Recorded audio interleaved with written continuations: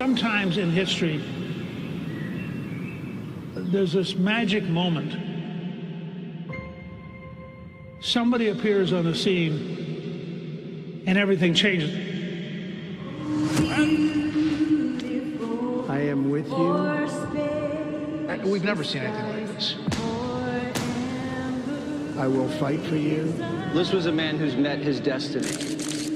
And I will win for you. He said he was saved by God in order to make America great again.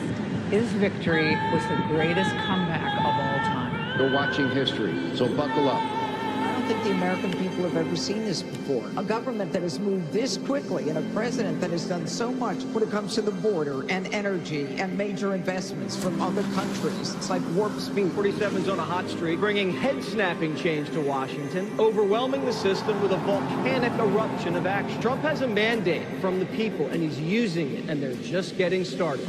President Trump said on the campaign trail, success will be my retribution. Despite the best efforts of those who would try to censor us, silence us, break us, destroy us, Americans are today a proud, free, sovereign, and independent nation that will always be free. We're going to have one shot at this, and no other president's going to do what I'm doing.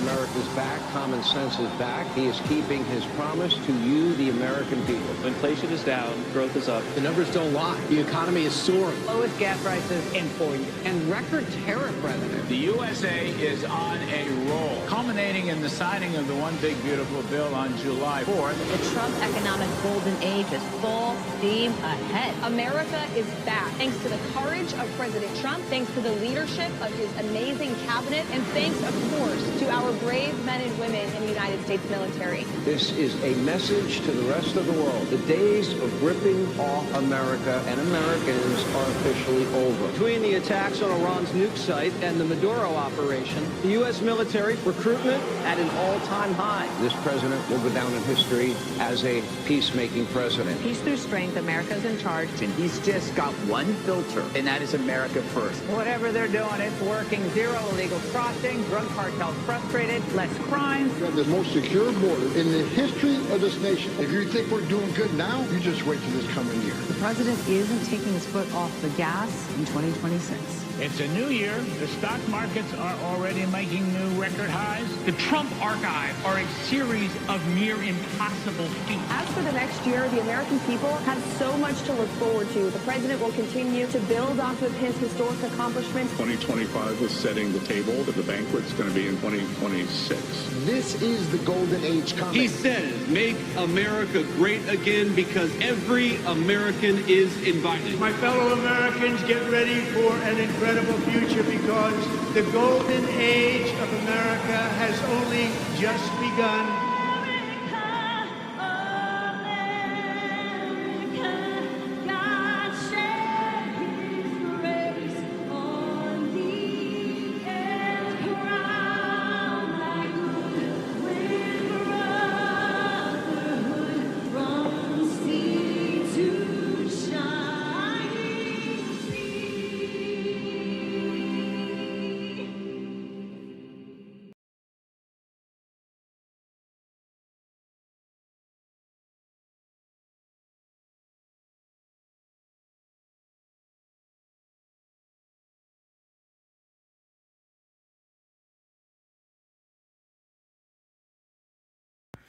Ni hao ma, 经常你很高兴。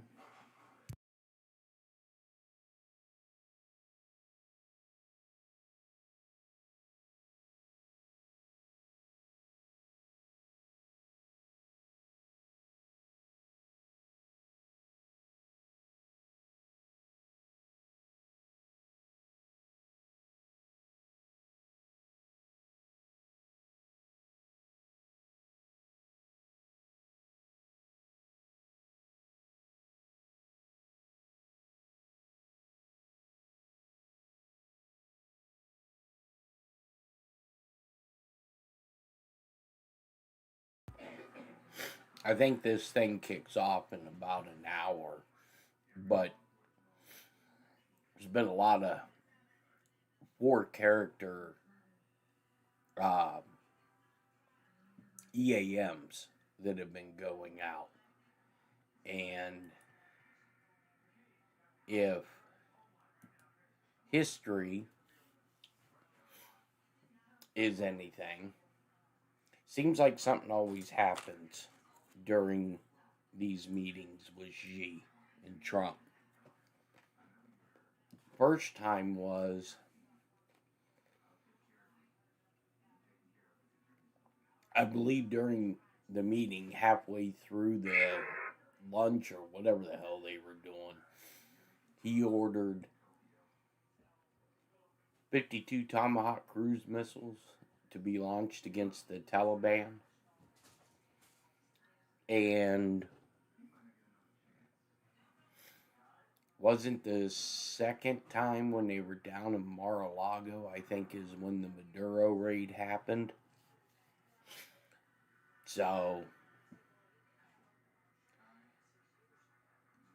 the CIA raided Tulsi Gabbard. What? CIA doesn't have raiding authority.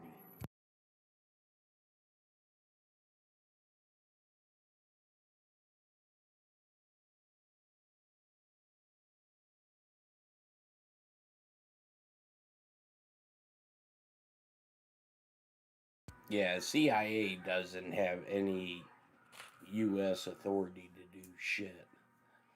That sounds like somebody's hyping something.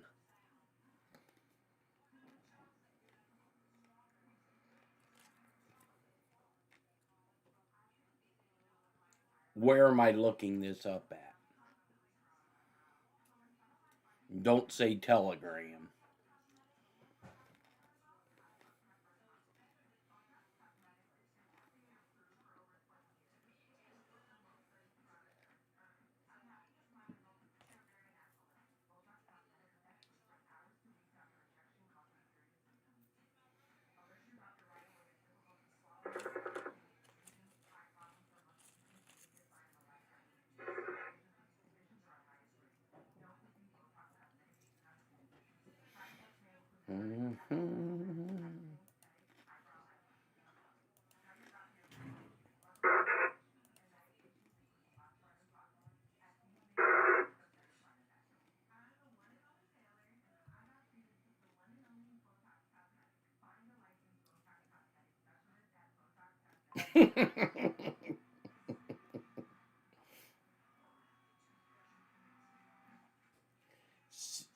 Seen it here on Vlad's just an hour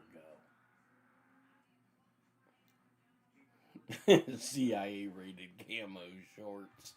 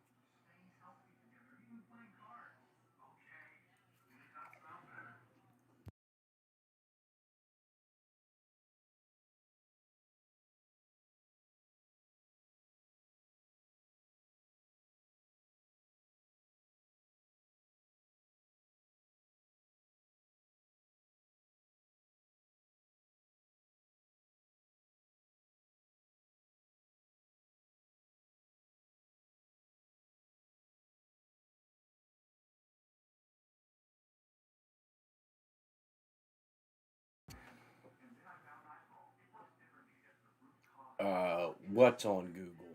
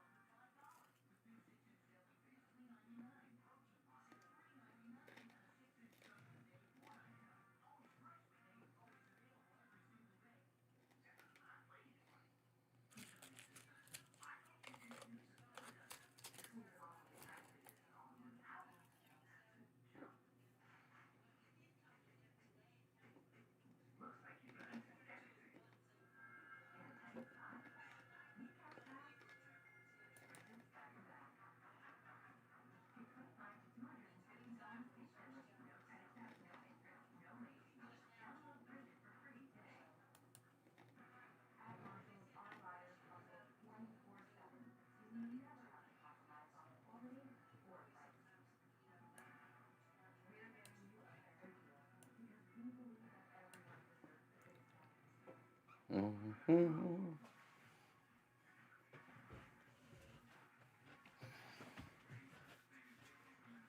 Hey, did you guys see where Marco Rubio on Air Force One was in a jumpsuit that looked just like Maduro's?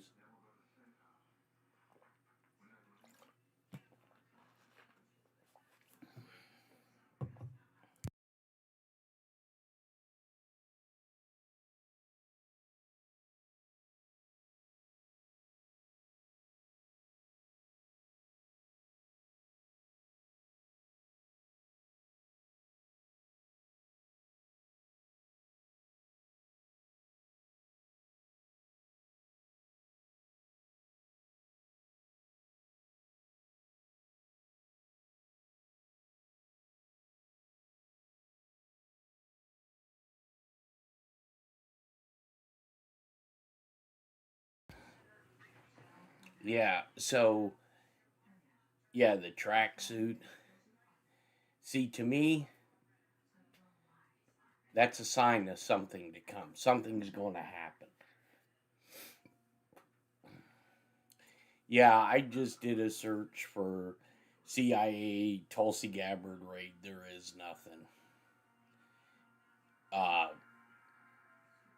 CIA can't raid a.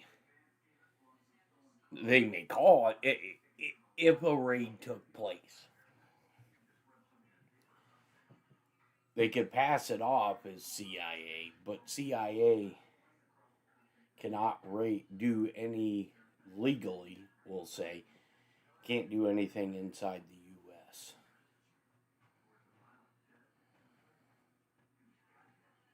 Would Scavino, what was it on X?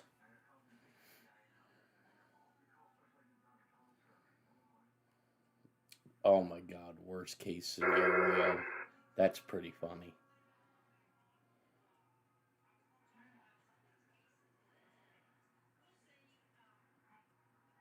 Right. Well, they did have to. It's funny because Marco got banned from going to China. That's pretty funny.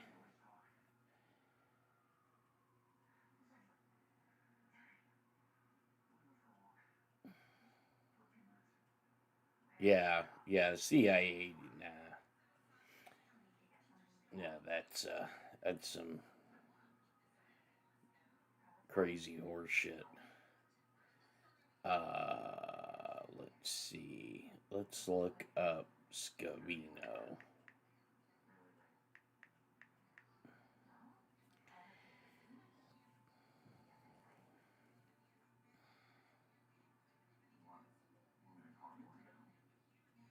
Oh yeah, so there was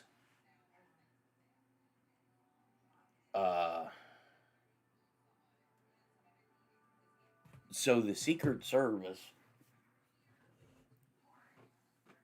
they sent 70 vehicles with some of the new telecommunications tech, and China wanted them to stay in a certain hotel, and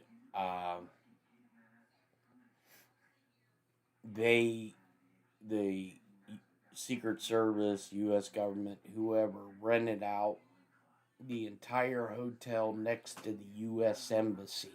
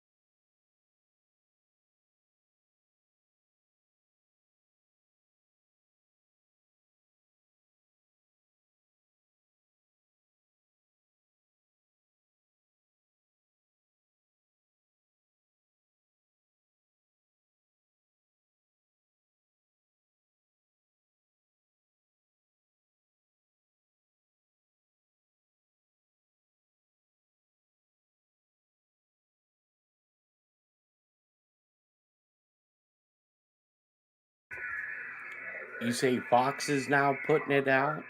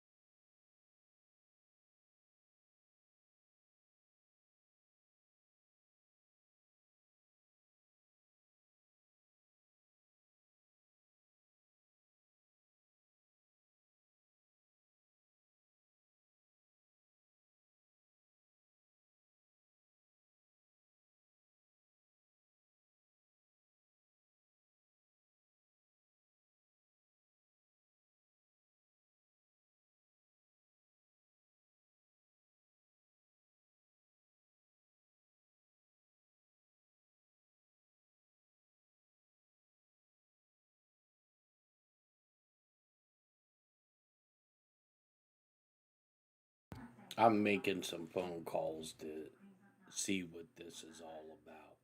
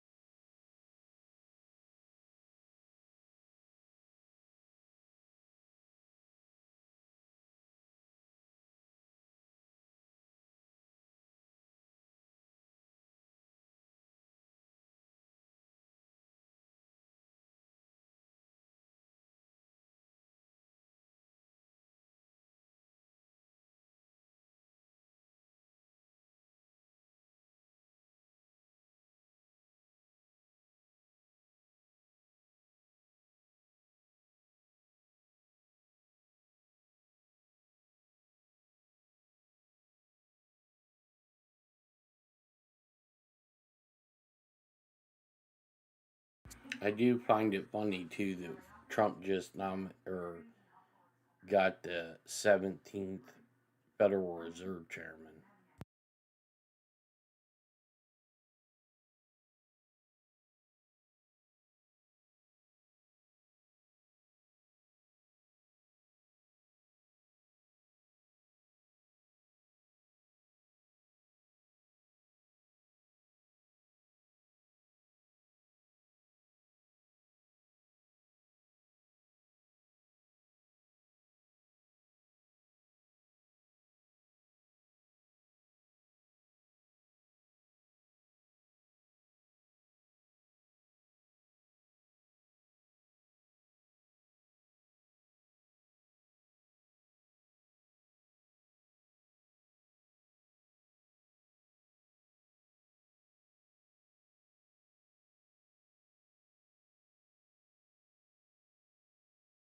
Does anybody have like a Fox News, CNN, MSNBC article that's showing this?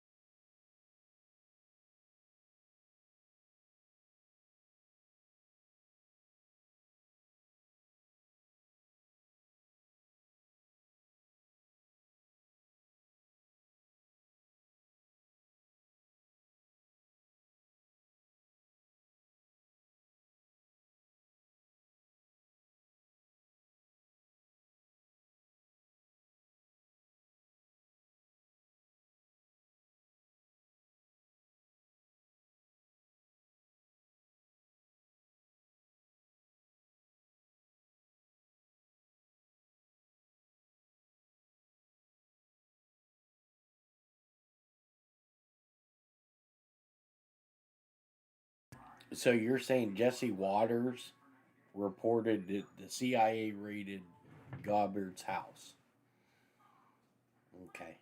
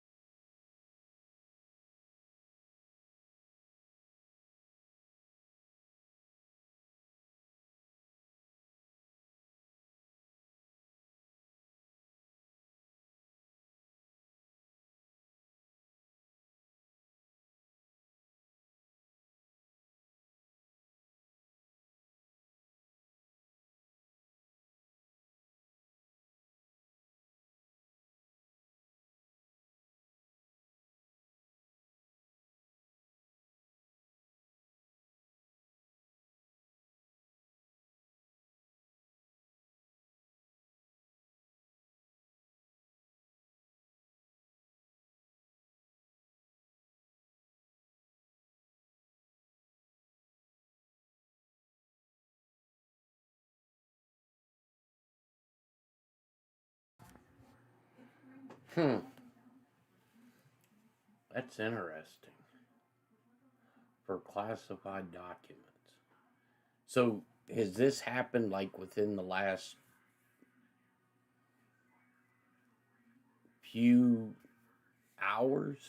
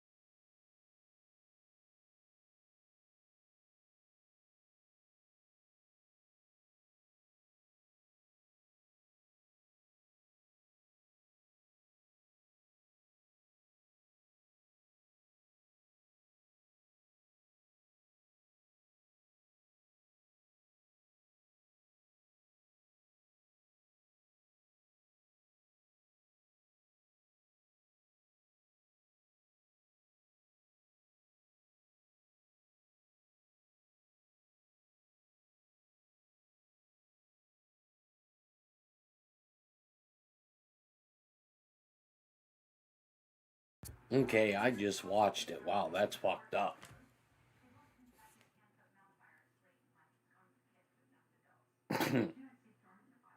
uh, yeah, that's going to be problematic.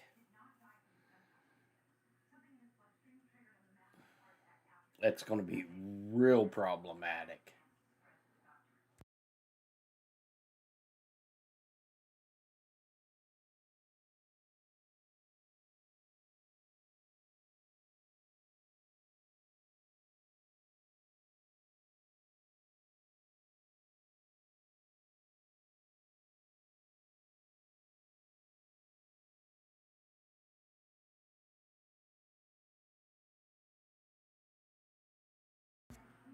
I can tell you right now, I did not have that on my bingo card if it's true.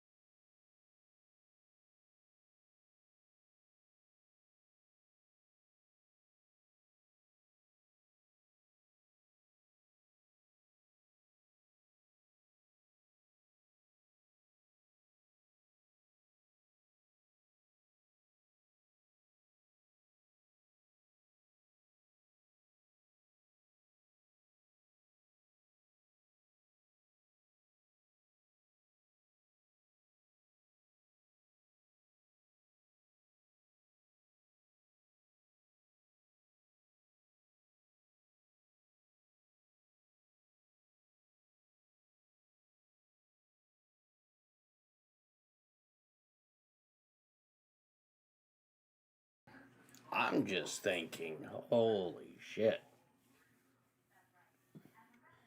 If this is true,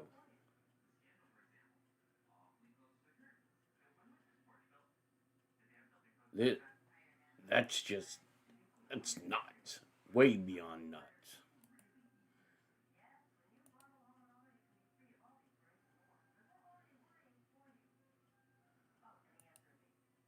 Mm-hmm.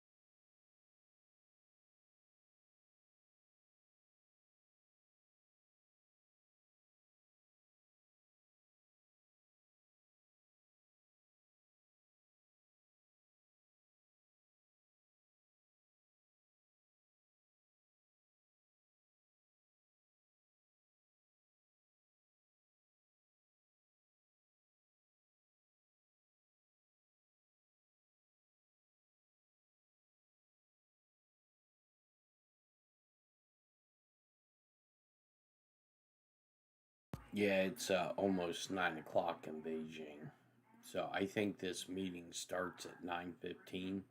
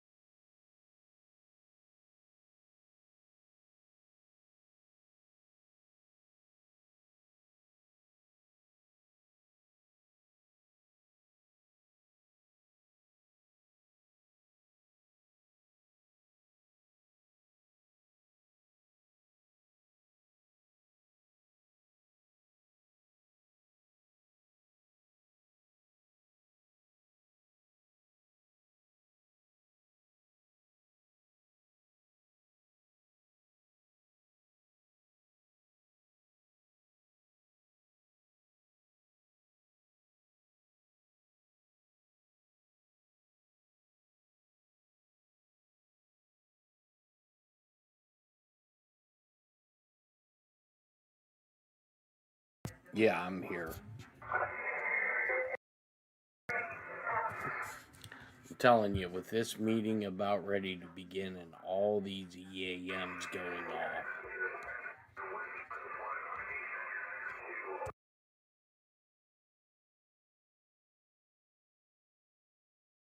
something, my gut feeling says something's going to happen in the next hour.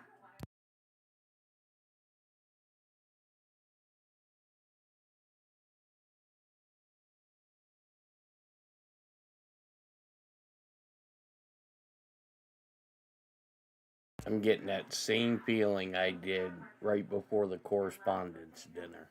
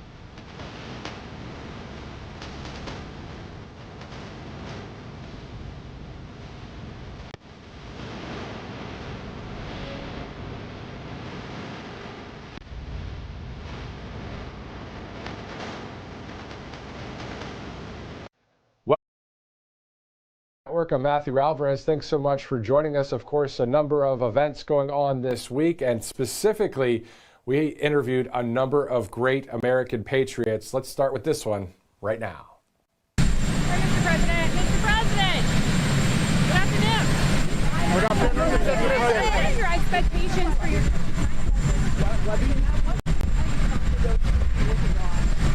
Well, we're going to see what happens. We're only making a good deal.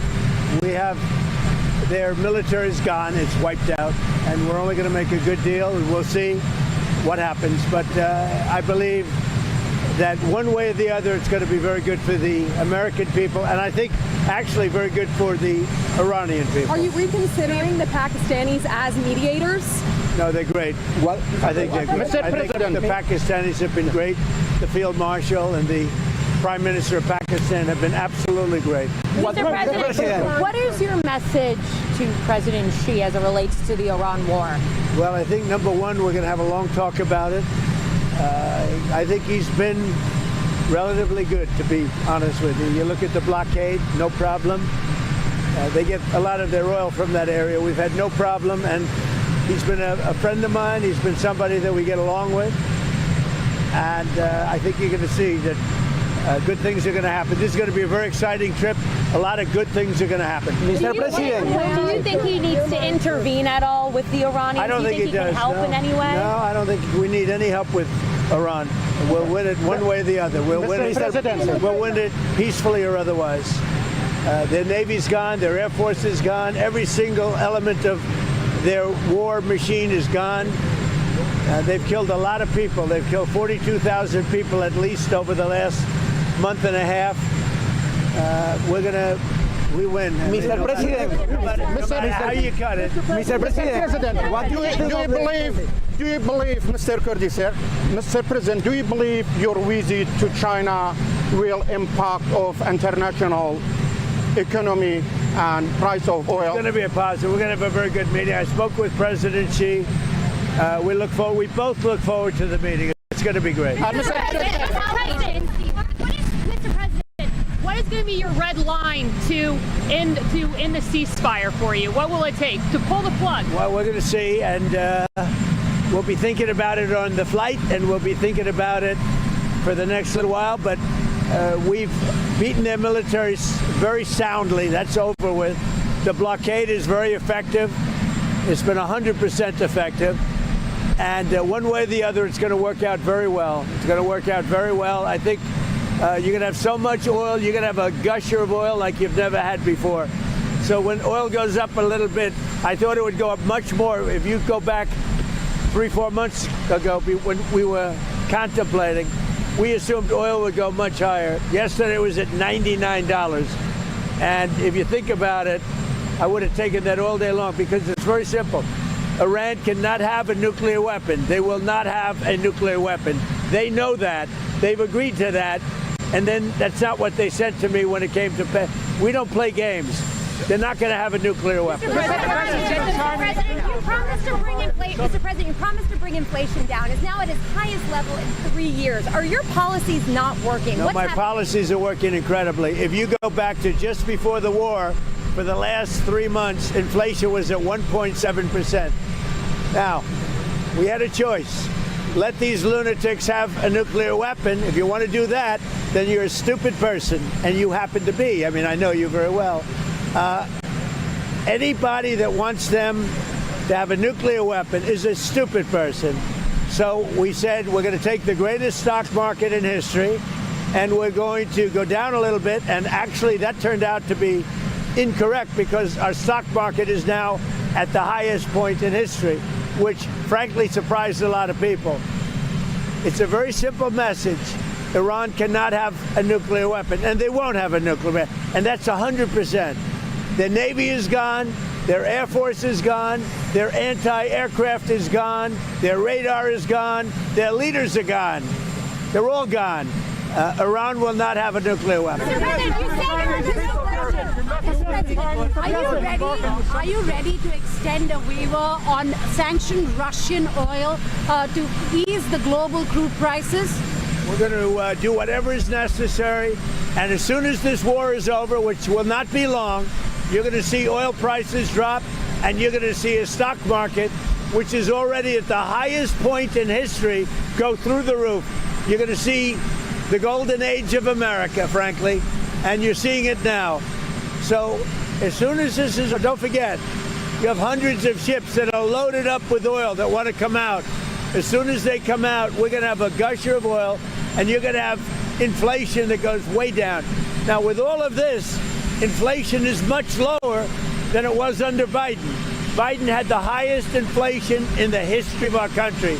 Inflation is nothing by comparison, but our inflation is just short term.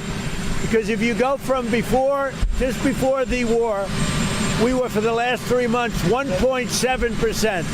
And now what you have is, as soon as this war is over, you're going to see inflation go down to probably 1.5%. Will you extend the waiver? Will you extend the waiver, sir? Will you extend the waiver on Russian crude? Thank you so much, Mr. President. Mr. President, yesterday you said you gave the Kurds arms, but they took it for themselves. A U.S. military official says that the Kurds have not received any arms, and the Kurdish political parties are denying receiving any arms. The officials are wrong. President, Chinese people, sir, you on the summit.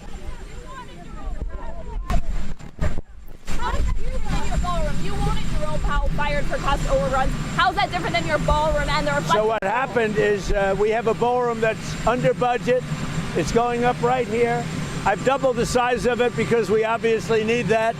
And we're right now on budget, under budget, and ahead of schedule. The price has doubled. I doubled the size of it, you dumb person. Double the size. What about you are not a smart person. What about the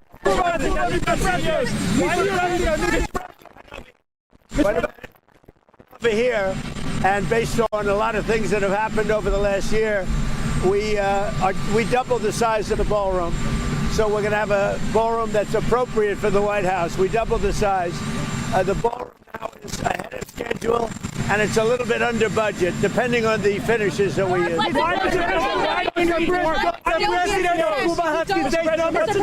president of Cuba has his days numbered. Well, they're not doing well. Cuba is not doing well. It's a failed nation, and we'll be talking about Cuba at the right time. Mr. President, let me ask you about Venezuela. Some Venezuelans are concerned that there are some political prisoners still in their prisons. Would you do something about that? Yeah, we'll do it. We're going to get them all out. And I'll tell you what, Delcy's doing a great job. The people of Venezuela are thrilled with what's happened. They can't even believe it. They're dancing in the streets. And as you know, we have Exxon, we have Chevron, we have all of the big companies going in. And Venezuela now is making more money than they've made in the last 25 years. Excuse me, sir. As you know, they let a lot of the political prisoners out, and the rest will be coming. Did you ask Marty McCary to resign, sir? Or did you fire your FBI Well, I don't want to say, but Marty's a great guy. He's a friend of mine. He's a wonderful man, and he's going to be off. And the assistant, the deputy, is taking over temporarily until we find. Everybody wants that job. It's a very important job. Marty's a terrific guy, but he's going to go on and he's going to lead a good life. He was having some difficulty. You know, he's a great doctor, and he was having some difficulty, but he's going to go on and he's going to do well. Everybody wants that job. Midterm elections, would you send the National Guard or ICE to voting locations in November? Would you do that? Well, you know what? I'd do anything necessary to make sure we have honest elections. We have to have honest elections. So you're not ruling that out? A quick question, Mr. President. This month is considered to be the month of Africa. On the May 25th, we'll be celebrating Africa Day. Would you mind doing something special, like 10-minute interview to speak about your views on the Africa? We would do that. Ceasefire is on life support. Is President Xi the person to bring it back to life? Well, we'll see what happens. We're going to have a great meeting in China. He's a wonderful guy. He's a friend of mine, and we're going to have a great meeting. We do a lot of business with China. We do very well with China, and they do well with us. And The relationship is very good. We're going to have a we are going to have a great meeting. Do you think he's got what it takes to convince the Iranians? Whatever he can do to help, we like. Mr. President, will you be able to talk about the end of the war in Ukraine with the president? I think it's getting very close. The end of the war in Ukraine, I really think it's getting very close. Will China invest $1 trillion in the U.S.? Will China invest $1 trillion in the U.S.? When you're negotiating with Iran, Mr. President, to what extent are Americans' financial situations motivating you to make a deal? Not even a little bit. The only thing that matters when I'm talking about Iran, they can't have a nuclear weapon. I don't think about Americans' financial situation. I don't think about anybody. I think about one thing. We cannot let Iran have a nuclear weapon. That's all. That's the only thing that motivates. Or NATO? Say it. What is more broken, NATO or OPEC? Well, OPEC is having some difficulty right now because one of those things, but that has nothing to do with me. NATO was very disappointing to me. NATO was not there when we wanted them. We don't need NATO. We don't need NATO. But if we did need them, they just weren't there. Do you think President Xi can help and contribute to a deal with Iran? He could. I mean, it might be. I don't think we need any help with Iran, to be honest with you. They're defeated militarily, and they'll either do the right thing or we'll finish the job. They're either going to do the right thing or we're just going to finish the job.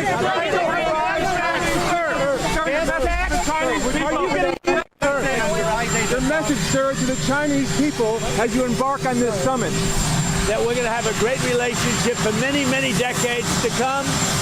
My relationship with President Xi is a fantastic one. We've always gotten along, and we're doing very well with China, and working with China has been very good. So we look forward to it. As you know, President Xi will be coming here toward the end of the year, so that'll be exciting too. I only wish we had the ballroom finished. The ballroom is right on budget and ahead of schedule, but I wish we had it finished now. You also may want to do one other thing. You may want to go see the reflecting pool, because that's under construction, and for the first time since 1922, it's going to work properly. Sir, the gas tax, Thank you. Mark Stone from Sky News. What's your advice to Keir Starmer, sir? He seems to be on the brink. Well, my advice to him has always been, open up your oil in the North Sea. You got one of the great oil finds anywhere in the world, and you're not using it. They're not allowed to use it. And it's one of the best in the world, among the best oils in the world. Open up your oil in the North Sea and get tough on immigration. Should he stay or go? Europe is being very, very hurt by immigration all over Europe. Not only him. Should he stay or go? That's up to him. But I've told him from day one, you're getting killed on energy. You're windmilling your country to death. Open up the North Sea. You have one of the greatest sources of energy in the world. Open up the North Sea. The pressure is from Nigel Farage, sir. Should state governors drop taxes on oil? Would you ask them to do that? I think it's a great idea. May I ask you two questions? Has there been any understanding between you and Putin that Russia should get entire Donbass?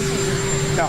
You have a standing invitation to travel to Russia.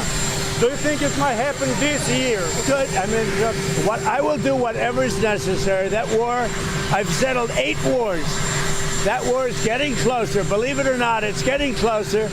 And we think we're going to end up getting a settlement between Russia and Ukraine. What is the ultimate goal of your trip to China? I think more than anything else is we have massive relationships with China. We're the two superpowers. We're the strongest nation on earth in terms of military. China's considered second. Who knows? I mean, who knows? But we are. There's nobody even to come close. And you see that whether it's Venezuela or whether it's Iran. Iran's military is decimated. I have a great relationship with President Xi, and I think it's going to remain that way. We have a lot of things to discuss. I wouldn't say Iran is one of them, to be honest with you, because we have Iran very much under control. We're either going to make a deal or they're going to be decimated. So one way or the other, we win. What about but we're going to be talking with President Xi about a lot of different things. I would say more than anything else will be trade. Just to clarify, did you say earlier that the only thing that matters to you when it comes to Iran is a nuclear weapon? You're not considering the financial impact of this war on Americans? The most important thing by far, including whether our stock market, which by the way is at an all-time high, but including whether or not our stock market goes up or down a little bit, the most important thing by far is Iran cannot have a nuclear weapon. What about the pressure on Americans and prices right now? Every American understands. How they're feeling about every American. Are you listening to me? Every American understands, and they just had a poll, like 85%, which is surprising. It's only that they understand that Iran cannot have a nuclear weapon.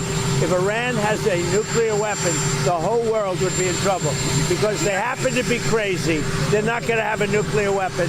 Now, if the stock market goes up or down a little bit, the American people understand it. When it's over, you're going to have a massive drop in the price of oil, which a lot of people thought would be higher. And I mean, it was $100, it was $99 yesterday, which is low, which is relatively low. When this war is over, oil is going to drop, the stock market's going to go through the roof, and truly, I think we're in the golden age right now. You're going to see a golden age like we've never seen before. The minute it's announced, and I'll be the one to announce it because I'm the one that makes that decision, I could leave right now, and it would take them 25 years to rebuild their country. But I don't want to do that. I want to have it complete and total. So you ready? As soon as this war is over, you're going to see numbers like you've never seen. But you say you're under pressure. I know how much you value loyalty. I know how much you value loyalty. Are you comfortable with people serving in the military if they personally oppose the Iran war or you? It doesn't mean I'm happy about it, but I live with a lot of different Question on redistricting. To voters who are confused about the changing maps, the changing dates, and to African Americans concerned that this is going to draw black members of Congress off the map, what do you say? Well, I think it's been a wonderful process. They've been the Democrats, or as I call the Democrats, because they are dumb in so many ways. They've redistricted for years, and now we took our shot, and it looks like we're going to pick up a lot of seats, and that's a good thing. That's a good thing. We want voters to have their choice. We want fair voting. We want fair elections. The Democrats have been cheating on elections for many years, and all we're doing is winning. Thank you. This live stream broadcast brought to you by some great sponsors here on Right Side Broadcasting Network, including All Family. Specifically when it comes to healthcare, people are looking for something simple: access, control, and peace of mind. And right now, that's not always easy to get. You've probably experienced it, those long wait times, packed waiting rooms, dealing with insurance, and still not getting what you need when you need it. That's why more Americans are turning to All Family Pharmacy. They've built a system that's simple, safe, and secure. It's simple. You go online, you choose what you need, and fill out a short medical form. It's safe. A licensed doctor reviews your request and prescribes if appropriate. And it's secure. Your information and transactions are protected from start to finish. They offer access to more than 400 prescription medications, from everyday maintenance medications to antibiotics, antivirals, ivermectin, mebendazole. How about NAD+, and more? All shipped directly to your door. No confusion, no delays, just a better way to get what you need. So just go to allfamilypharmacy.com/RSBN. Use that RSBN10 promo code to save 10%. Again, that's allfamilypharmacy.com/RSBN for that 10% off at checkout. Let's also go to Birch Gold Group. When there are supply constraints on commodities, prices surge. You saw that with fuel prices when the Strait of Hormuz was blockaded. And we also know that gold is a limited commodity as well. They mine it out of the ground, and when it's gone, it's gone. Governments can't just print more of it, and that's why everyone from central banks to savvy savers are diversified with gold. So if you've been thinking about it for years but have still never moved some of your savings into physical gold, Birch Gold is who we trust to help you. Now through May 29th, Birch Gold is giving first-time gold buyers a rebate of up to $10,000 on qualifying purchases. For details and a free information kit on diversifying into gold, just text Trump to that number you see there on your screen, 989898. Birch Gold can help you convert an existing IRA or 401k into a tax-sheltered IRA and physical gold. Again, text Trump to the number 989898. This is to see if you qualify for a first-time gold buyer rebate of up to $10,000. So great sponsors right there on Right Side Broadcasting Network. Let's get back to some of our original programming.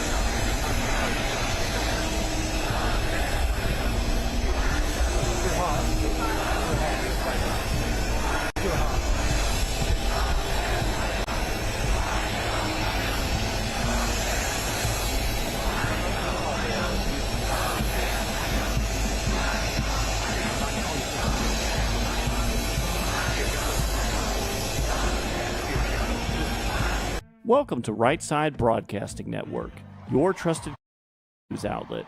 At RSBN, we deliver the truth when the mainstream media falls short. Since 2015, we've proudly broadcasted every single one of President Trump's iconic MAGA rallies, bringing you the excitement and energy live before anyone else. By watching RSBN, you get an unfiltered front row view of the action on the ground. We interview the crowds to give a voice to millions of Americans just like you. We show you President Trump's speeches in their entirety, free from interruptions and censorship. We cover the stories that matter to you with the integrity and passion you deserve. Thank you for choosing RSBN as your home for America First News. Together, we stand strong, united, and informed. So join us and be part of the right side of history. Hey y'all, it's Silk from Diamond and Silk Chit Chat Live. Look, don't forget to watch my show right here at Right Side Broadcasting Network, and I want you to support Right Side Broadcasting Network. It's imperative that you do so, okay? Bye-bye.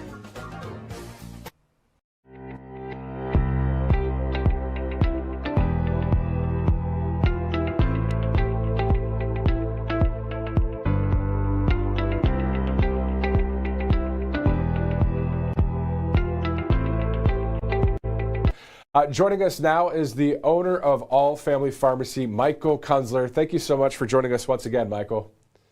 Awesome. Thanks for having me. Definitely. So let's talk about the state of Florida now. Just invested $60 million into cancer research with a focus on repurposed drugs like ivermectin. So the question is, what does this moment mean for pharmacies like yours and the patients you serve? Yeah, this moment for compounding pharmacies like All Family Pharmacy is huge. It's an opportunity to open doors that we haven't seen or that we've been working on in closed doors for the last, I would say, year or two, as more and more information is coming out about, ivermectin and mebendazole being used as an off-label treatment for cancer and those who are suffering from cancer. And in conjunction with their current treatment, like chemo and immunotherapy or radiation, as well as without some of those therapies.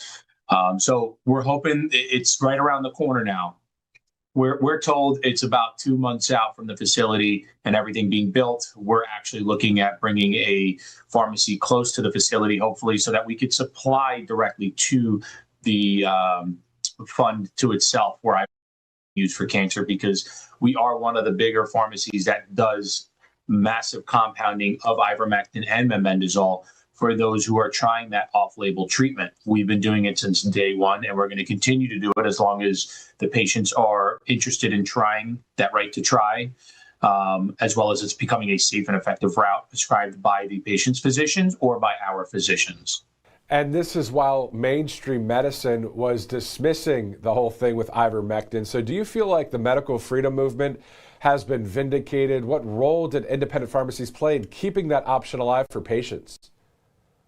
Yeah, I think we've basically introduced medical freedom to the entire United States since the pandemic started. And more Americans are waking up every day. You saw what happened in 2024 when people were upset about the previous administration. Things were happening behind closed doors.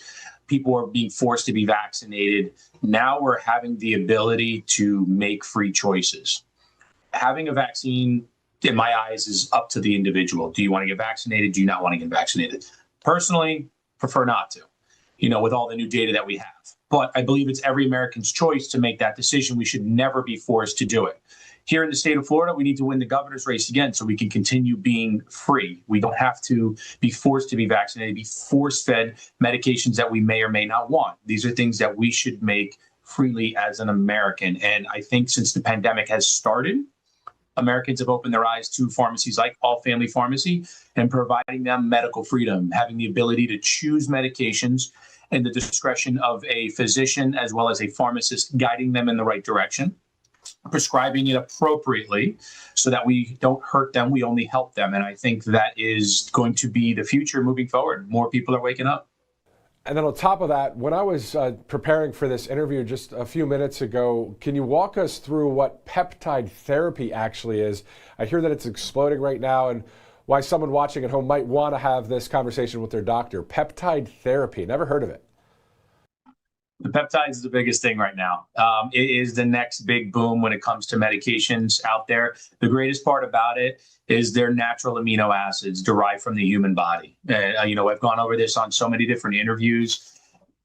Pharmaceutical companies cannot patent peptides. That's why nobody wants to push it through an FDA approval process. No company out there can make money on it, because if you spend $100 million going through an FDA approval process, everybody will have the ability to then sell it, not just one company. Like what Eli Lilly and Novo Nordisk did, They patented those GLP drugs. They're the only ones that could sell it. And they put the price tag at like $1,200 a month. And they screwed the American people with that because they brought a drug to the market that works. They proved that it works. They had a lot of side effects that they didn't bring to the market, which is why they're probably getting sued right now. But they're forcing Americans to pay $1,200 a month, which is ridiculous. And their insurance companies are not wanting to touch it because how expensive it is. And so introducing these peptides to the market, that RFK Jr. is doing, is amazing because they're going to hit the market from a compounding perspective, from a pharmacy like us, and from our doctors. And we're going to offer it at very low pricing that's affordable to all Americans. It depends on where you go, but it's going to be very competitive come July or February. That's when the FDA will more likely than not release everything is come July or February.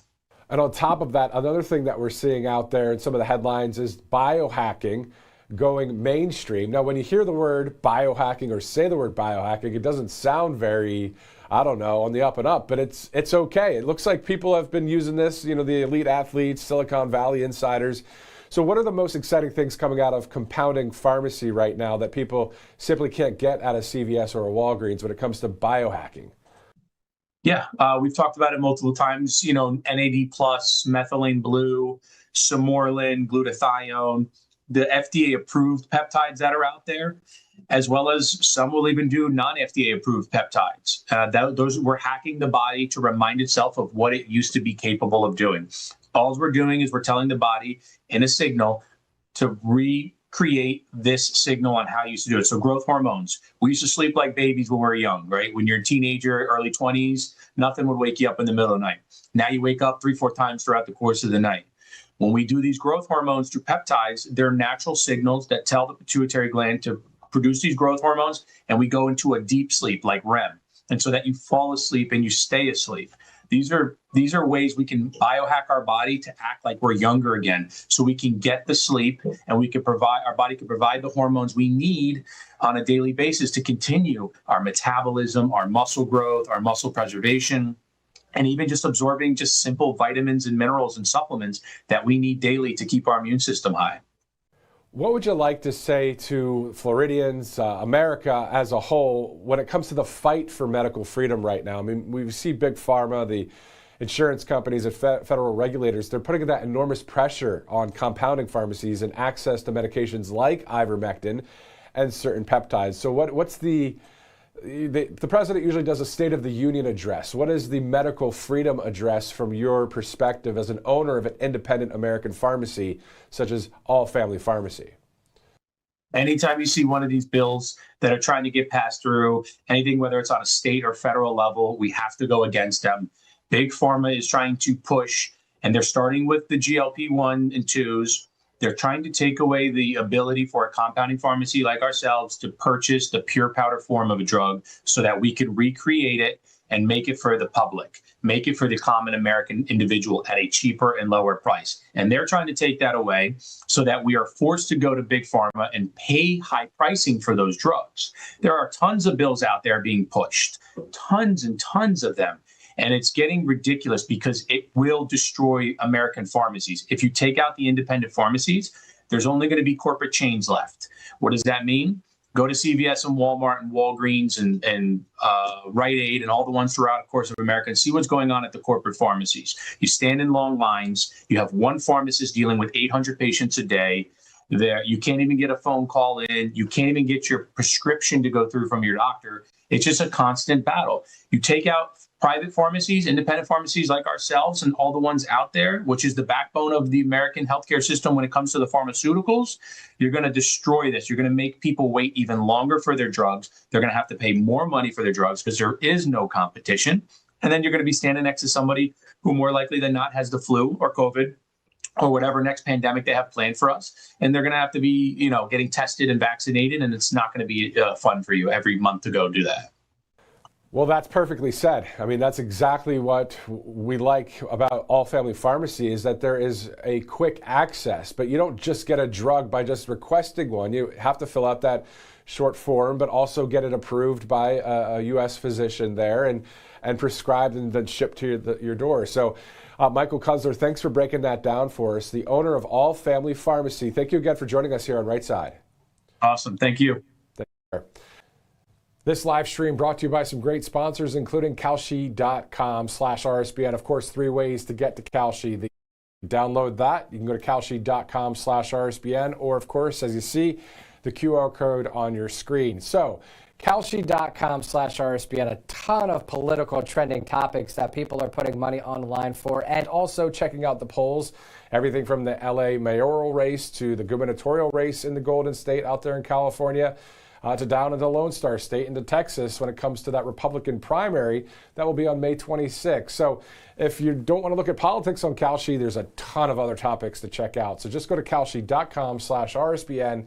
More than 1 million users on that site, and that number is growing. So a great sponsor there, Kalshi.com. All right, let's also go to another sponsor here, Cove Pure, of course. We've been talking about Cove Pure quite a bit because, you know, at the end of the day, having healthy drinking water, a huge win-win-win for you. So you've heard us talk about it before when it comes to, you know, Flint, Michigan and East Palestine, Ohio. And if those water crises weren't enough to make you switch, well, this might, because more than 176 million Americans are drinking tap water with PFAS in it. That man-made chemical used in food packaging, non-stick cookware, firefighting foam. Scientists call them forever chemicals because once they're in your body, they stay there, they don't break down, and they're linked to hormone disruption, immune damage, and increased cancer risk. But here's the part that is making a number of people upset. The EPA doing their job, setting legal limits for PFAS in drinking water. They did that back in 2024. But water systems have until 2031 to comply. That's a whole 5 years from now. Until that deadline arrives, the utility can be operating above the legal limit right now and isn't required to notify you. So you're just drinking that tap water with that horrible aftertaste with all that junk in it. So that's why every single household needs Cove Pure. The government knows these chemicals are harmful enough to regulate. They're just not making anyone act on it yet, which means if you want clean, healthy water, you're going to have to do this yourself. And thankfully, Cove Pure was engineered exactly for this. Unlike the normal pitcher filters that you see at the store, the Cove Pure's Clearwave reverse osmosis technology is certified to remove up to 99.9% of contaminants. So those PFAS, heavy metals, fluoride, pharmaceuticals, filtering particles, hundreds of thousands of times smaller than a single human hair. The best part about Cove Pure is they make this so easy it sits right on your countertop, so you don't have to drill any holes or call someone in to install it. You just plug it in. You can even get whatever temperature water you want, hot, cold, or warm with a tap of a button. Don't wait till 2031. You can take control of your water quality right now. Just head to covepure.com/RSBN because if you're a viewer of this broadcast, which we see you right here, I guess, right? You get $250 off right now. Just go to covepure.com/RSBN. You back to some of our original programming right here on RSBN. After 250 years, the American experiment still isn't finished. It's been built, tested, carried forward, and fought for. And we passed it on, hand to hand, life to life. Generations ago, ordinary people risked everything to begin it. 250 years later, the work continues. Because freedom is worth it. This year, America turns 250.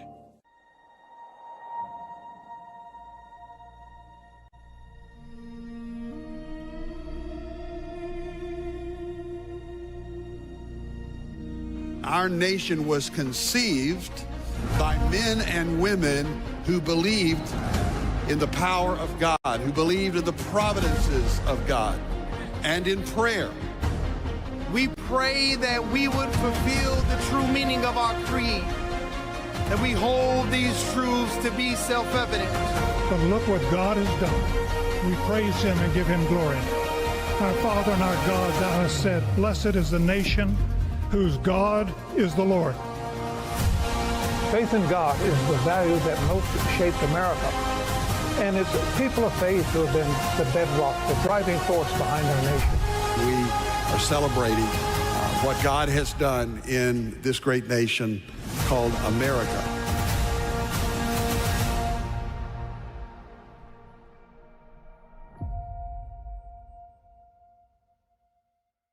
At Right Side Broadcasting Network, we're excited to cover Freedom 250 events as we celebrate our nation's founding this July. Make sure to live stream the Rededicate 250 event on May 17th. On May 25th, we will have live coverage for Memorial Day from our nation's capital.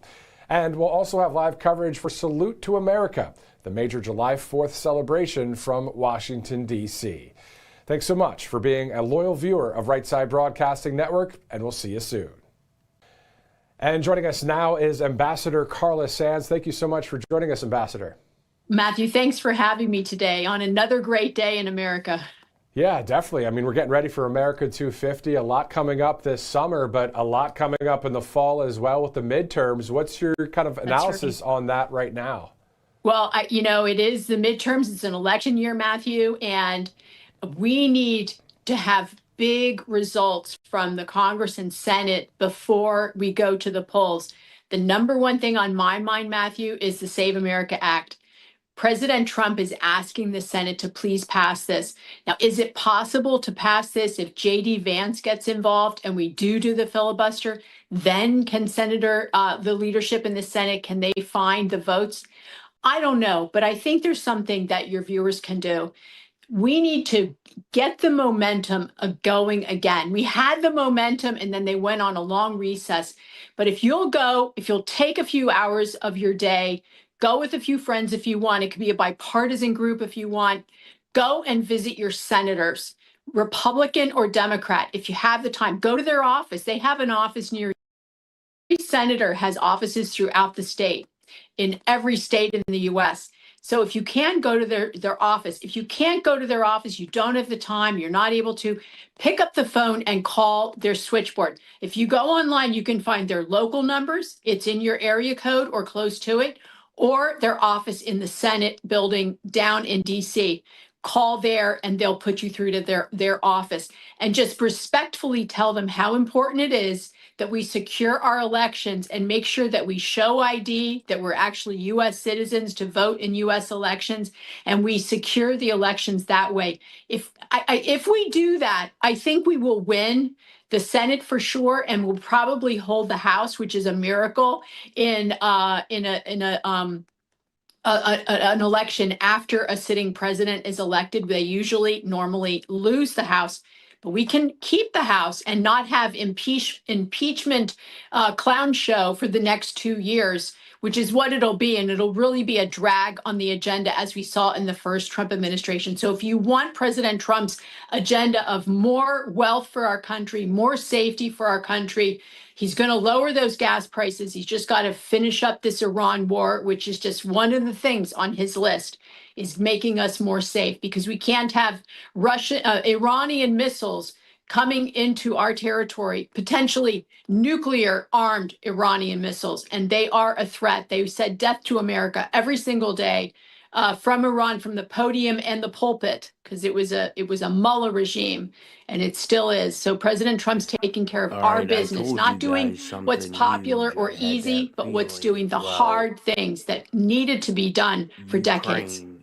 And then to your point regarding the Save America Act, you were talking about the momentum that we were having. We saw it. Everybody was talking about it. The Senator Mike Lee out of Utah on the Senate floor.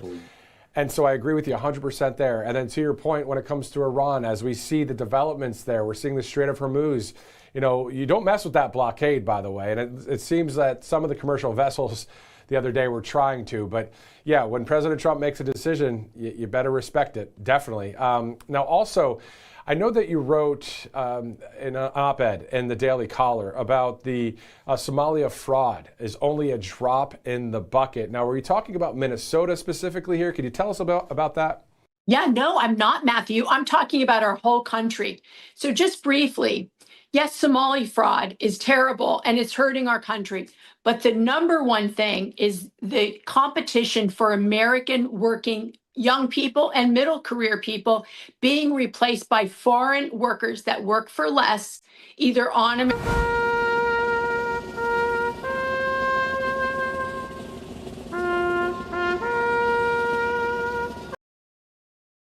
All right, I'll mute that for a second. So right now there is multiple attacks inside of Ukraine, and they have just started. Our National Command Authority has just started sending out data traffic to the fleet.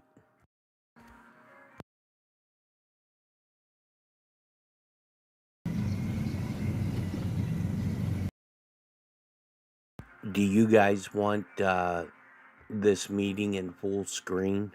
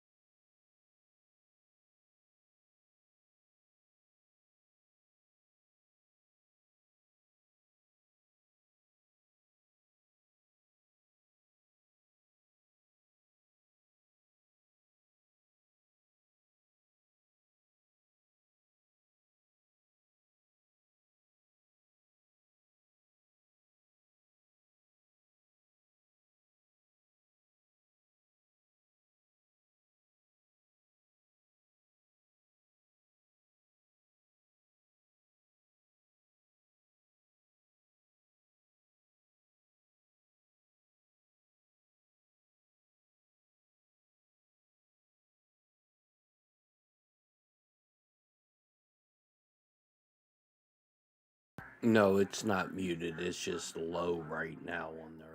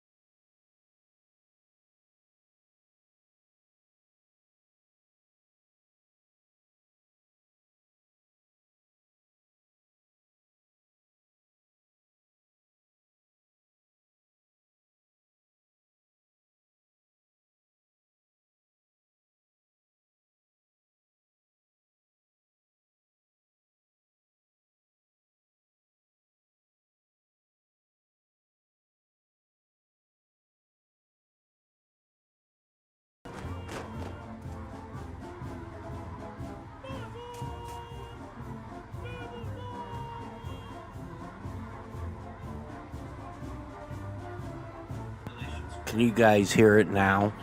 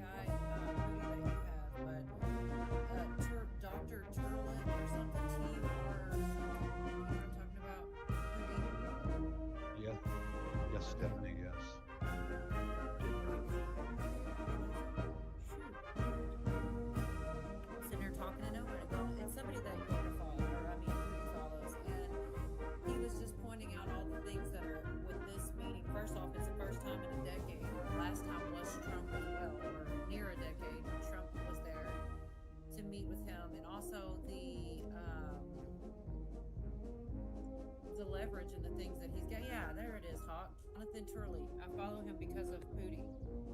What the hell?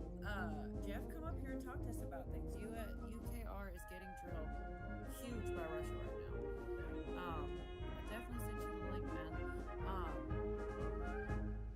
But I want some news, not some PO story. Well, it's you got it. You got always tell some your stories. I want to hear them, so you got to live with them if you're here. Sorry, chessboard. It wasn't hey, chessboard. Hey, it's my axe, okay? No, I just gotta get that out there. Can UPS get the package? No. Some people are interested. Oh yeah, that chessboard, he's a problem. I missed some drama. He said he wanted news, not the Yorga story. Well, it's all about him, you know. No, so. I was saying that's what we have the battery already, chessboard. We got him up on the panel. That is cool. That wasn't nice at all. Well, I mean, I lost here we go. Look at, there's my president. Right? I don't know. Like, but they were saying about his leverage with the Strait of Hormuz and all the things. You know what he's telling Trump right now? What do you think he's telling him?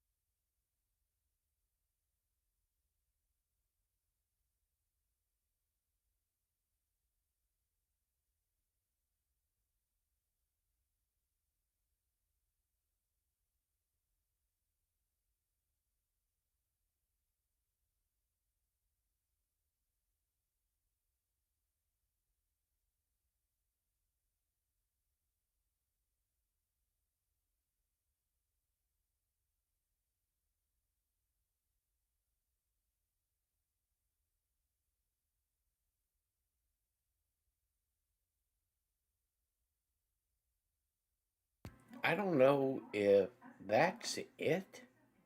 That can't be it. Okay, hold on. I gotta...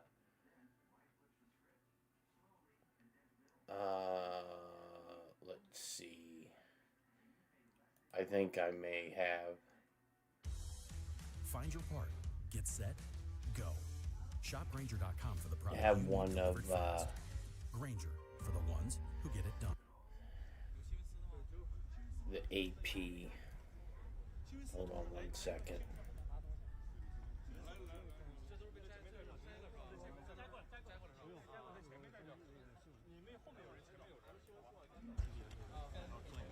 What's your weight?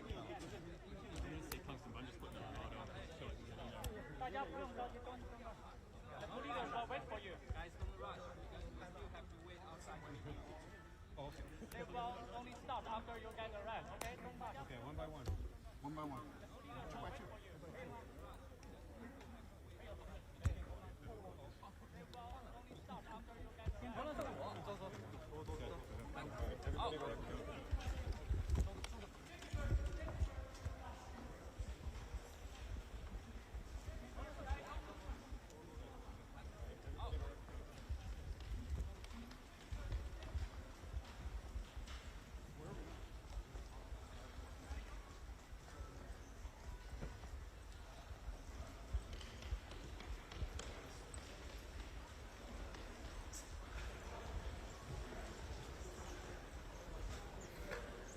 All right, while this is playing, I think I'm going to go over and jump on Colas real quick just to piss them off.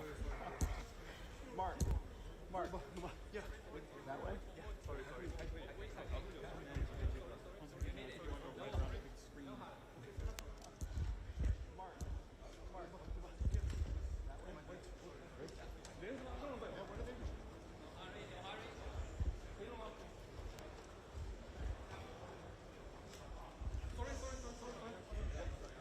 Is this just the U.S. travel pool? No, who are all you guys? Only travel pool. Hold here. Only travel pool. Hold.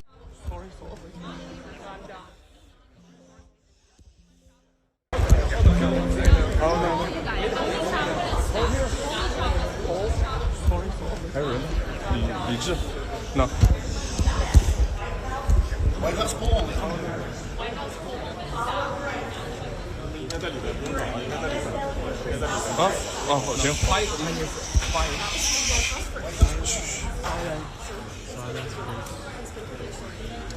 Mark, color temperature. 哦，行。Yeah.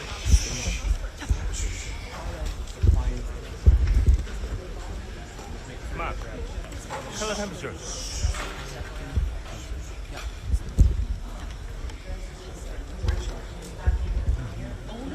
No idea. Where's Mark? Over there. These are the Chinese guys. You guys need to back up. This is White House only. White House only. White House only. White House only. Sir, White House only.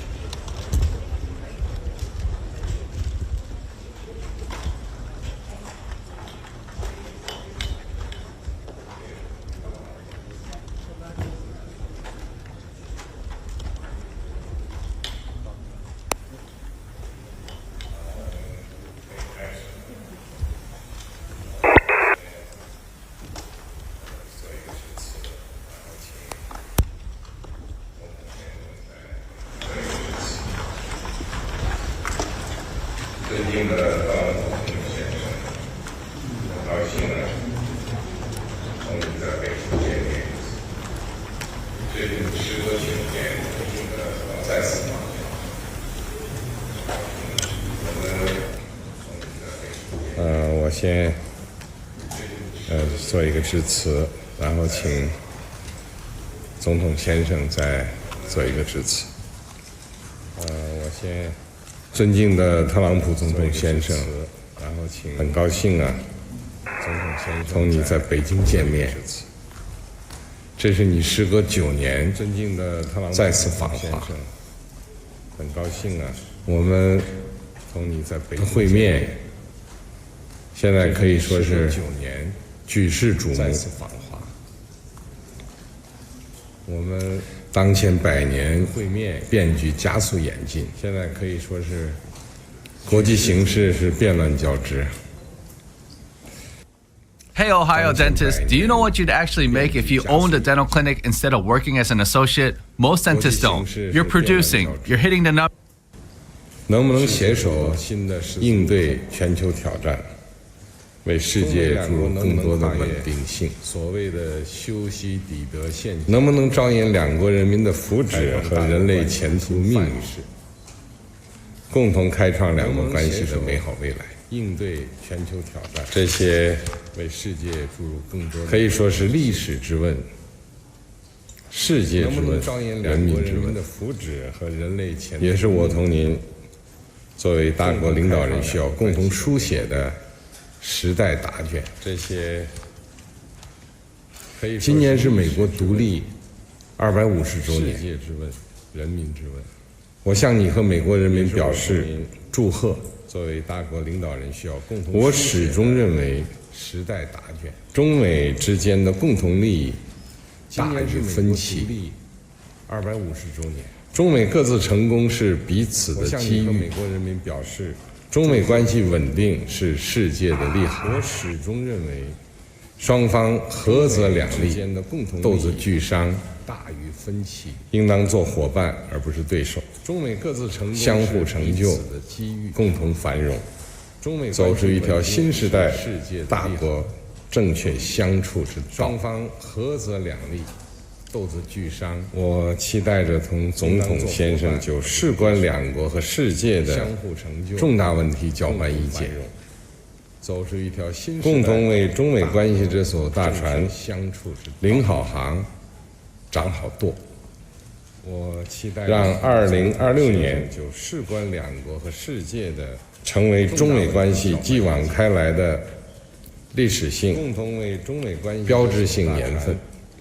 领好航，掌好舵。我就先说这么多。让20请总统先生讲，成为中美关系继往开来。Well, President Xi, I want to thank you very much. First of all, that was an honor like few have ever seen before. And I think I was particularly impressed by those children. They were happy. They were beautiful. The military is obvious. It couldn't be better, but those children were amazing, and they represent so much. And I know they represent so much to you. You and I have known each other now for a long time. In fact, the longest relationship of our two countries that any president and president has had, and it's to me an honor. We've had a fantastic relationship. We've gotten along. When there were difficulties, we worked it out. I would call you, and you would call me. Whenever we had a problem, people don't know. Whenever we had a problem, we worked that out very quickly. We're going to have a fantastic future together. Such respect for China, the job you've done. You're a great leader. I say it to everybody. You're a great leader. Sometimes people don't like me saying it, but I say it anyway because it's true. I only say the truth. And I just want to say on behalf of all of the great delegation that we have the greatest businessmen, the biggest, and I guess the best in the world. We have amazing people, and they're all with me. Every single one of them. We asked the top 30 in the world, every single one of them said yes. And I didn't want the second or the third in the company. I wanted only the top. And they're here today to pay respects to you and to China. And they look forward to trade and doing business. And it's going to be totally reciprocal on our behalf. So I really look very much forward to our discussion. It's a big discussion. There are those that say this is maybe the biggest summit ever. They can never remember anything like it. I can say in the United States, people aren't talking about anything else. But it's an honor to be with you. It's an honor to be your friend. And the relationship between China and the USA is going to be better than ever before. Thank you very much. Thank you. I can say in the United States, people aren't talking about anything else. But it's an honor to be with you. It's an honor to be your friend. And the relationship between China and the USA is going to be better than ever before. Thank you very much. Thank you.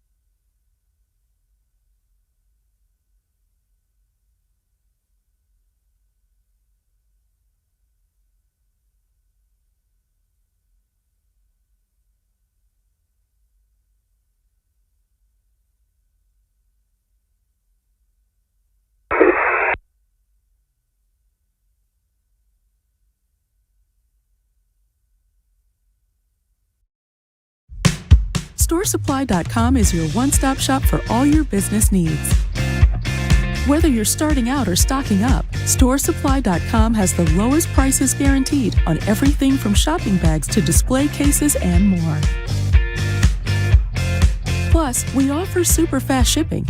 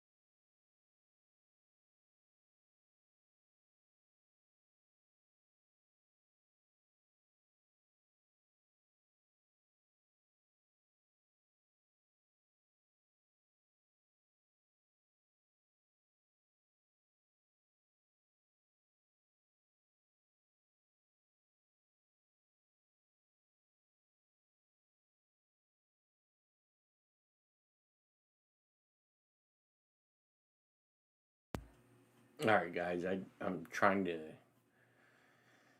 put out a couple phone calls to see if anybody can say anything.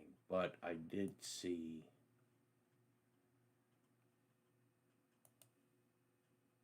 we got a drone up flying out of Sigonella. So let's see here.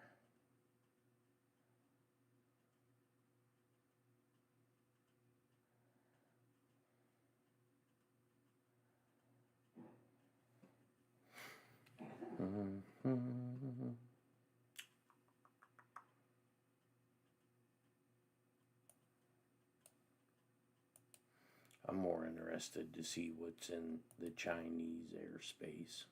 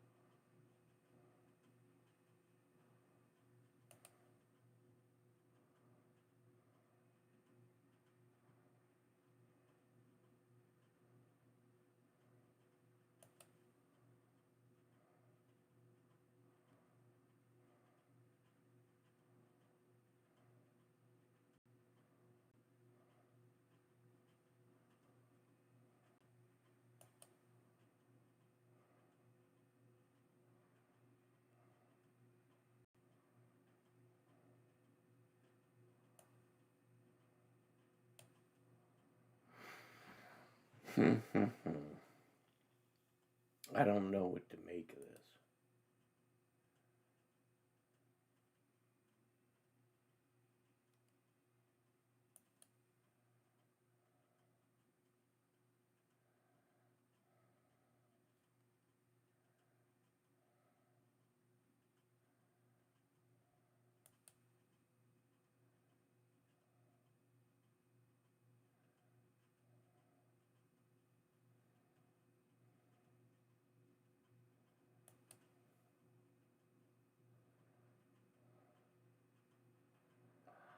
So this drone here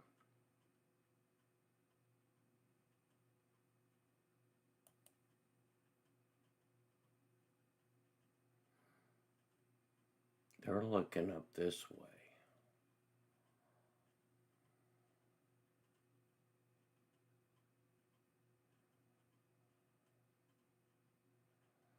Belgrade.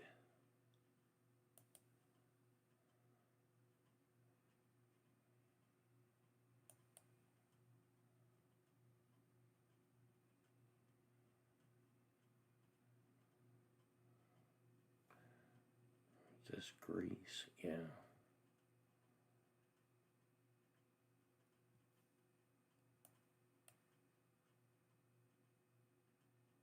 And that's the Russian Aleutian.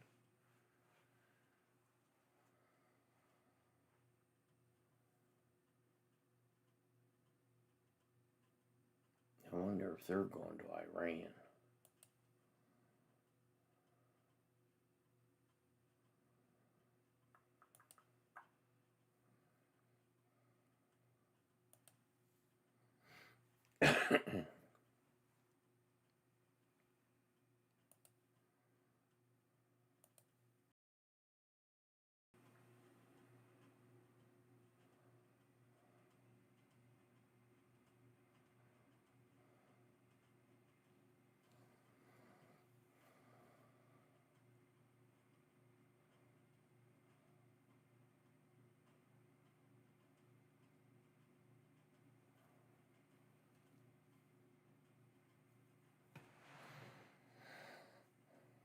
Let's see.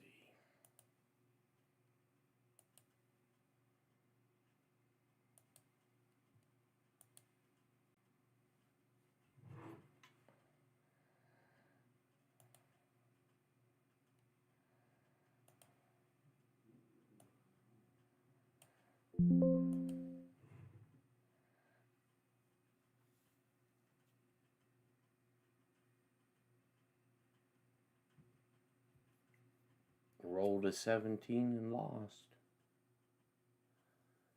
Yeah, something, I don't know, something doesn't fit right.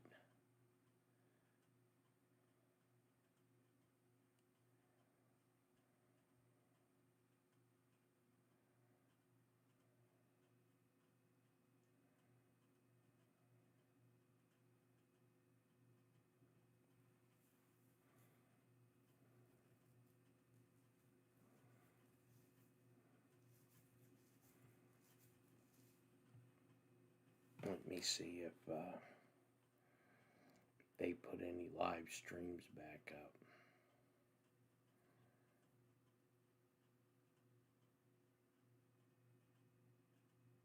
Yeah, they're just replaying, so something definitely feels odd.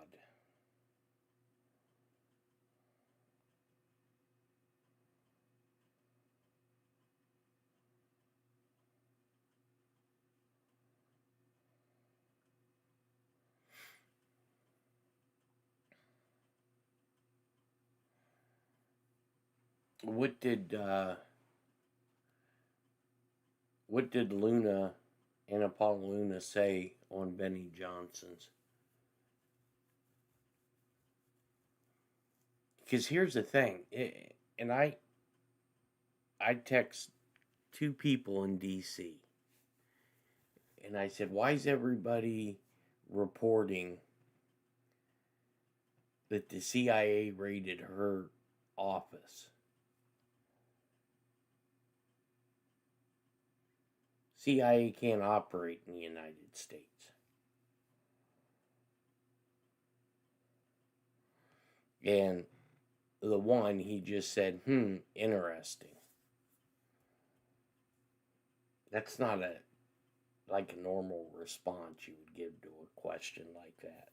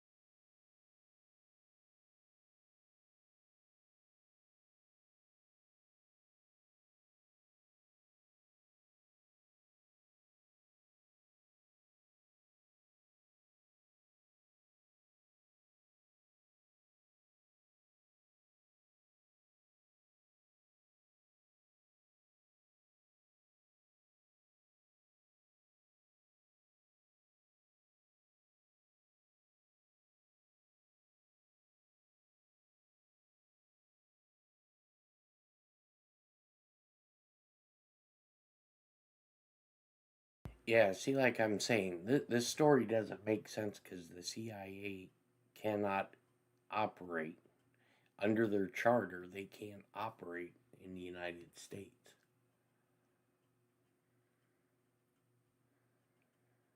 Unless somebody raided the office and, put on like the Velcro things that said CIA on it. Wouldn't that be some shit?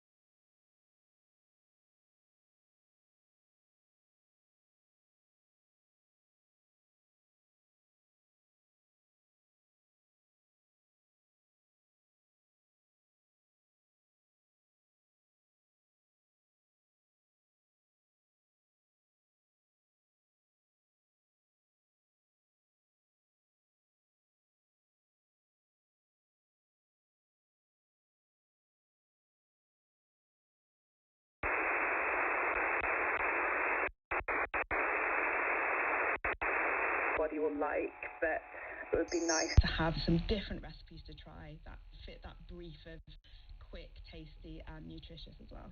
What would you say, like, the obstacles are in your way? Like, what's stopping you from just getting going tomorrow? I think it maybe seems a little bit overwhelming sometimes, especially if you look on, say, Instagram, everything looks very perfect, very neat, organized. And also, I think there's an idea of batch cooking being just lots of the same meals. And if a recipe or a meal hasn't necessarily worked, then you're stuck with a lot of the same item. Yeah, the idea of serving the same unpopular meal to your children day after day for a whole week. For 7 days in a row. You just don't want to go there, do you? No, not really. Well, joining us are two experienced meal preppers. From Nashville, Tennessee in the United States is Jess Rice, kitchen editor at the recipe website Budget Bites, and also food, wellness and lifestyle blogger Kevin Curry in Dallas, who has more than 2.5 million followers across his Fit Man Cook social media account. Jess, how central is meal prep to low-cost cooking, making meals in advance? So if you're trying to save money, of course, people are like, buy in bulk, the price per ounce is better and all that. But if you don't use the food and it goes to waste, then you've just thrown that money out. So I think that batch cooking actually comes in handy because you can kind of whip up what you need for a few days at a time and even freeze some of that for the following week. And then you can just sort of play with those flavors depending on what you and your family members enjoy most. Hannah, I know you have a 10-year-old and a 12-year-old boy, which might be the most opinionated food critics on the planet. And, if they don't like, a shredded chicken with taco seasoning, they might like shredded chicken with a barbecue sauce. So just kind of thinking in terms of like, what can I simplify, choose your protein or choose your grain, and then kind of build from there. Kevin, what got you into meal prepping? What got me into meal prepping was actually just trying to save my budget. I was working in corporate America, and it was a nice job, but I wasn't making that much. And I realized doing my monthly budget that I was spending $75 a week just on lunch, and that was something that I could not afford. And so that really prompted me to start to look at batch cooking, at meal prep. At the time, I was out of shape, and I got a lot of inspiration from the bodybuilding community. I feel like bodybuilders in the fitness community were among the first ones to really perfect meal prep, just because they have to have a certain amount of macros they're always eating. And so what those experiences taught me was it taught me a whole lot of discipline. And had it not been for meal prep, then I wouldn't really be where I am today. I know what portions are. I know what foods pair well together. I tell my followers that the most expensive meal that you'll ever make is the one that you toss out. And before, I would prep for 7 days, and I would put that on Instagram, put that on YouTube. It looked great on the grid. But behind the scenes, by Thursday and Friday, I was pretty much trashing it just because I was so tired of it. And so my meal prep journey... That's very honest of you. Yeah. And my meal prep journey progressed. And what I've learned to do is try to simplify it a lot more, to first off cut down the time in the kitchen. Before, I would spend about 2 to 3 hours on a Sunday prepping. Now I can spend about an hour and a half, an hour just prepping on a Sunday, and then prepping again midweek. And that is the best way to not have food waste. That's the best way to have variety as well. Jessica mentioned a protein and a grain. One of the things that I've been teaching now, I guess, for the past few years is this idea called mix and match meal prep, where you do prep like a protein, a grain, your veggies, and then maybe another protein and another veggie or a sauce. And you're able to mix and match those throughout the week. And I've seen a positive response with parents with that approach, just because it's kind of like setting up your own taco bar at the house. You can put everything out and everyone can make what they want. And there's a lot more variety that way and less food waste. Hannah, do you think that kind of thing could work with your boys? I'm assuming that they don't always like the same thing. No, definitely. My youngest son is particularly adventurous food-wise, and then my older son is not as adventurous. So having things that they can then tailor to work for their own taste, I think would sound amazing. It would save me a lot of time and just that thought thinking all the time, what will everybody like? That takes up a lot of time thinking about that, and it can also, lead to quite a lot of food waste sometimes if it's the favorite of one person and then not the other one. So I think that kind of mix and match approach to it just sounds very realistic. Jess, you said the key is to keep things simple. So what would your top tips be for Hannah? So I have some questions for Hannah. I'm curious if your family or your boys kind of go towards a certain flavor profile. Like, I know I've had clients who really love like Mediterranean flavors and some who really will kind of gravitate towards more kind of like a Mexican inspired flavor profile. Yes, the barbecue type flavors are very popular with both children, and also a lot of Mexican type flavors, so a lot of tacos, fajitas, that kind of stuff. So chicken features normally quite heavily in all of those meals. That's awesome. And so, for instance, say you decide you're going to go to the grocery store and you see the bulk chicken breasts or chicken thighs, and it's cheaper to buy it that way. You can come home, put some of those chicken breasts in a crock pot with sort of a neutral broth and seasoning, and a few hours later, while you've been running errands or bringing the boys to sports practice and home or whatever, you'll come home to chicken that's ready to be shredded. And then you can divide that up into bags throughout the week, or even start adding sauces. Like, you can add some of that Mexican seasoning to one batch. You can add the barbecue sauce that everybody enjoys to another container, and then you build from there. And just that one protein can turn into tacos or burritos, shredded on nachos, a barbecue sandwich on top of a salad for, you if you're trying to eat more veggies, that kind of a thing. So I really think as far as reducing that decision fatigue goes and trying to streamline your second shift after you're done for the day, just try to pick that anchor protein and an anchor grain and kind of have some fresh, interesting stuff on hand, so it's easy to just throw something together. You mentioned a brand of slow cooker there. Other brands are available. But if you're going to have success batch cooking, do you need to buy a slow cooker? Is that the key? You don't necessarily have to have a slow cooker, but it definitely helps. It's one of the tools that I find a lot of, visitors to our website really love, but there are ways to get around that. How does that sound to you, Hannah? I think the whole concept of decision fatigue is very real. So I think having that solution instantly takes away a lot of that hassle every night when you think, I've got to think about what we're having for dinner again. And I don't have a slow cooker, so maybe that's another solution to my problem. Yeah, that might change your life. That'd be really useful. Yeah. If you find one, and they are really inexpensive too, but of course, when everything is getting more and more expensive, it's like, here, now go buy a slow cooker. But it is helpful, a helpful tool. You're listening to The Food Chain from the BBC World Service. I'm Ruth Alexander. This week, how to batch cook. I'm joined by Hannah Hambleton, a full-time working mother of two in Shropshire, England, who wants to get into prepping meals in advance to save time and add variety.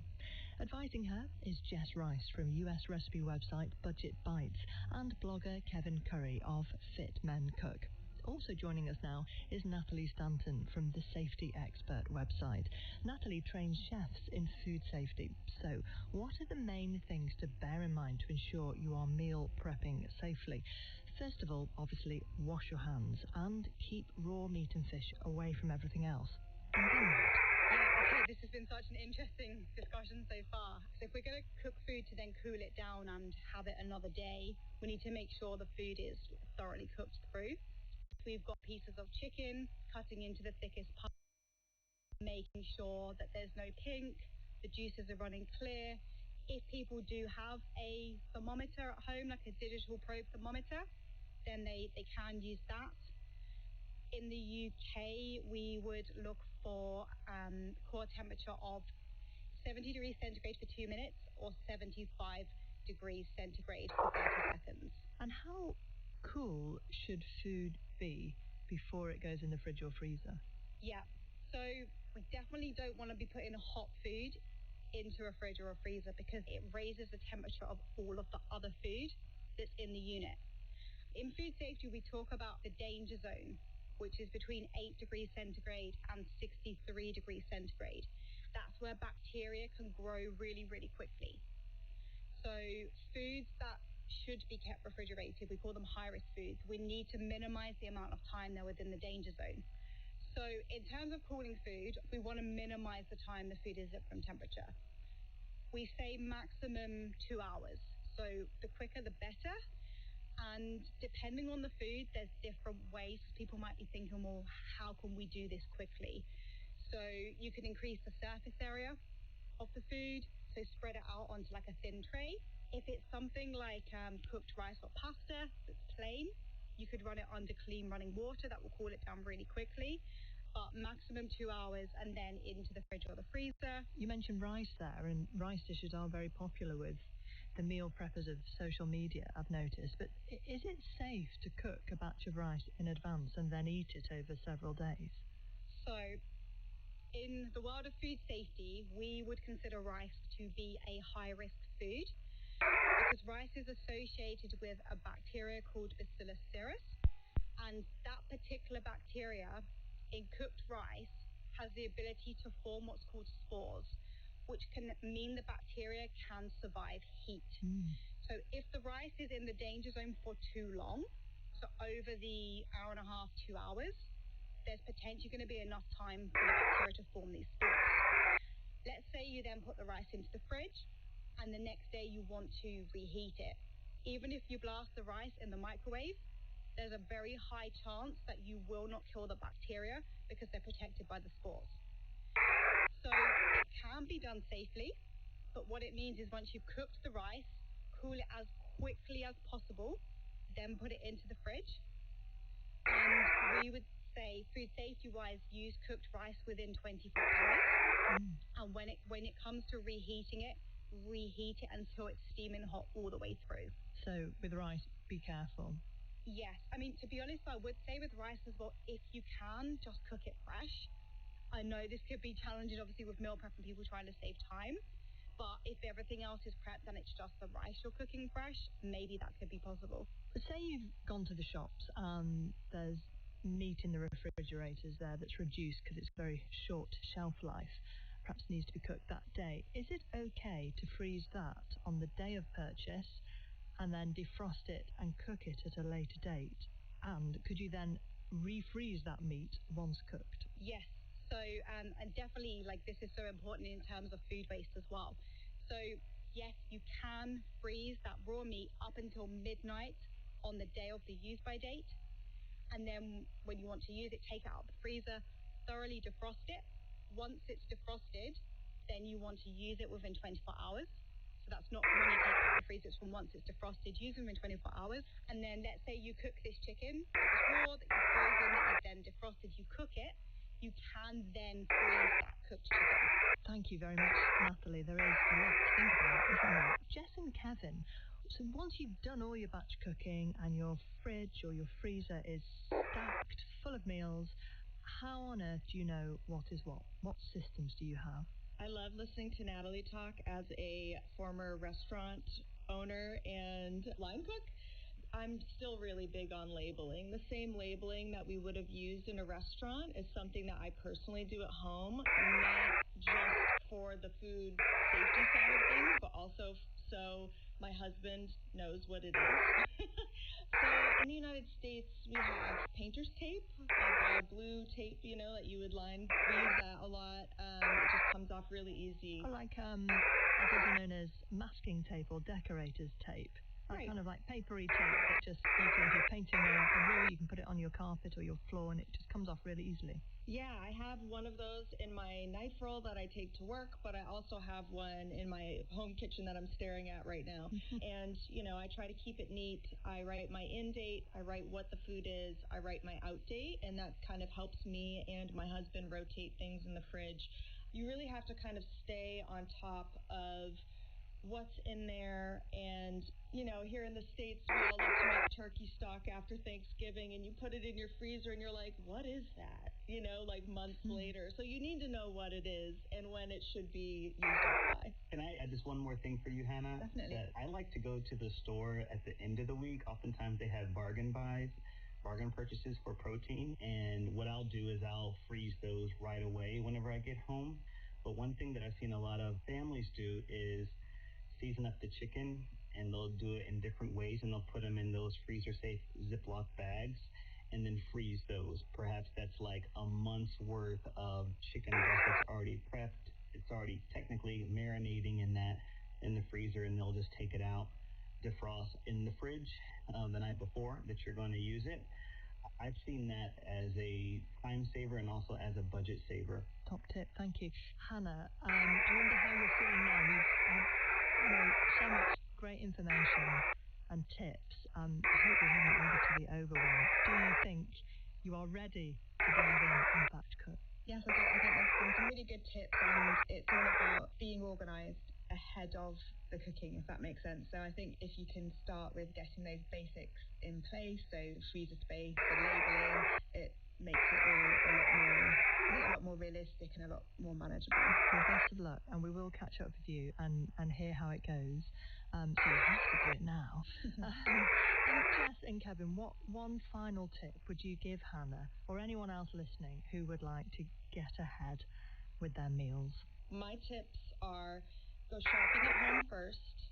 So hit your refrigerator and your freezer, see what you already have on hand, and build your meals for the week based on that. And chances are, if you have those things on hand already, it's probably something that your family's already familiar with, so you're not going to alienate the boys or make them feel like, I don't know what mom's trying to feed me all of a sudden. And then beyond that, sticking with the familiar flavors, the familiar proteins, because then you're not going to have food that goes uneaten, and it's going to kind of ease that mental load for you worrying about if the kids are actually going to like it or not. My final tip for you, and also people like you and anyone else that has a family or not, is just to keep it simple and don't overthink it. Prepping for 2 days is much easier than thinking about prepping for 3 or 5 days. Test some stuff out. When you are testing it out, you should bring your family into it. All right, y'all, we're going to have a family vote. Do we like this or not? And you'll get a lot of laughs because there are going to be things that they like and things that they don't like. Kevin, I know it's something, you've done over time and made mistakes and had failures and then had success. Why would you say it's worth doing? Your goals. And I think one of the top goals right now across the world is probably a financial goal. We're tired of spending money with the rising food costs out there, and so learning how to prep things in bulk that your family and you will actually eat and not feeling overwhelmed with it, that is an incredible goal. And when you think about it, life is so out of control. We can't control so many things about it, but what we can put into our mouths, if we are fortunate, first off, to have the means to, what we put into our mouths and what we put into our bodies is a place that we can control. Jess, are you noticing more inquiries about meal prepping? People finding food prices harder and harder to keep up with and therefore meal prepping? One of Budget Bite's specialties has always been meal prep. 200 of our top-ranking recipes are meal prep focused. And I do find that we're getting a lot of interaction on social media for people who are really loving content that's like, I spent $50 at Walmart and I fed my family of 3 for 5 days. Here's how. So I think people are really kind of looking for that content that helps them see that it is doable. And I feel like that's kind of the message that people need right now is you can do it. It just takes a little bit of preparation in advance and the desire to try. Ruth, you asked about the trend right now in finances. Absolutely. That is a huge trend that we're seeing right now. A lot of our content has been based around that. You can see, too, on YouTube and Instagram, there are a lot more grocery hauls saying, hey, I went to the dollar store, I went to Dollar General. And I'm not sure if they have things like that, like in the UK. But it's this idea that people are trying to do a lot more with less. And I think a big message I've got here is it's not going to be perfect, and you are going to make mistakes. Don't expect to be able to create in your own kitchen what you see on social media. You know, it's okay to make a bit of a mess. It's okay to just do it for a couple of days and like then just sort of like be making meals on the fly for the rest of the week. Just give yourself a break. Yeah, let me say on that with the social media piece, because I've been doing it now for like 11 years plus, is do not try to base your meal prep and your meals off of what you see on social media. You can take the concepts there, but trying to replicate what you see on social media, I think it can be a slippery slope and also just like a dark tunnel that you don't want to go down. Start with what you're actually eating right now, deconstruct that, and then go, and that's how you build your meal prep menu, because you're doing it off of flavors that you actually like. Good luck, Hannah. I hope you're feeling inspired. Well, that was a few days ago, and since then, Hannah has been busy in the kitchen. So we've decided to start with chicken thighs, and then the plan is to cook enough chicken to make 3 meals in the week. So we're starting today with chicken tacos, and then we'll have chicken salad, and then finally some chicken with pesto pasta. So it's time to take the chicken out of the oven now. Oh, but that looks really good. Yeah, it smells really nice as well. What do you think? Yeah, I think it looks really nice. Perfect. This has been really fun. I think the advice to start simple was really important. So just starting with that chicken, which we can then use in many meals over the week with different flavors, different side dishes, so in pasta and salads and tacos and things like that. So I think this will be genuinely time-saving and genuinely helpful in going forward in cooking during the week. So thank you, everybody. Well done, Hannah. And yes, thanks to our guests, Jess Rice, Kevin Curry and Natalie Stanton. And you can email your batch cooking do's and don'ts to thefoodchain@bbc.co.uk. And here are some tips from listeners we've been in touch with via the BBC World Service Facebook page. I'm Rebecca from Florida in the United States. I've never gotten used to cooking for one person after the kids and the husband have all gone their separate ways. I make the same quantity of food I did when everyone was living together. I simply freeze or refrigerate separate portions of the meals that I made. There's always a container of leftovers for me to eat. This is great for my budget and saves time in the kitchen. One of my favorite meals to make and put portions in the freezer is fettuccine alfredo with chicken and spinach. It is definitely a showstopper. I'm Tanya from Basingstoke in the south of England. I started cooking, or batch cooking, totally by mistake. I didn't even know that was what it was called. It was simply that I was rubbish at portion control. I found that I seemed to cook for an unseen guest every single day, so there was always over portion in the fridge or the freezer. I then found that I quite liked having a meal that was either in the fridge or freezer good to go, so I started doubling up on the odd recipe here and there. Then when the term batch cooking became more fashionable, I realised that was what I was naturally doing anyway throughout life, and why not do something bigger with it? So I started to have a day every now and then where I would pre-cook loads of meals, and I would stack them out with extra veggies for healthy eating. There was always something in the freezer on the days I couldn't be bothered to cook. On the days when I was sick of that adult decision of what the heck do I cook for tea tonight, there was something ready to go for me. I also discovered that a friend of mine loves batch cooking, so we would, a couple of times a year, have a day where we would batch cook together.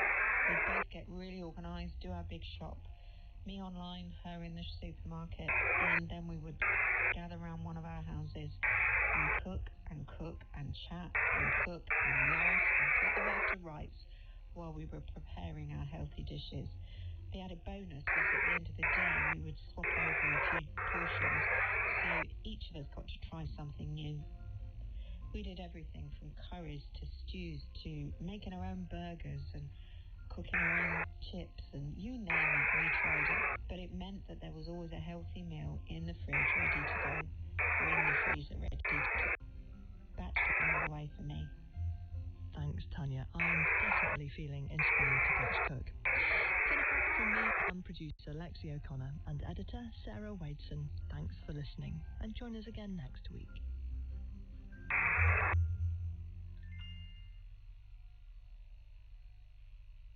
This is the BBC World Service, following the move of 28 million museum specimens to a new home. London's Natural History Museum is packing up millions of creatures. We'll be revealing what that involves, including why and how we freeze a zebra. An animal exodus. Today at 8:30 and 19 GMT.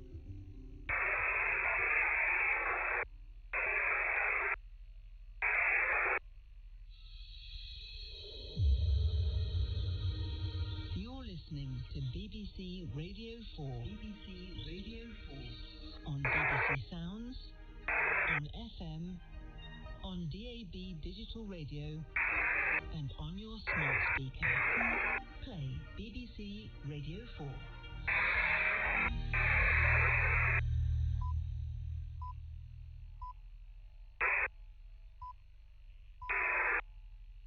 BBC News at 5 o'clock. This is James Steele. Supporters of the Health Secretary Wes Streeting say they expect him to challenge the Prime Minister for the Labour leadership in the coming hours. Last night, Sir Keir Starmer held a series of meetings with Labour MPs and ministers, warning that a leadership contest would plunge the government into chaos. 87 MPs have publicly called for Sir Keir to go, but they're not united behind a single candidate to replace him. Newsnight's political editor, Mick Watt, says it's unclear if Mr Streeting has enough support for a challenge. Allies of Keir Starmer in the cabinet say they do not see how Wes Streeting gets the 81 signatures to stand in a contest. They're saying that they've identified 30 Labour MPs who've said he should go, who are Wes Streeting supporters. They said we've gone over the numbers again and again and again. We do not see how Wes Streeting gets to 81. US and Chinese delegations led by the country's presidents have been holding talks in Beijing. President Trump was greeted with a gun salute and military parade outside the Great Hall of the People before the meeting began. It's thought they're discussing trade, competition over technology, Taiwan and the Iran war. Before cameras left the hall, President Xi said the US and China should be partners, not rivals, while Mr. Trump said the relationship between the two leaders was fantastic.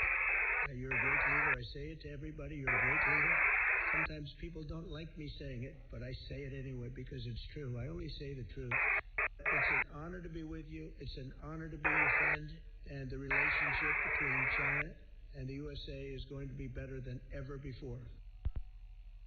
The United Arab Emirates has denied that the Israeli Prime Minister Benjamin Netanyahu paid a secret visit to the country during the US-Israeli war with Iran. Mr. Netanyahu's office had made the claim just hours earlier.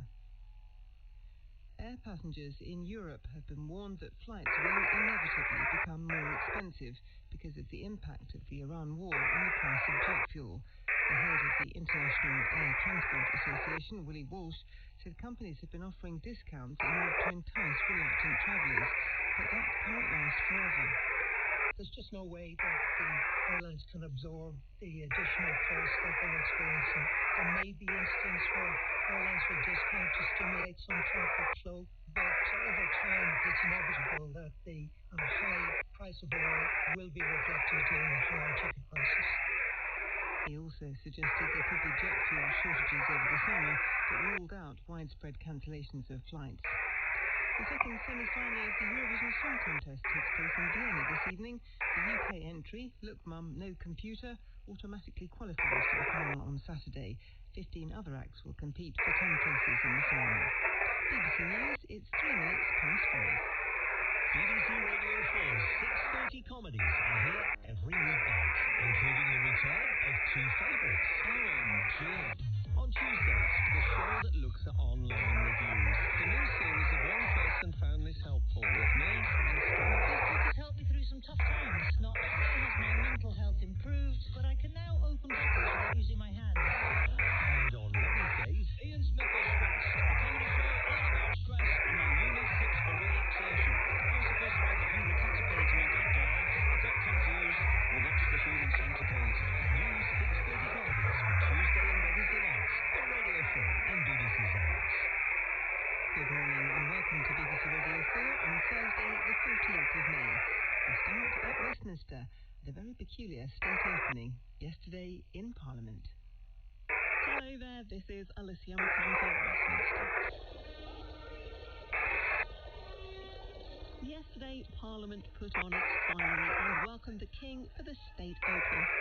All questions about the future of the Prime Minister were put on hold, at least for the 10 minutes or so it took King Charles to relay the government's plans for the new session of Parliament.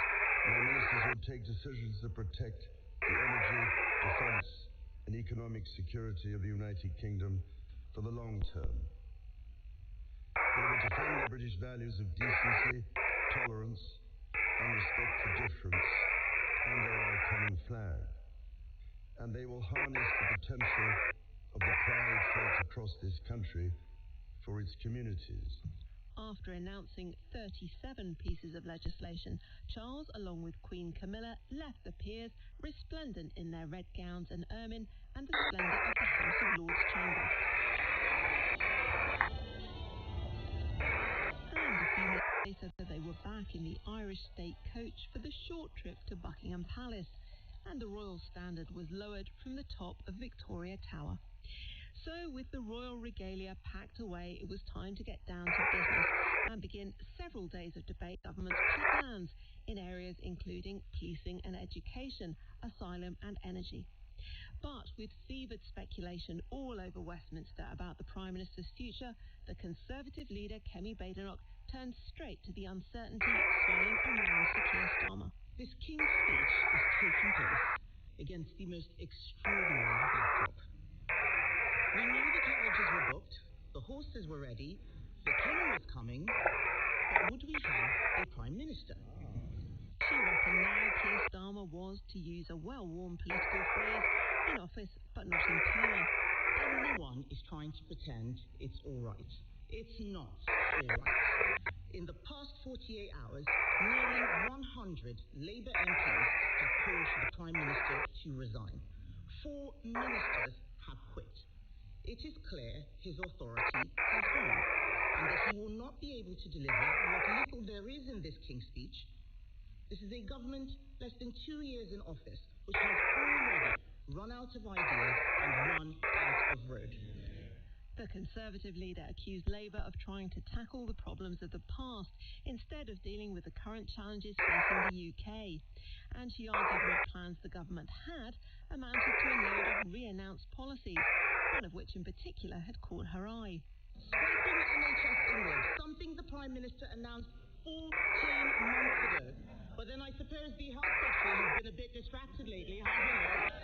Hasn't he? He's shunting now. Why don't you just do your job? Just do your job. Well, Streeting was sitting on the government bench just a few places down from the Prime Minister and nearly opposite Kemi Badenoch. She turned on the Health Secretary again. There's no point in him giving me dirty looks. We all know what he's been up to. Even worse, Mr. Speaker. Well, when the noise died down, Kemi Badenoch pressed on, telling Labour MPs that what was worse than the contents of the speech was what was not in it. Where are the plans for welfare reform? There are none, because Labour MPs blocked them.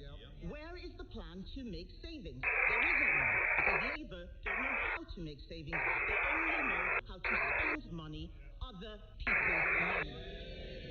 Where is the plan to support businesses? There isn't one, because they don't understand that it is business that creates growth, not government. They have no answers to what really matters, the problems that must be solved to get Britain working again. And she said that after a string of U-turns and given their unpopularity with the public, it was no surprise nearly 100 Labour MPs were calling for the Prime Minister to go. It is absolutely preposterous that the government is here laying out a programme as its ministers are resigning and a large proportion of the party is saying that the Prime Minister needs to go. The whole thing is totally illogical. Either Labour MPs agree with this agenda, in which case, why are they trying to get rid of the Prime Minister? Or they don't agree with this agenda, in which case, what on earth are we all doing here? Labour MPs who'd been sitting through the Tory leader's attack might have been a touch surprised when Keir Starmer began his reply by thanking her with a little smile. For the usual warm and generous nature, has introduced you.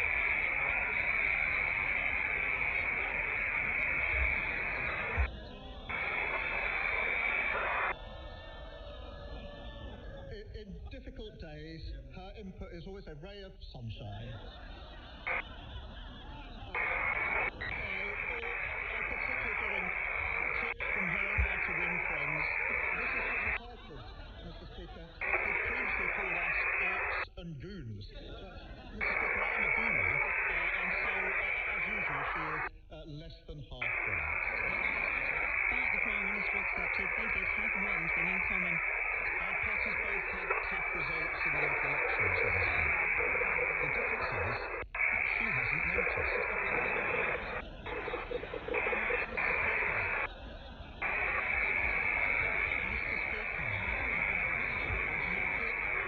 There's another difference, Mr. Speaker. We are in government, and they are no longer even the opposition. Ministers who have resigned from Keir Starmer's government in recent days have criticised him for a lack of boldness, a view he tackled head-on, arguing this King's speech was different. It is an agenda of radical reform across our major public services, an urgent activist Labour government that tilts power back to workers, renters and the less fortunate. Give voice to the working class and to all those that the status quo has repeatedly ignored and dismissed, in favour of a Britain where everyone, whatever their background, can go as far as their talent and effort takes them. Outlining some of the new speech, he promised to rebuild the UK's relationship with the EU. Britain back at the heart of a stronger Europe. That is good for growth, it will reduce the cost of living and strengthen our security. There is no good reason to oppose it. Jim Allister from the traditional Unionist Voice Party could think of one. In my part of the United Kingdom, Northern Ireland, we have been subjected now for some years to the humiliation of being governed by laws we don't make and can't change. And yet you, Prime Minister, now seem to want to impose that same denial of democracy in the whole United Kingdom by becoming a subservient rule taker from a foreign parliament. How is that in the interest of democracy? The Prime Minister told him promises had been made about Brexit that just weren't true. It is in our interest to be closer to the EU. That is what we are doing, and we will go further. And winding up, Keir Starmer condemned those who turned frustration with the status quo into the politics of grievance and division. This King's speech sets a different course, a more hopeful course, a course that sees the conflict in Iran, the war on two fronts, not as something to wring our hands about, but as an opportunity we must take to shape our country's future, to end the status quo that has failed working people, to build a stronger, fairer Britain. That is what this King's speech delivers, and I commend it to the House. And that was the cue for MPs to begin their analysis of the government's new programme, as David Cornock reports. As an MP, on and off since 1997, the Liberal Democrat leader, Sir Ed Davey, has seen more than a few debates on King's and Queen's speeches. This is the 23rd humble address I've listened to in this House, and it's the most surreal by far. He explained why. Everyone in this House and everyone in the country know this Prime Minister may soon not be in power, not in place for his own programme, not able to deliver these promises. Ed Davey thought next week's votes on the King's speech could be interesting and a challenge both for the Prime Minister and his Labour MPs. We will be voting against this King's speech, Mr. Speaker, but how many members opposite will? By my reckoning, if every Labour MP who's called for the Prime Minister to go voted that way, this government's huge majority would be at risk. Let's see if they have the courage of their convictions. One of those Labour MPs, Jonathan Brash, doubled down on his previous calls for Sir Keir Starmer to quit. He said voters were desperate for hope. It is now clear to me that this Prime Minister can no longer provide that hope. I do not say it with pleasure, but leadership is not only about knowing when to fight on, it is also knowing when your authority has ended, when trust has frayed, and when it is time to leave the stage. Another Labour MP, Belle Ribeiro Addy, has accused the Prime Minister of lacking a credible plan and called for him to go. She said she wasn't objecting to the King's speech and praised the government's previous achievements. Today's offering pales in comparison, perhaps because because we have already heard so much of it before, but definitely because it lacks the urgency and the radical transformation we need. I don't believe this is the further and faster that we've been hearing so much about. It seems we've put the handbrake on change, and we are wasting political capital on divisive measures that weren't even in our manifesto, like ID cards and curtailing the rights of asylum seekers. Rachel Maskell, another Labour leadership critic, condemned plans to change the rules on who can settle in the UK. I implore government to maintain the rights of those with indefinite leave to remain as new communities work alongside established communities. And when it comes to restraining traumatised children, as the government are consulting on, I simply warn government, don't. I will not support. All children must be treated with dignity, nothing less. Dave Dugan has taken over as the SNP's Westminster leader after Stephen Flynn was elected to the Scottish Parliament last week. He thought the re-elected SNP government in Edinburgh had a clarity of purpose in tackling the cost of living that was lacking in Downing Street. I'm a political boy. I understand these things. I thought I did until I saw this. They've got a majority that would take a horse. They've been preparing for government for 14 years. And yet they come in and it's like they just landed here and they're started, and they even said as much. They were like, well, we didn't know the state of the books. Well, if they never knew the state of the books, they were the only people that never knew the state of the books. And yet they had the temerity to come in and take power and make it even worse. Reform UK's deputy leader, Richard Tice, said Keir Starmer was possibly Britain's worst ever Prime Minister. All we have had is failure, incompetence and negligence. And we have a programme of government in this King's Speech that in a sense represents everything that this Prime Minister currently that we suffer under represents. Process and regulation. But Richard Tice did claim credit for part of the King's Speech. There is one bit where this government has copied and learned from reform. Listen to what I said almost exactly a year ago when I said we must nationalise British Steel and invest in it and grow in it. The plant in Scunthorpe is already under state control.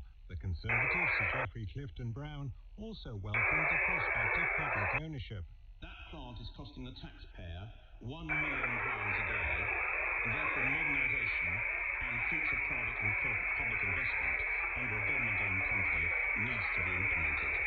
Plaid Cymru's Westminster leader Liz Saville-Roberts said her party's first ever win in the Welsh Parliament elections should lead to a better deal for Wales. We need to see steps taken to devolve the Crown Estate, justice and rail, and to deliver full funding that reflects Wales's needs. We need clarity with Scotland. There is no reason whatsoever in a United Kingdom that puts equality first, that devolution should be so unbalanced between the different nations of the United Kingdom. For the Green Party's Hannah Spencer, elected in a by-election in February, this was her first state opening. The King's Speech includes some steps in the right direction, but it is nothing like the transformative, progressive programme that this moment demands. It doesn't rise to the climate and nature crisis that is happening now, and that is a crisis that can't be separated from the inequality and cost of living crises that are happening too. And she said it was always the poorest people who suffered the most, in the UK and around the world. David Cornick. You're listening to Yesterday in Parliament with me, Alicia McCarthy. Now, a few hours after the Royal Party had left the House of Lords, peers convened to start their debate on the King's Speech. This was the first state opening since the last of the hereditary peers lost their seats after a change made in the last session of Parliament. The leader of the Conservatives, Lord True, paid tribute to some absent friends. We cannot ignore the large gaps left on those benches and the cross benches by the expulsion of dozens of old colleagues. We do miss them, and although we have welcome news that a minority will return, 1,784 years of experience have been lost to our House. For the Liberal Democrats, Lord Purvis said the backdrop to the King's Speech was the tumult within the government. With the possibility of having 4 different Prime Ministers in 4 years, Keir Starmer was asked on Monday if this country is ungovernable. These benches don't believe the country is broken. but that our electoral system and the Constitution are, both of which require radical change. Lord Kinnour is the convener of the crossbench peers, who are not party political. He said the legislative programme appeared to be very heavy and suggested there would be some late nights. In the last session, 19% of the days sat ended after 10:40 at night. This was a big increase from the two previous sessions, where that percentage was under 7%. And despite sitting late, the session lasted 21 months. The last word in this relatively short debate was to the leader of the Lords, Lady Smith, who said she was proud of the contents of the King's speech. We live in turbulent and uncertain times, and the public rightly expects government to respond appropriately. Events in the Middle East are impacting on the global economy, and the aftershocks are being felt and will be felt for some time. They are adding to the pressures on the pound in people's pockets, which is why we will continue efforts to strengthen our economy and drive up living standards. Well, the debate will continue today, when peers will turn their attention to economic growth, trade and relations with the European Union. Now, earlier, two Labour MPs were given the tricky task of opening the debate to formally thank the King for making his speech. These are traditionally meant to be humorous speeches, a tall order on such a big day. Liz Shaw went first. When the Chief Whip called me about today, my first reaction, like many across this House, when the Chief calls is uh-oh. But then that soon turned into oh my days were weary. Well, Liz Shaw was followed by the Labour MP Chris Vince, who entered Parliament at the general election 2 years ago. He had the speech slot usually given to, as he put it, a bright young thing. I have to say, Mr. Speaker, I'm not particularly bright. I'm not particularly young. But I'm definitely a thing. So I can absolutely claim a 1/3 of that description. It's traditional for the Leader of the Opposition and the Prime Minister, when they speak, to praise those speeches. But Kemi Badenoch didn't confine her compliments to the two MPs. Can I also congratulate the Whips for finding two backbenchers prepared to support the Prime Minister with them? Keir Starmer reflected on the acclaim Naz Shah has received for her memoir about the hardship and abuse she suffered growing up. Her list of endorsements is truly impressive, reaching well over 100 members. At last, Mr. Speaker, a list that we can all get behind. The Prime Minister, though. Well, there aren't many places in the world where pageantry, processions and priceless jewels are an integral part of the announcement of the government's legislative programme. Christina Cooper looks back on the splendour of the day.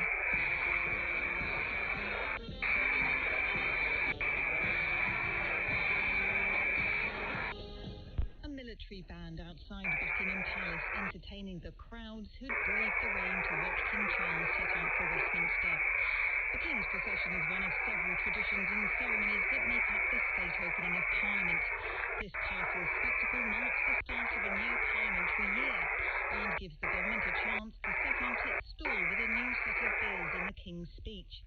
Ahead of the King's visit, MPs, peers, officials and guests gathered in the Palace of Westminster to take their seats. Given the turmoil surrounding the Prime Minister's future, there was plenty to talk about, and the speculation gave what's supposed to be a political relaunch a slightly surreal edge.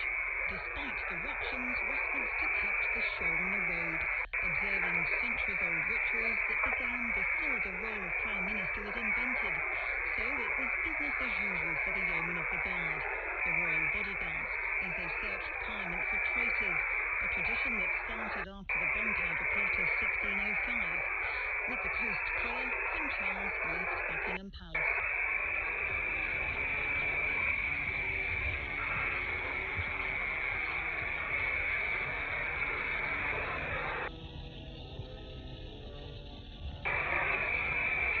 King Charles and Queen Camilla travelled to Westminster in the horse-drawn Irish state coach.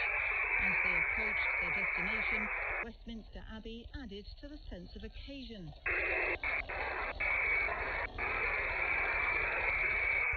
By now the rain had stopped and the sun was out, an added bonus for the royal couple who were greeted by the state trumpeters.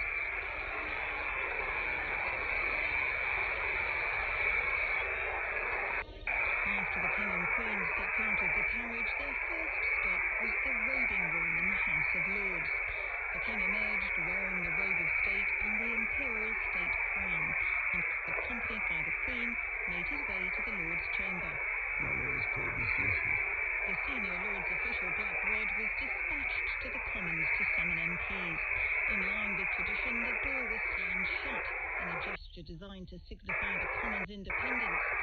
Over the years, a new tradition has evolved, a witty and topical comment.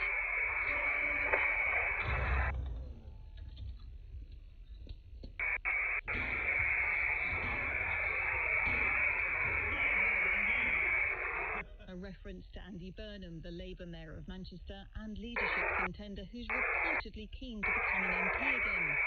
No clear route has emerged as yet for Andy Burnham to get into the Commons, but Black Rod had better luck as MPs opened the door to let him in. Mr. Speaker, the King commands this noble House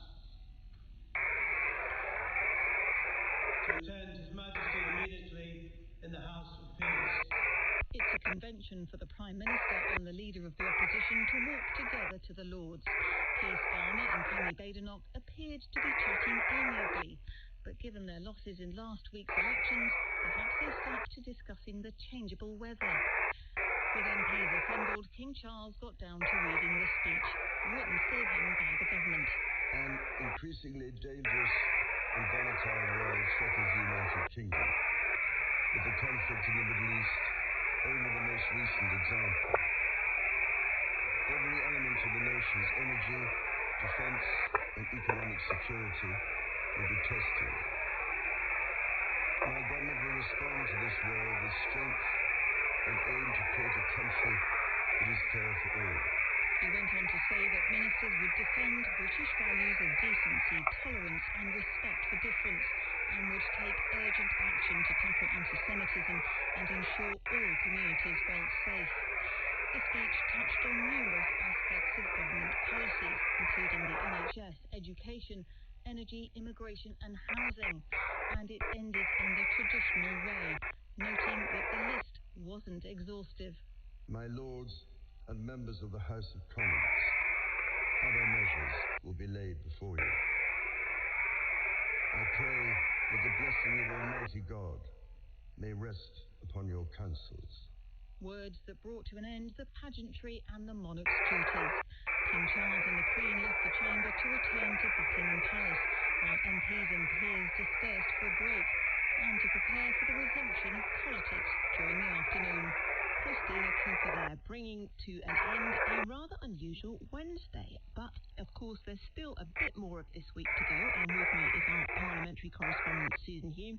And Susan, we were hearing there from Christina all about the pomp and ceremony of the King's speech, and you were there. You were in the Lord's Gallery. What was it like? I was in the press gallery. I wasn't down there in my ermine robes, and I have had to endure quite a lot of teasing in the office about my tiara.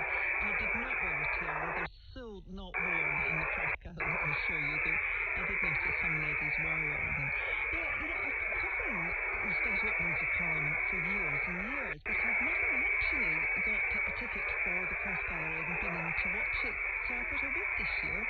It was very beautiful, as you might imagine, all the ermine and gold and the King and Queen there, very exciting. One thing I would say is that you get a bit of a partial view. If you watch it on the telly, you do get to see the horses and hear the buglers or trumpeters and the fanfare and the banging on the door from Black Rod. You don't get any of that anymore, so you're just sitting there sort of twitching a bit.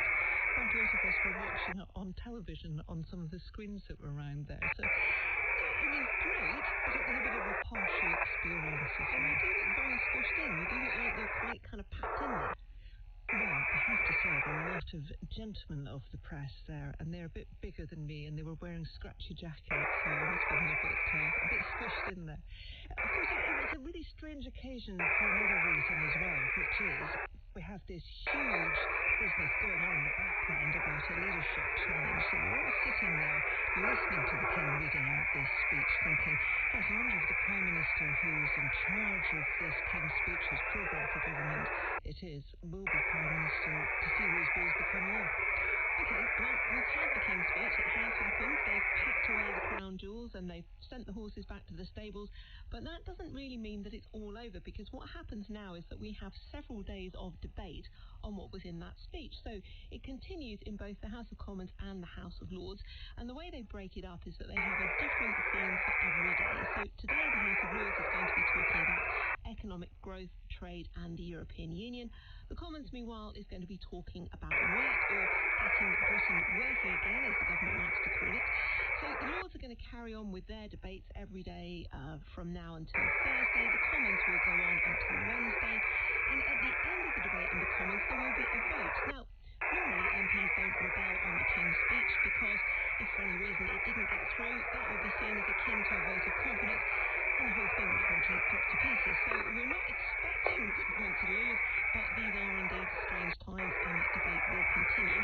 And I guess, Susan, we should talk a little bit about some of the bills that are in the King's speech, starting perhaps with policing. Yeah, there are around 37 bills. Some of them are ones that have been brought back from the previous session. So there's a huge number of them to get through in what is normally around a year or just over. We don't quite know how long it'll be. One of them is what they're calling the biggest reform to policing in decades. It would see the creation of a national police service, and that would mean fewer large police forces in England and Wales, something that's already been done in Scotland, where there is now just one police force instead of lots of smaller regional ones. There's also proposed a national police service which would bring together counter-terrorism policing, the National Crime Agency, the College of Policing, and also some regional capabilities, I understand, for tackling organised crime. And it would be, they're saying, the closest the UK has ever got to, for example, the FBI in the United States. Okay, well, let's pick up on another really big one, Europe. Keir Starmer mentioned Europe in his speech, and we're going to get a European partnership bill. And essentially, this is going to try to fast-track legislation so that we can have a whole series of new agreements with the EU. Keir Starmer and his government are very keen to get a lot closer to Europe because of defence, but also crucially because of growth.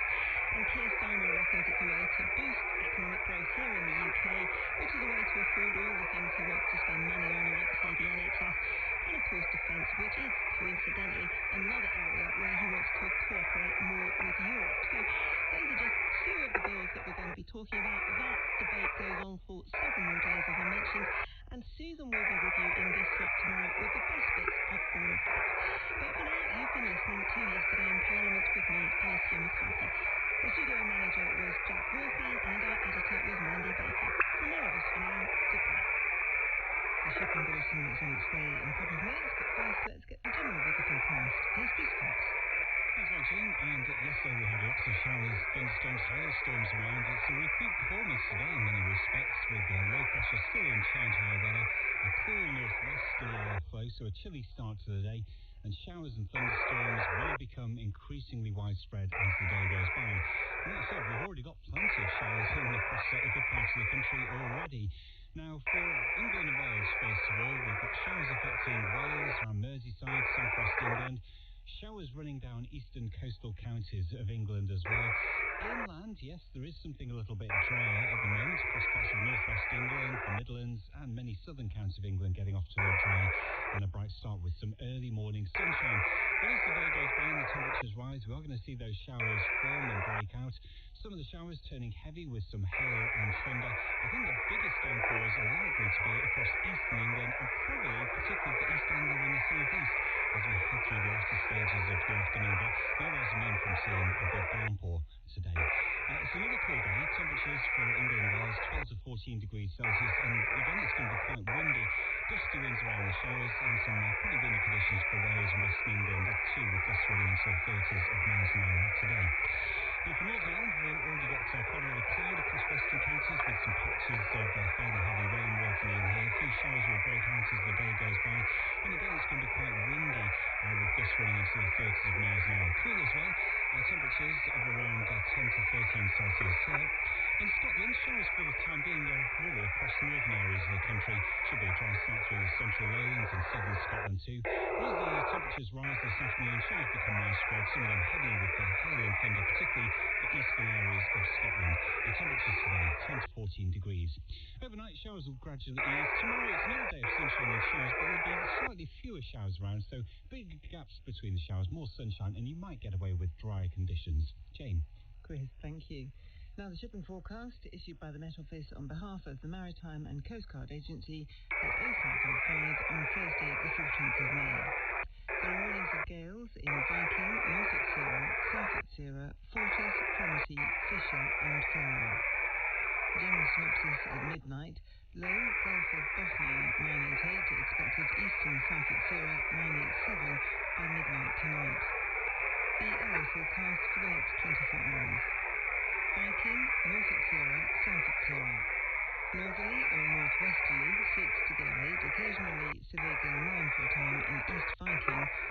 decreasing 2 to 4 later in the Atziras. Rain or showers, moderate or good, occasionally poor. Forties, Cromarty, northerly or northwesterly, 4 or 5, increasing 6 or 7, occasionally gale 8 except in West Cromarty. Showers, then rain in Forties, moderate or good, occasionally poor in Forties. Fourth, Tyne, Dogger, north or northwest, 4 to 6, occasionally 3 at first and 7 later. Showers, out Fundry, good, occasionally moderate. Fisher, northwest 5 or 6, becoming symptonic 6 to gale 8, decreasing 3 to 5 later. Rain or showers, moderate or good, occasionally poor. German Bight, Humber, Thames. Cyclonic, mainly northwest 3 to 5, occasionally 6 later. Thundery showers, good, occasionally moderate. Dover, White, Portland. Northwest 4 to 6, veering north or northeast 3 to 5. Thundery showers, good, occasionally moderate. Plymouth, Biscay, Fitzroy, Seoul. Northerly or northwesterly 4 to 6, occasionally 7 in southeast Fitzroy. Showers, good, occasionally moderate. Lundy, Fastnet, Irish Sea.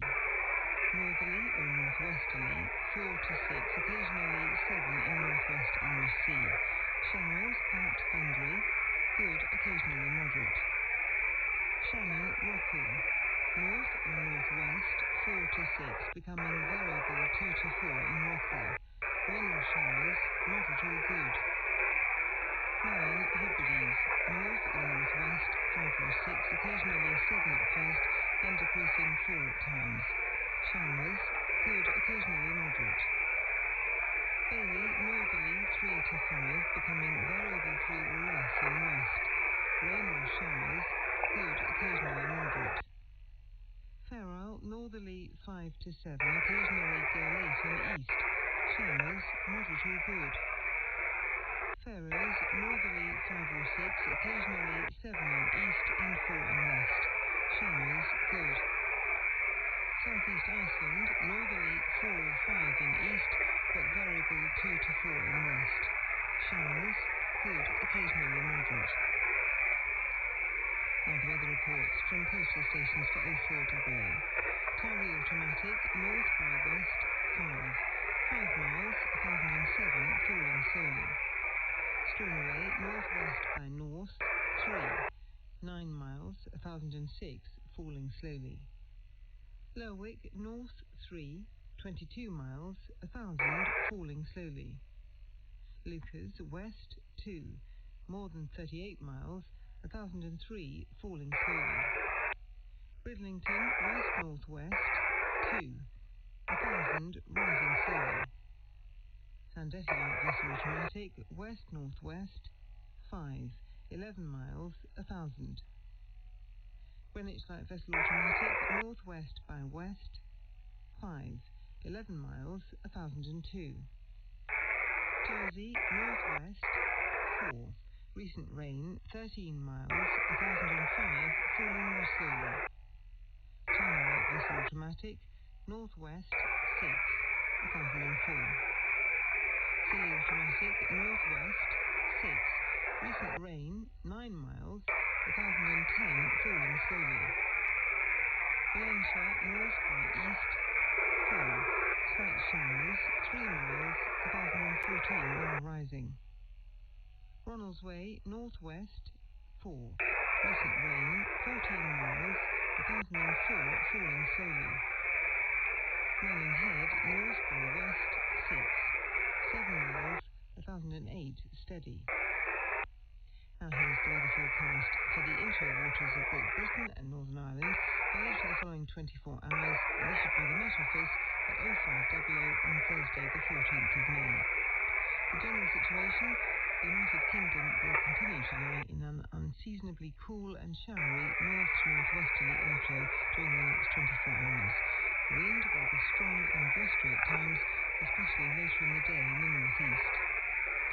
Cape Wrath to Rattray Head, including Orkney. Northerly or northwesterly 4 to 6, occasionally 7 in east. Showers, good, occasionally moderate.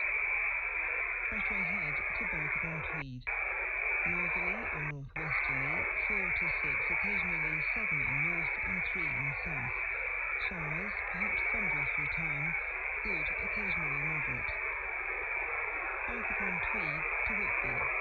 North or northwest, 4 to 6, occasionally 3 at first. Showers, good, occasionally moderate. Whitby to Gibraltar Point. North or northwest, 4 or 5, occasionally 3 at first and 6 later. Showers, good, occasionally moderate. Gibraltar Point to North Foreland. Cyclonic 3 to 5, becoming variable 2 to 4, then northwesterly 4 or 5 later, occasionally 6 later in north. Showers, thunder at times, good, occasionally moderate. North Foreland to Salter Bill. Northwesterly 3 to 5, veering northeasterly 2 to 4 for a time. Showers, thunder at times, becoming fair later, good, occasionally moderate. Salter Bill to Lyme Regis. Northwesterly 4 or 5, occasionally 6 at first in west, veering northerly 3 to 5. Showers, thunder at times, becoming fair later, good, occasionally moderate. Lyme Regis to Land's End, including the Isles of Scilly. Northerly or northwesterly 4 to 6, occasionally 3 later in east. Showers, becoming fair later in east, good, occasionally moderate. Land's End to St David's Head, including the Bristol Channel. Northerly or northwesterly 4 to 6, occasionally 3 in east. Showers, perhaps thundery, good, occasionally moderate. St David's Head to Great Orme Head, including St George's Channel. North or northwest 4 to 6. Showers, good, occasionally moderate. Great Orme Head to the Mull of Galloway. Northerly or northwesterly 4 to 6, occasionally variable 3 in east. Showers, thunder at times, good, occasionally moderate. Isle of Man, northerly or northwesterly 4 to 6, occasionally 7 at first in west. Showers, good, occasionally moderate. Lochfoyle to Carrickfergus. Northwesterly 5 or 6, occasionally 7 in North Channel and 4 elsewhere. Showers, good, occasionally moderate. Mull of Galloway to Mull of Kintyre, including the Firth of Clyde and North Channel. Northerly or northwesterly 5 or 6, occasionally 7 in North Channel, decreasing 4 at times elsewhere. Showers, becoming fair later, good, occasionally moderate. Mull of Kintyre to Ardnamurchan Point. North or northwest 4 to 6. Showers, good, occasionally moderate. Ardnamurchan Point to Cape Wrath. North or northwest 4 to 6. Showers, good, occasionally moderate. Finally, Shetland Isles, north or northeast 5 to 7, but in north or northwest 6 to gale 8. Showers, good, occasionally moderate. And that completes the Shipping Bulletin. This is BBC Radio 4. In a couple of minutes, Farming Today will be reporting on the speech that the King delivered at Westminster yesterday, outlining what the government hopes to achieve in its next parliamentary session. How much was in there for farmers? We'll get on that on the Hill in a couple of minutes. Before that, Prayer for the Day with Marie Elsa Bragg. Good morning. Today is Ascension Day for Christians, when after the crucifixion Jesus finally ascends to bring all life experience into God. We see him take a bird and then seated on the sacred mountain with angels singing, Holy, Holy, Holy.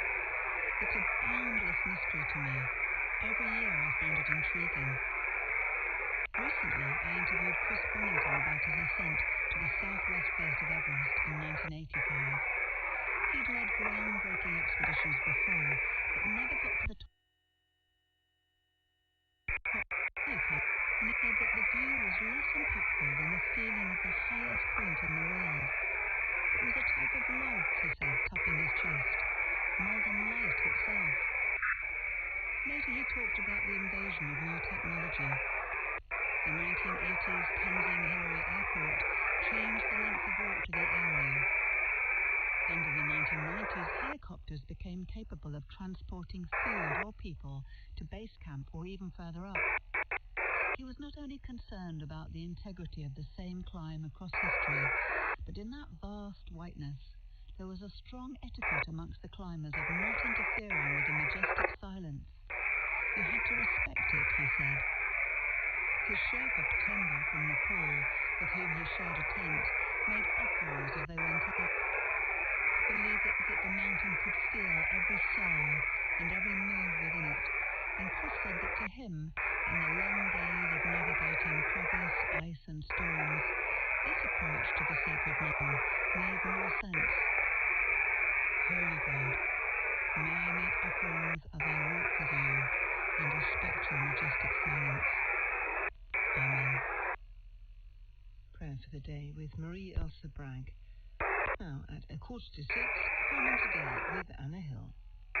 Good morning. Today, new strategies for tackling African swine fever. We ask how much is being done to stop it getting here in the first place. First, though, all week we're taking a closer look at the challenges for agriculture in Northern Ireland. And on Friday, we'll be at the Balmoral Show just outside Belfast.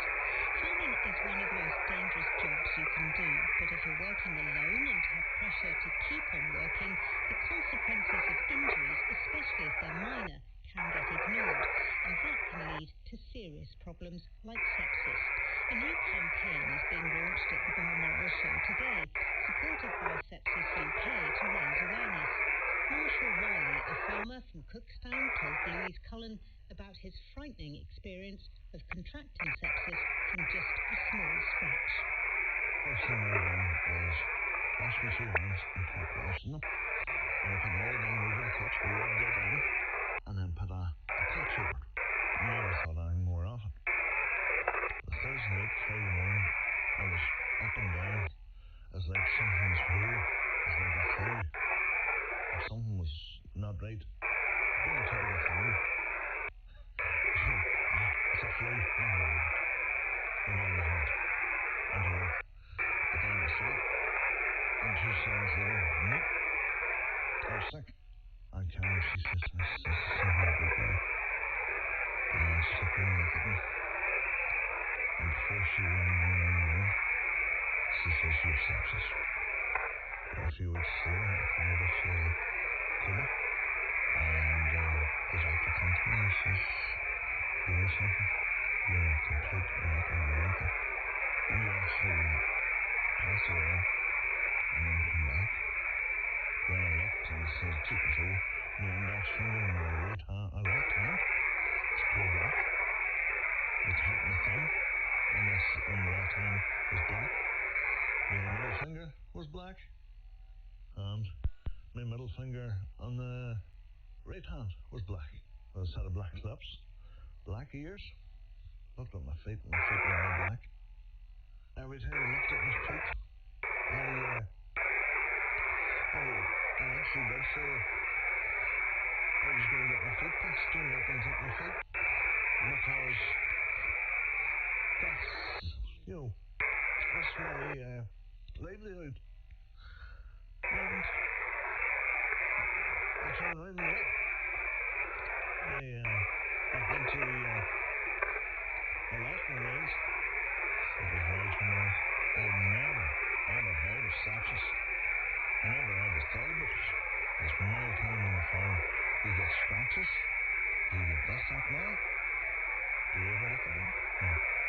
Like I took a wee scratch on my arm, and I was fighting for my life, and I couldn't believe it. If in doubt, pluck that out. Farmer Marshall Wiley there with the best advice.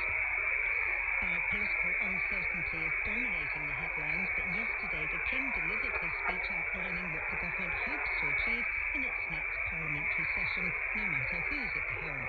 Keen-eared farmers might not have picked up anything to do with their lives from the speech itself, which was just over 12 minutes long. I asked Philip Case, chief reporter at Farmers Weekly, if anything had caught his eye.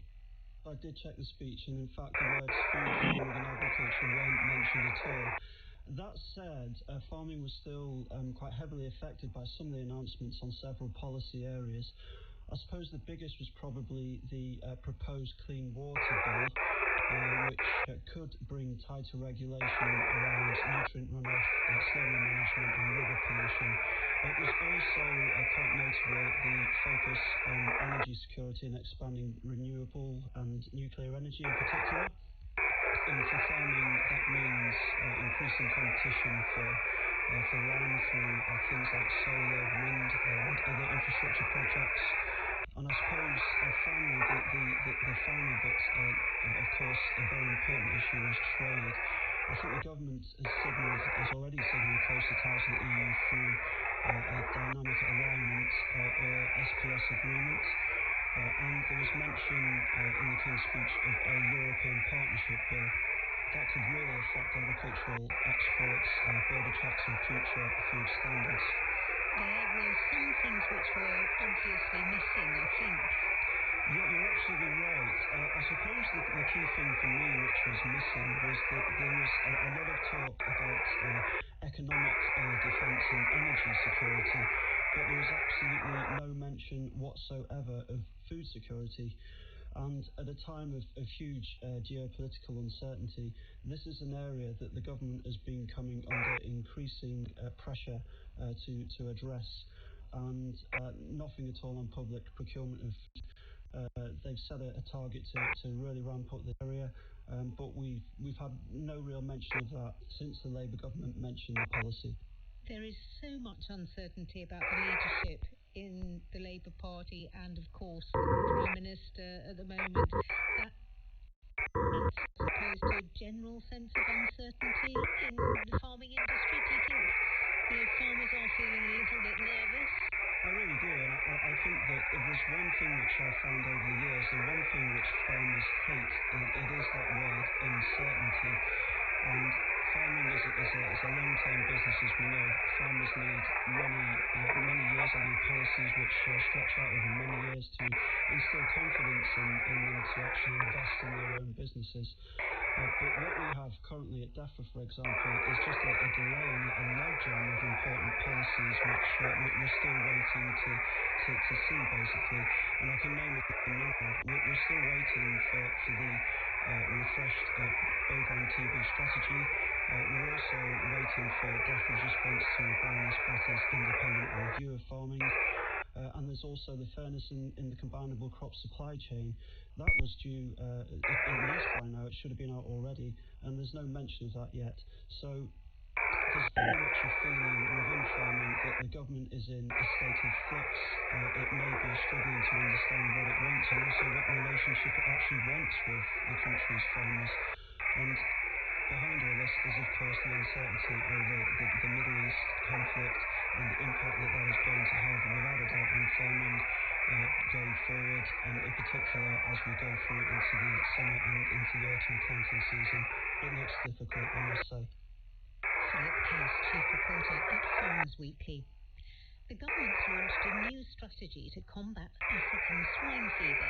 It's a very infectious virus found in pigs and pig meat. It doesn't affect people, but pigs can infect each other, and it can also travel on boots or car tyres.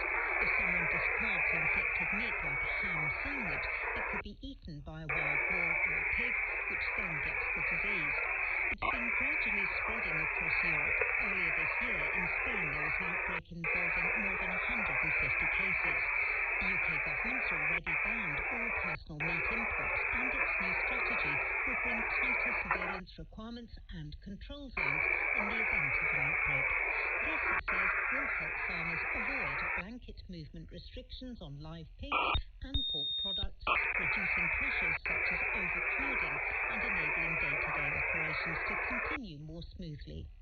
The new measures also apply to classical swine fever, which did break out in the UK back in 2000, when 180,000 pigs had to be slaughtered as animal movement restrictions led to overcrowding.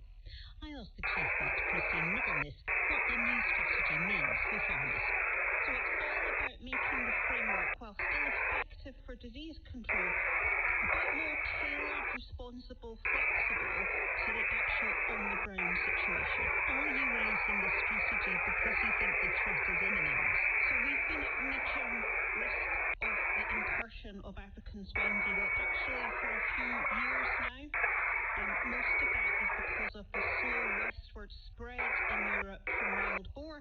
We do see these long-distance jumps into Italy, into Belgium at one point, Germany, and so on, and we're very mindful of that.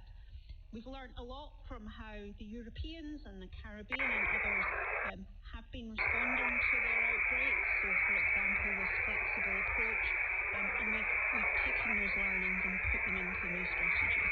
The reason why African swine fever crosses countries is often due to illegal imports of meat. Now, we've reported many times about the problem here in the UK. Last month, Dover Health Authority told us they intercepted more than 14.2 tonnes of illegal meat in the last week of March alone. So doesn't that have to change first? So we continue to work with Dover and provide them with funding to look at exactly this, to pick up these illegal movements of meat. And the fact that their findings on was disappointing means that having the checks is effective. But yes, managing the illegal imports continues to be really important, as does biosecurity at farm level too, and our ongoing advice about don't feed food products to pigs, even if you're out walking around and they're feral pigs. The Environment, Food and Rural Affairs Select Committee heard that lorry loads of legal imported meat failing to get inspected at Sevington for their vet inspections. Now, have you got a hold of that? Because that obviously means that even though this stuff is legal, it's not getting inspected. Well, it has documentary checks, which for me is the really important part, because that's the bit, as you say, that you check the export health certificate online and you can see, yes, it's come from a listed establishment, it's come from a part of the country that we know doesn't have disease. Those for me are the really critical checks in relation to animal health. We are working with Sevington and the Inland Trading Standards and local authorities about following up on lorries that don't stop. Those are particularly for their physical checks of the product, which for animal disease is probably a bit less important. It's those export health certificates signed off by an official vet in the other country that really matter to me. There is to be a new alignment with the EU. That's mentioned in the King's speech.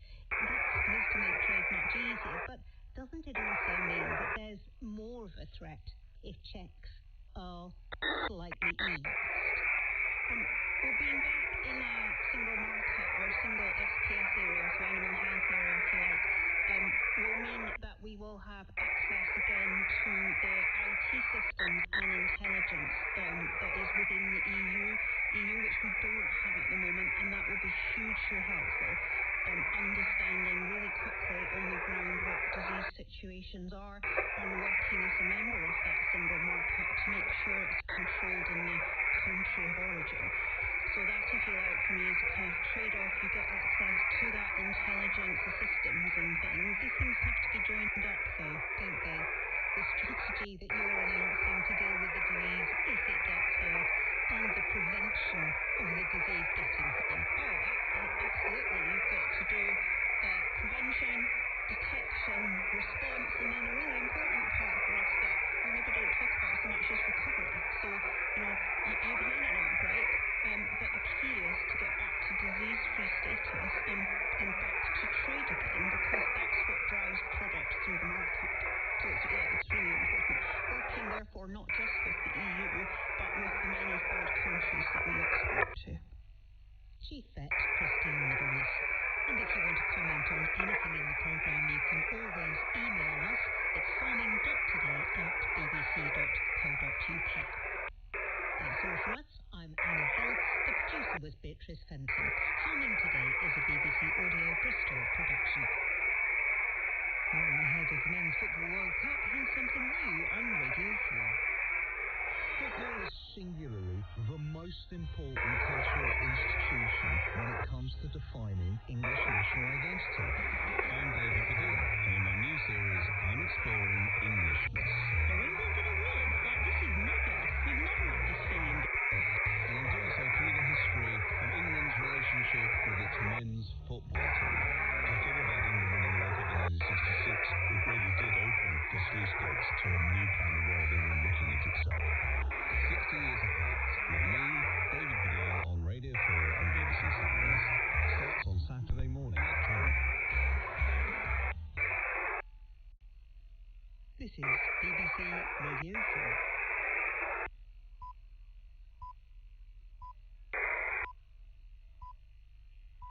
It's 6 o'clock on Thursday, the 14th of May. Good morning. This is Today with Katya Adler and Justin Webb. The headlines today: claims of an imminent leadership challenge from Wes Streeting continue to mount, despite Sir Keir Starmer meeting ministers last night to warn them a contest would plunge Labour into chaos. President Trump has promised the relationship between the United States and China will be better than ever before at the start of talks with President Xi in Beijing.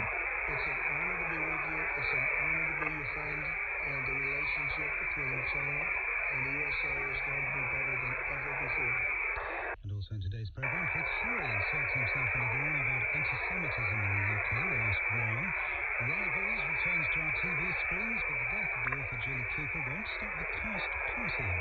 Jilly wouldn't have wanted us to sit down and have a mope. She would have wanted us to continue working and have a glass of champagne afterwards, and that's exactly what we did.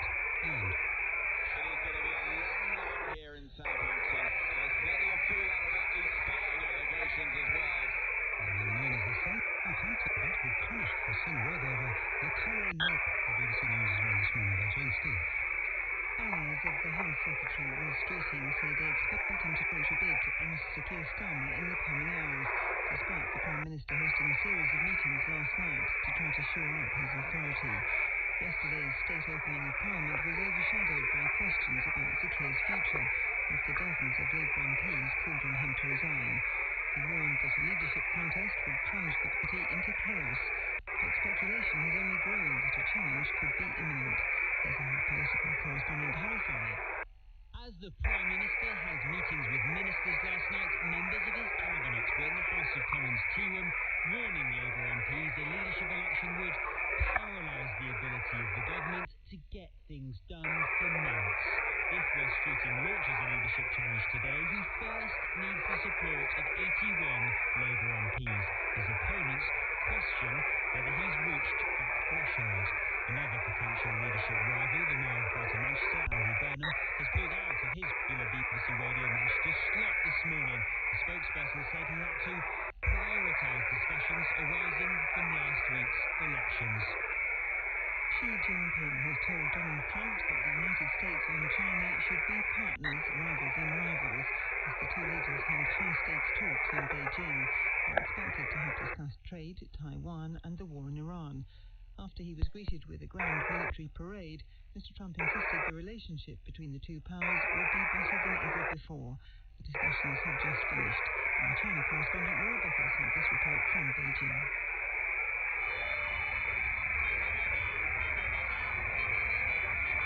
Utilitarians inspected lines of troops outside the Great Hall of the People before Donald Trump paused to wave to lines of cheering schoolchildren holding Chinese and American flags. Inside the hall, Mr. Xi said the world was watching and stressed that stable relations between the two sides was beneficial to all. Donald Trump wants China to buy more American goods, and he'll likely ask for President Xi's help to put pressure on Iran to end the war. China will want lower trade tariffs and may even push the US to end arms sales to Taiwan. The Ukrainian capital has been targeted overnight in a large Russian drone attack. The mayor of Kyiv, Vitaly Klitschko, said at least 9 people have been injured, with fires breaking out in several areas of the city. The head of the Airlines Trade Association has warned that higher ticket prices for passengers are inevitable because of the high cost of jet fuel. In an interview for the BBC, Willie Walsh from the International Air Transport Association said the impact of the Iran war would be felt by the aviation industry for months to come, even if the Strait of Hormuz were to reopen tomorrow. Here's our transport correspondent Claire Leggett. Jet fuel prices have soared since the conflict in the Gulf began. Europe, and the UK in particular, are usually highly dependent on imports from the region, which are currently unable to get through the Strait of Hormuz. People within the industry say this has yet to have a significant impact on airfares in Europe, partly because airlines have been offering discounts in order to entice reluctant travellers. But Willie Walsh said they would be unable to absorb the extra fuel costs for long, and prices would inevitably go up. He also suggested that unless alternative sources of fuel were found, there could be shortages over the summer months, although he was confident there would not be widespread cancellations of flights. Cuba's energy minister says the island has completely run out of oil and diesel as the U.S. blockade continues to cut off supplies. Vicente de la Levy said the national grid was in a critical state, with parts of the capital Havana going without electricity for 20 hours a day. Neither Mexico nor Venezuela, once Cuba's top suppliers, have sent fuel to the island since President Trump threatened to impose tariffs on any country breaching the blockade. Leading scientists are warning FIFA that its safety measures for heat during the Men's Football World Cup this summer are inadequate and could put players at risk of serious harm. The tournament, which is being hosted by the United States, Canada and Mexico, begins next month. The experts in health, climate and sports performance are calling on football's governing body to introduce stronger protections, including longer cooling breaks. Here's our sports correspondent, Katie Gorman. New analysis suggests around a quarter of matches at this summer's World Cup are likely to be played in high-risk heat conditions. Plans have already been announced for mandatory 3-minute cooling breaks in each half of every match of the tournament, but the scientists believe FIFA's current measures are outdated and reckless with players' health. They're calling for longer breaks of at least 6 minutes and clearer rules to delay or postpone matches in extreme heat. FIFA says it's committed to player safety, adding that scheduling has been planned with climate in mind, including adjusted kick-off times and prioritising covered stadiums for warmer matches. The title race in the Scottish Premiership will go down to the wire after the top two, Hearts and Celtic, both won their matches last night. Hearts beat Falkirk and a penalty in extra time gave Celtic their win against Motherwell. They will now meet each other in the final game of the season on Saturday. The current leaders, Hearts, will be champions for the first time since 1960 if they can hold Celtic to a draw. It's a nervous wait for Hearts fans. Of course, it's been a long time to last game, just got to stay hopeful. This has been a horrible week leading up to this. It's been really, really nervous. And it's just extended a few more days, I suppose. Disappointing, but I still fancy us going on Saturday. Take a draw. I think we'll do it on Saturday. Confident. Some anxious Hearts fans there. Thanks so much, Jane. It's 7 minutes past 6, and it's time for the weather forecast with Chris at the BBC Weather Centre. Good morning, Chris. Good morning, Katie. Well, looking at the weather picture today, it's another day of sunshine and heavy showers. A number of the showers will turn thundery later on this afternoon with some fairly widespread hailstorms around once again, particularly across eastern areas of the UK. Now, we'll start off across England and Wales with showers already streaming in across Wales, the West Midlands, South West England. We've got a few for the South Midlands and lots of showers running down eastern coastal counties into parts of Norfolk and Suffolk and East Anglia. In between and betwixt, across parts of the Midlands, northwest England, not so many showers at the moment, but they will develop later in the day.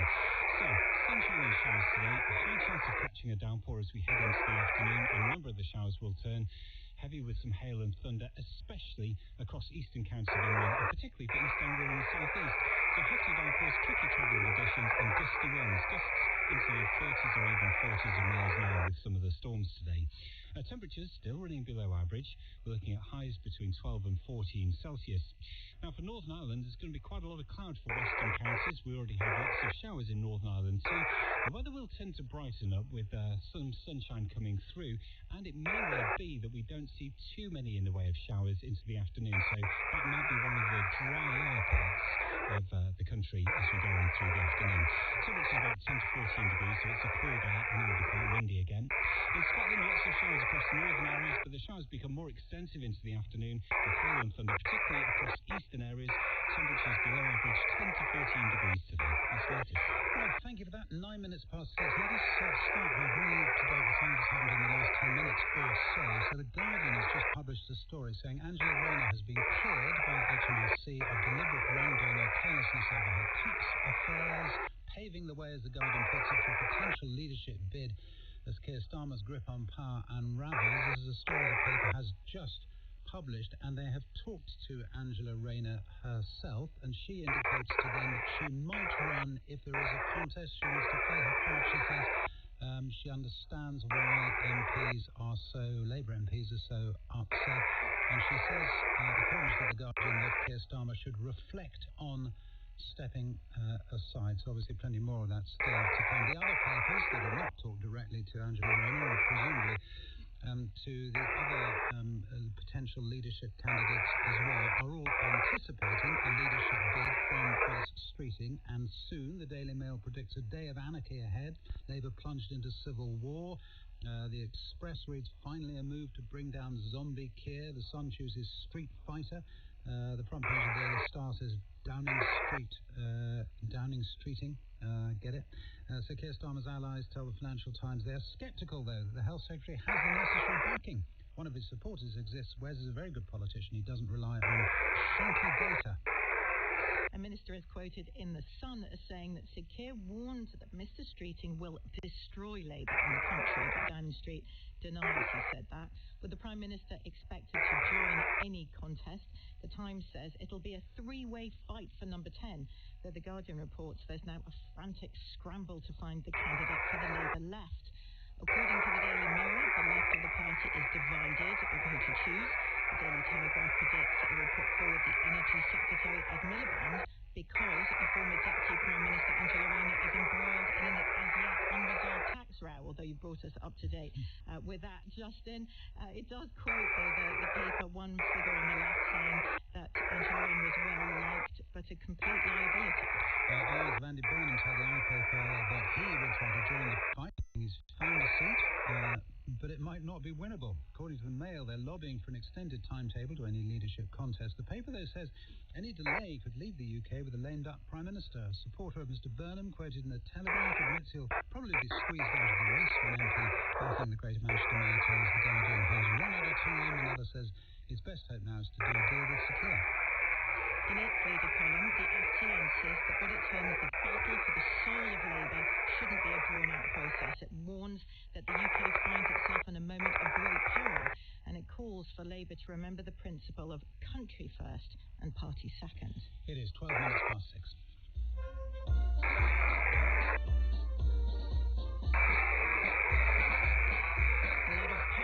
A lot of pageantry greeted President Trump, and he seemed to like it as he met Chinese President Xi for their much-anticipated high-stakes summit in Beijing.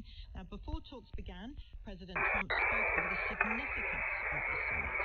There are those who say this is maybe the biggest summit ever. They can never remember anything like it. I can say in the United States, people aren't talking about anything else.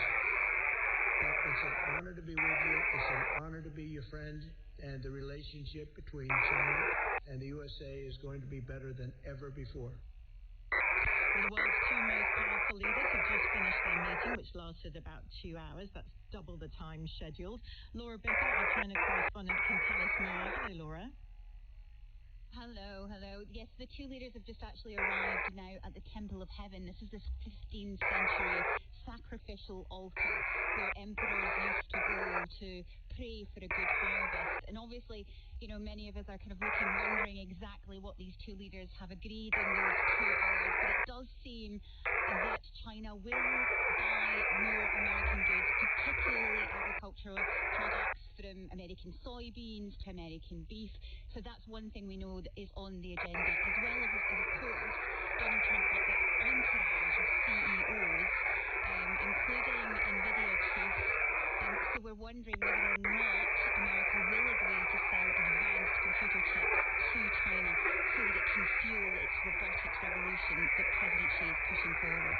Because that's what's so interesting, isn't it? Because President Xi, before the talk, said we should be partners but not rivals. But clearly they're rivals. Clearly they're rivals. I mean, Donald Trump built up a political brand by talking tough on China, and then today he lavished praise on his host as he sat across from President Xi. He also appeared to be wowed by the precision of this military honor guard.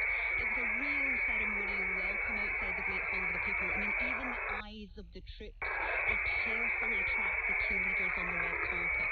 And he enjoyed the adoration of the Chinese children waving and cheering ahead of the summit. In fact, he paused twice to say hello. Now, China will not be immune to the effects of this flattery, but also China believes the balance of power is shifting in their favour.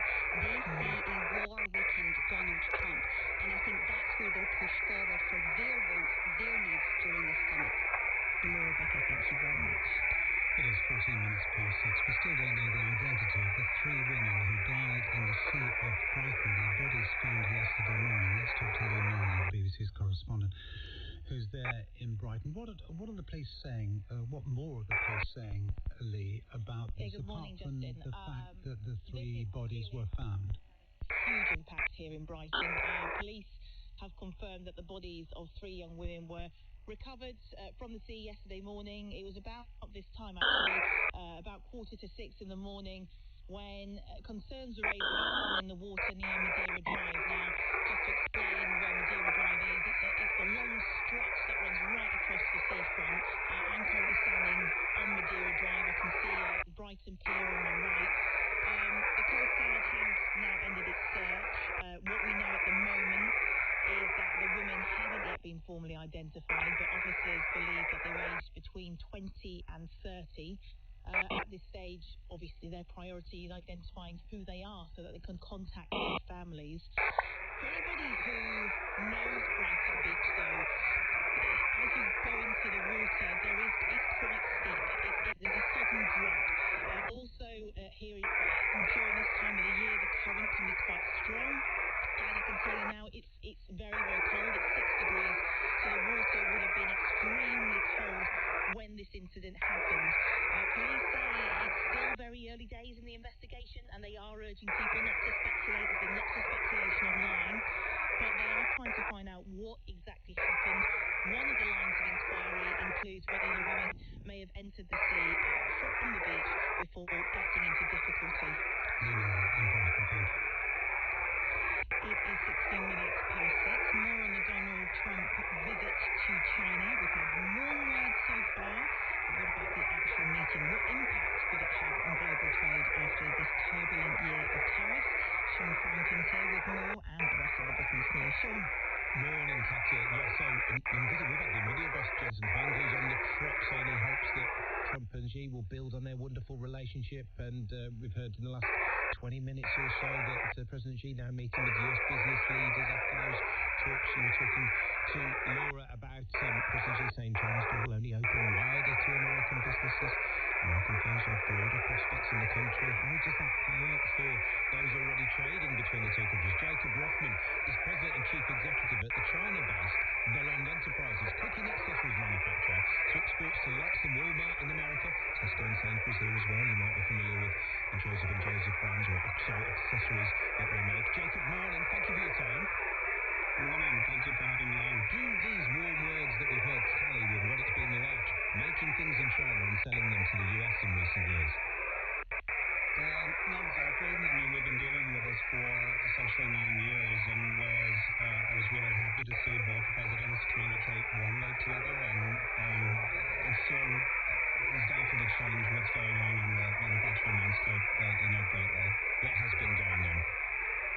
So since President Trump's first term, manufacturing has been slowly moving from China, where the majority of it has been for decades, to other countries. We were first in the wave of that to go to Cambodia, then to Thailand, then to India.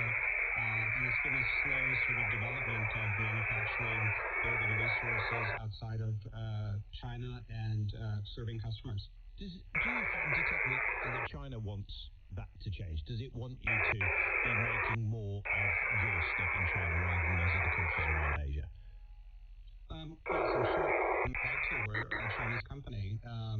I never imagined coming here 20 years ago that I would be operating in 4 different countries. And it's not a lot of fun to try to manage a global supply chain like that. But unfortunately, the products that we make are fortunately are not really the targets. The targets, as you can see, I was left off the delegation to go to Beijing.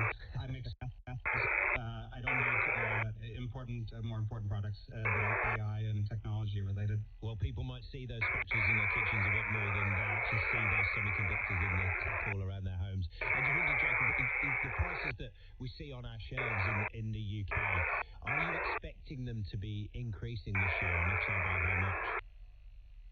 Yeah, that's a difficult question. I think many people, whether they're manufacturers or buyers on the other side, it depends really on what type of products that you make. But because of what's going on in the Strait of Hormuz, it makes it difficult, particularly when petroleum goes up, plastic prices go up. I could give you round numbers of between 7 to 15%, but that really depends on where the product's being made. Southeast Asia going to be able to absorb that through other inputs like labor or raw material availability. Could these talks ease those price increases somehow? Well, I hope so. I mean, the thing that I'm hoping that happens is there's some resolution on how to handle Iran and the Straits of Hormuz, because that would allow petroleum prices to decrease and plastics, which is a commodity we use quite a bit. So I hope that's an output, one outcome of this. I also hope there's a better relationship between my home country, the United States, and China. That would be amazing for us and our customers in the United States. But for people like Tesco or Sainsbury's, like you mentioned, they've been diversifying outside of China for decades, not decades, for the last couple of years at least, very serious about it recently. So I think pricing and the talks won't necessarily affect the UK specifically, but the US for sure. Jacob, thank you for your time this morning. Jacob Rothman, their President and Chief Executive at the China-based Belong Enterprises, making those cooking accessories. Let's talk a little bit more about what's been going on with the oil with Lucy Coots, JM Finn's Investment Director. Lucy, good morning. I mean, Brent crude, barrel Brent crude, still around $106 a barrel this morning. It feels sort of steadier, but the headlines are more about inventories depleting at a record pace. They are. So obviously, as a consequence of reduced flows across the world, then people are drawing from their inventories and quite right at multi-year lows. And we estimate that the cumulative supply losses are up to hundreds of millions of barrels, and any physical restock is going to take weeks. We have to sort of, in context, remember that these oil tankers move at a very speedy 14 miles an hour, crossing the world's seas.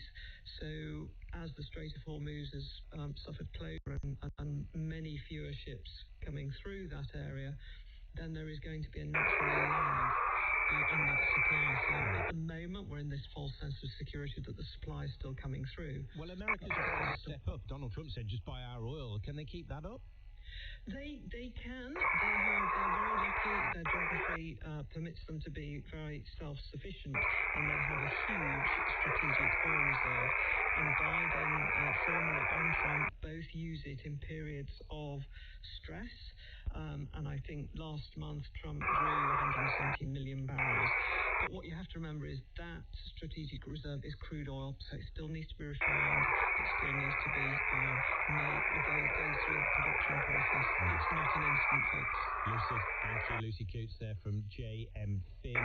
We've been watching the oil price a lot in recent months now. A lot of attention has turned to the bond prices and particularly the cost of borrowing for the UK government, the effective cost of borrowing for the UK government. So over a 10-year period, those 10-year gilts, that interest rate, that yield, fell a little bit to 5.05%, but still above that 5% level. Many have been keeping an eye on levels that we haven't really seen for quite some time. Luke Hickmore is Investment Director in Fixed Income at Aberdeen. Very much keeps a close eye on all of this. And Luke, morning. With all the political goings on now, what are the big questions for those bond investors that lend money to governments like the UK? Yeah, morning, Sean. Interesting listening to your previous guest and talking about supply of oil. We have no troubles with supplying government bonds. 300 billion a year the UK government is borrowing at the moment, and that is what makes this so important. And whatever happens with the politics, whether we go left, we go right, we go centrist, what we've not seen is any real stability on policies, any long-term planning. And quite honestly, investors in gilts and UK government bonds are saying, we're not sure what the future looks like, which means the risk is higher. We don't know what's going to be happening with the fiscal plans of these governments, which means the risk is higher, and that pushes up the cost of borrowing. Add in oil, add in Iran conflict, add in a pretty weak economy in the UK. It's an ugly picture, Sean. Some of the conversation has been if the politics goes more to the left and there's more sort of inclination for higher spending and tax rises that might come with that might be the thing. But am I right in saying from what you're saying it's not necessarily about those kind of policies themselves, or would that have an impact? It certainly would. But as I said, I think it's around this short-termism we're seeing a lot in UK politics at the moment. You know, how long does a PM last? How long does a Chancellor last? How long does the government last? These things are more existential and more problematic, I think. However, you know, the FT wrote an excellent article this week talking about the bond market acting as police on political parties in the UK. So even if we do move left, I think there's a realisation that you can't keep pushing on the fiscal side and expect your cost of borrowing to stay the same. So I think that's important, but perhaps it's more about we need longer term stability in a left or a right or a centrist government. Luke Hickmore, Investment Director at Aberdeen, thank you for your time this morning. Let's just have a quick look at what's going on. This multi-million-pound deal between HMRC, the department in charge of collecting taxes, and a big tech company, British company called Quantexa, describe themselves as a decision intelligence firm. They've got this £175 million contract with HMRC, 10-year one, to overhaul its data systems. Vishal Maria is the founder and chief executive of Quantexa. Vishal, good morning. How much of a game changer is this for HMRC? What actual changes are going to come about because of it? Good morning, Sean, and great to be on this morning. So, since I started Quantexa in 2016, our mission, Sean, has been to help organizations connect fragmented data so they can make better, faster, and more trusted decisions. For HMRC, that means helping creating a clearer picture across all of its fragmented systems so they can improve customer service, identify fraud earlier, and support more informed decision-making. As you say, Sean, this is a landmark deal for the government and for Quantexa, and it represents one of the largest public sector decision intelligence and data transformation programs that the public sector, in this case HMRC, is executing today. And what does that mean for, you know, is this going to be a cost reduction for HMRC? Does it mean they need to have fewer people working there? So the benefits of the program will be multifold. So first thing, on the taxpayer, on the customer itself, better decisioning. If a taxpayer has accidentally routed their tax return to the wrong reference number, you and I probably have done that in the past. How do we get that information quicker to the agents at HMRC so they can rectify those problems? But in your experience, Vishal, and this isn't me, I'm not sort of saying the blame goes on you for creating this technology, but in your experience, when people use your technology, do you see that one of the efficiency savings they make is headcount? So we've deployed our platform in multi-industries, banking, government, insurance, and so on. What I've seen so far is that we haven't seen a reduction in headcount, but what we have seen is an enablement and a productivity increase. So where someone was doing 3 or 4 things, they're now doing 5 or 6 things. And more importantly, they're doing it more effectively with better trust and better accuracy. And Vishal, just briefly, given the world you are working in, are you sort of eyeing up, preparing for a potential bid for NHS contracts that might become available? So we work right across government, if that's in tax, border security, defence, intelligence, as well as the healthcare. Now, as you all know, and many have asked me over the last few days, weeks, we did enter the Federated Data Platform program in the NHS, and we did incredibly well to come second. Now, as my dear old mum said, you get no prizes for coming second, but we're fully focused in working and supporting the government in any large-scale program. Vishal Maria, founder of Quantexa, thank you for your time. Sean, thank you. 28 minutes past 6 to the sport. Here is Jane Dougal. Morning, Jane. Good morning, Justin. VAR could have influenced the outcome of the Scottish Premiership after Celtic were awarded a controversial late penalty against Motherwell, ensuring that the title race will go to a final day decider.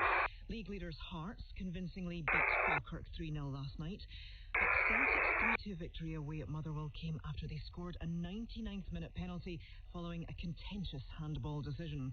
Hearts remain 1 point ahead of Celtic and now have to win or draw this Saturday at Parkhead in order to be Scottish champions. Head coach Derek McInnes says he was confused by the penalty decision. Kept watching it and kept watching. I'm thinking, am I missing something here? It's a strange decision considering the big decisions we didn't get. You know, whether it was 2 penalties for us at weekend at Motherwell, certainly 1. So we feel as if we're up against everybody. That's where we feel. Siege mentality. We just need to do what we need to do for our club, turn up on Saturday. A return to form for Phil Foden helped Manchester City beat Crystal Palace to ensure the Premier League title race continues into the final week of the campaign. Foden set up the first 2 goals in City's 3-0 victory, leaving Pep Guardiola's side trailing leaders Arsenal by 2 points with 2 games to go. Rory McIlroy says he is no longer in pain after losing a toenail ahead of the second major of the year. A switch of footwear has helped the Masters champion as he prepares to compete at the US PGA Championship at Aronimink near Philadelphia. Our golf correspondent Ian Carter has more. McIlroy came through 9 holes of practice yesterday, saying he was pleasantly surprised at how comfortable he's using wider-fitting golf shoes to alleviate the discomfort he's feeling from a blistered right little toe. On Tuesday, he had to cut short a practice round after just 3 holes. Today, he tees off early with John Rahm and Jordan Spieth. The defending champion, Scotty Scheffler, is the favourite after finishing runner-up in his last 3 events, and he plays alongside 2 Englishmen, Justin Rose and the in-form Matt Fitzpatrick. Former wicketkeeper Sarah Taylor will be England men's fielding coach during the upcoming Test series against New Zealand, making her the first woman to coach an England men's side in a sport. She'll be working with a new-look squad that includes Durham's Emilio Gay, who'll open the batting, and seam bowler Ollie Robinson, who's been recalled after a 2-year absence. And the second one-day international between England women and New Zealand at Northampton was a washout, with play abandoned without a ball being bowled. The 3-match series continues at Cardiff on Saturday. Thank you, Jane. It's 31 minutes past 6, and next week on Radio 4, a drama that breathed new life into the women who transformed British horticulture. Will you promise me something? Live differently, I promise. The stories of Gertrude Jekyll, Ellen Wilmot and Beatrix Potter. You are not above the garden. You are of it. Do not wait for permission And never apologise. 3 female horticulturalists who chose to resist convention, redraw boundaries and follow their passion. When you look up at the night sky, I shall be there. Featuring Juliet Stevenson. what survives is to have made something honest. Trimorous, 3 heroines unearthed, begins next Tuesday afternoon at 2:15 on Radio 4 and BBC Sounds. Time now is 28 minutes to 7. You are listening to Today on BBC Radio 4. Catch your adler, Justin Redden. Jane Steele with the news. Supporters of the Health Secretary Wes Streeting say they expect him to challenge the Prime Minister for the Labour leadership in the coming hours. Last night, Sir Keir Starmer held meetings with Labour MPs and ministers, warning that a leadership contest would plunge the government into chaos. It's unclear if Mr Streeting has the support of 81 MPs required for a challenge. The former Deputy Prime Minister, Angela Rayner, has told the Guardian newspaper that she's been cleared by HMRC over her tax affairs. She resigned last September after admitting she'd underpaid stamp duty on her flat in Hove.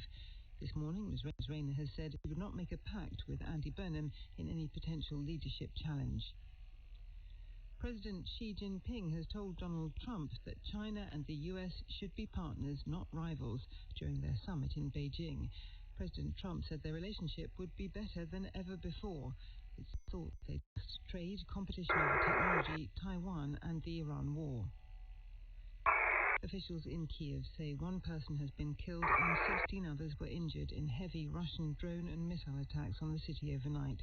Rescue teams are trying to pull survivors from the rubble of a residential building that was hit. The Ukrainian military says the country was targeted by at least 900 drones in the last 24 hours.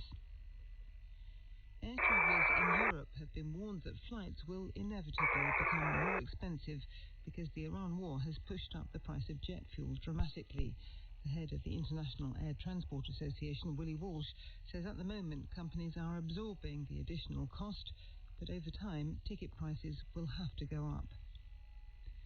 Leading scientists has warned FIFA that its safety measures for heat during the Men's Football World Cup in North America this summer are inadequate and could put players at risk of serious harm. They say 3-minute cooling breaks are too short and should last at least 6 minutes, and there should be clearer rules to delay or postpone matches in extreme heat. Thank you for that. Just coming up to, 25 to 7, and just half an hour or so ago, The Guardian reported that Angela Rayner had been cleared of wrongdoing by HMRC, clearing the way for her to take part in the leadership contest, if indeed she wants to. She tells The Guardian that Keir Starmer should reflect on stepping aside. All of this, of course, before Wes Streeting, the Health Secretary, says anything about his own position, although that is certainly expected in the coming hours. Angela Rayner has been talking to Paul Brand on ITV News. She was asked what she thought of the speculation that Wes Streeting might challenge the Prime Minister. You know, that's Wes Streeting's choice. And, you know, that if he's got the support and people are going forward, then that's up to us.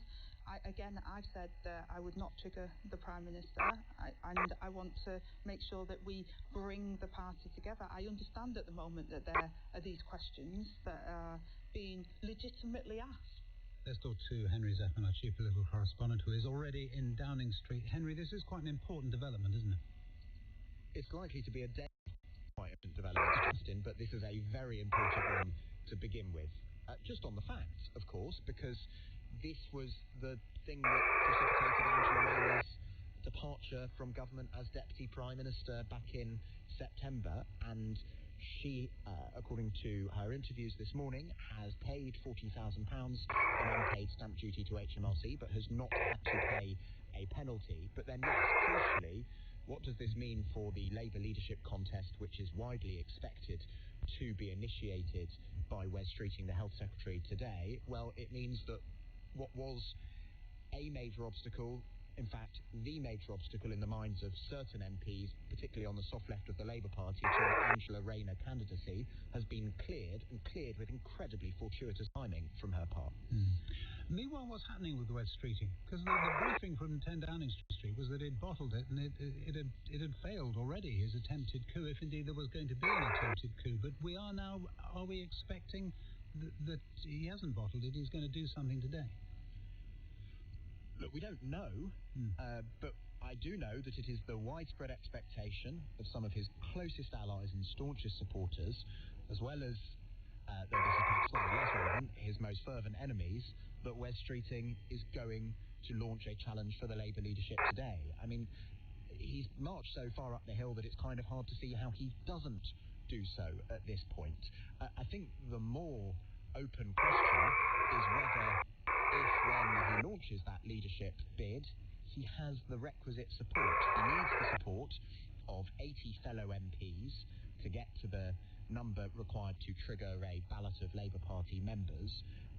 Now, a number far larger than that, or a fair bit larger than that, has called for Sir Keir Starmer to go, and a number even larger than that has failed to back Sir Keir Starmer staying. But that group of people is pretty split on what should come next and who should come next. So it's not a given that Wes Streeting would have the support of all of them. Some of his most natural supporters are still in the cabinet or still in the government ranks, and therefore publicly, but also in many cases privately, as far as I can tell, backing Sir Keir Starmer, believing now is not the right time for a leadership contest.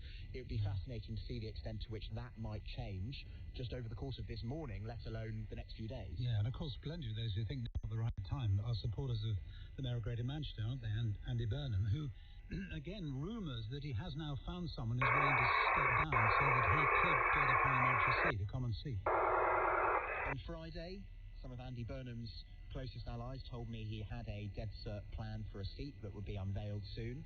On Saturday, some of Andy Burnham's closest allies told me that he had a nailed-on plan for a seat that would be unveiled soon. On Sunday, I mean, you get the idea, Justin. I think in the minds of some of those Labour MPs who are open to backing Andy Burnham, and they are numerous and they span factional divisions of the Labour Party, it's not just on the left, in their minds, today is the day for Andy Burnham to make good on that suggestion that he does indeed have a seat. There are all sorts of rumours, but whenever one of the rumours gets to us and other journalists, we put it to the MP who is sitting in that seat at the moment, and they deny that it is them who has agreed to give up a seat to Andy Burnham.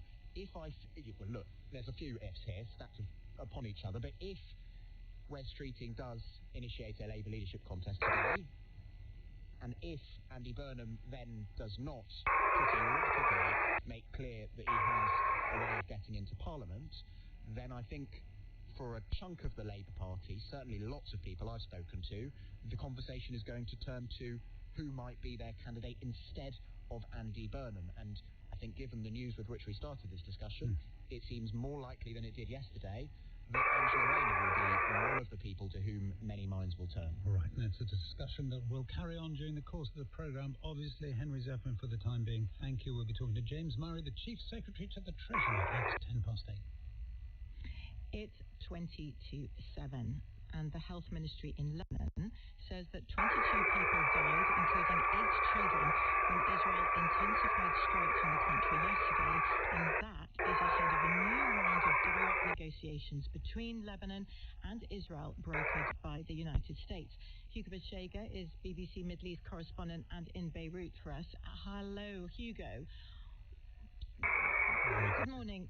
Now, President Trump announced a ceasefire in Lebanon about a month ago. That's not how it's looked on the ground pretty much ever since. And what is the latest overnight? Can you tell us?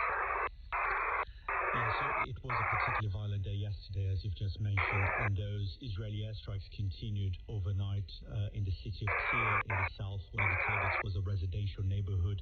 A number of people were injured in that attack.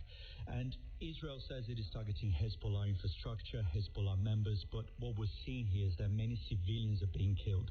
Children, women, medical workers, and these attacks happen every day, day and night. So there's a lot of frustration here in Lebanon, obviously, because a lot of people here feel that the ceasefire first, it's a deal that is one-sided because it gives Israel the right to continue to attack, claiming self-defense. The way the deal is worded essentially gives Israel the right to attack anything, anyone, and this is exactly what is happening. And Hezbollah has been responding, has been attacking Israel, Israeli troops that continue to occupy parts of southern Lebanon, a no-go zone for the residents in that part of the country. So in southern Lebanon in particular, the war continues, and this is a ceasefire in name. But there are these new talks now, aren't there, between Israel and the Lebanese government? How much hope is there amongst people in Lebanon, so many of whom have been killed in this latest round of violence, so many displaced from their homes, and Hezbollah against these talks? Yeah, I think there's very little hope that we could see something significant emerging from these talks. I think it's positive that for the very first time in a very long time, a U.S. administration seems to be giving a lot of attention to the situation in Lebanon. There's pressure from U.S. officials for some kind of deal that could normalize relations between Israel and Lebanon. But it is a very difficult position for the Lebanese government. First, they're having to engage with this process while the country is being attacked. Civilians, as you say, are being killed. The country is under occupation. This is a very controversial issue here in Lebanon. But obviously at the center of this problem, if you like, is the issue of Hezbollah's weapons. This is something the government cannot deliver. The president here has been saying this cannot be done by force, that there needs to be a diplomatic process that includes Hezbollah. And obviously Hezbollah is not being in these talks and has refused to disarm. So how do you square the circle? Nobody seems to know. Indeed. Hugo Bashega in Beirut, thank you. It is 17 minutes to 7. Let's have a brief look at what the papers are saying this morning because, it is interesting and particularly interesting from The Guardian, which I'll get to in a second. But first of all, the headlines that really suggest that West Street, as we're hearing from Henry Zephyrin, is going to say something today about his future, and indeed it would be pretty odd if he didn't. Streeting set to resign, will challenge PM, says the Eye. Streeting on manoeuvres, says the early edition of The Guardian. Starmer rallies Labour loyalists in move to Seoul. Streeting, says the Financial Times. Streeting prepares to quit ahead of number 10 challenge. You get the picture, but all of them rather scooped by The Guardian this morning, which published a story, 3/4 of an hour or so ago, in which they say that Angela Rayner has been cleared by HMRC of deliberate wrongdoing or carelessness over her tax affairs, and they pay way for a potential leadership bid from her as Keir Starmer's grip on power, as they put it, unravels. And she's told the paper that she might run if there is a contest. She wants to play her part, she says. She understands why Labour MPs are so upset following the election, the local elections, and indeed the election. Keir Starmer should reflect on stepping aside. So that was that's what is on the front page, at least in the digital version of The Guardian. And plainly, Ms. Rayner is up and about and talking to people. Indeed, she wants to talk to us. She'd be very welcome to come on. We will create the space. And the same goes for Wes Streeting, who almost certainly is also listening right now. Either of them very welcome on the programme to join our discussions over the next couple of hours. Now, at 7:15, speculation about Sir Keir Starmer's future was put on hold for just a few short hours yesterday. The King came to Westminster for the state opening of Parliament and set out the government's plans for new laws. So, let us turn to Alicia McCarthy, who was watching it all. As is traditional with the state opening of Parliament, there was a bit of this. And a bit of this.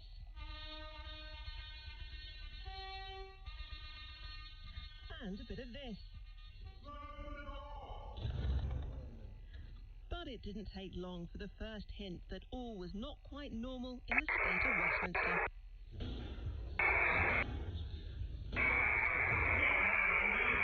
One rogue MP shouting out that now was not the moment for the Greater Manchester Mayor and possible Labour leadership contender Andy Burnham to make his return to the Commons. Back down the corridor, the King read out the speech prepared for him by ministers, outlining the more than 35 bills the government wants to turn into law in the next year or so. But the question consuming Westminster was who would be in charge of that government.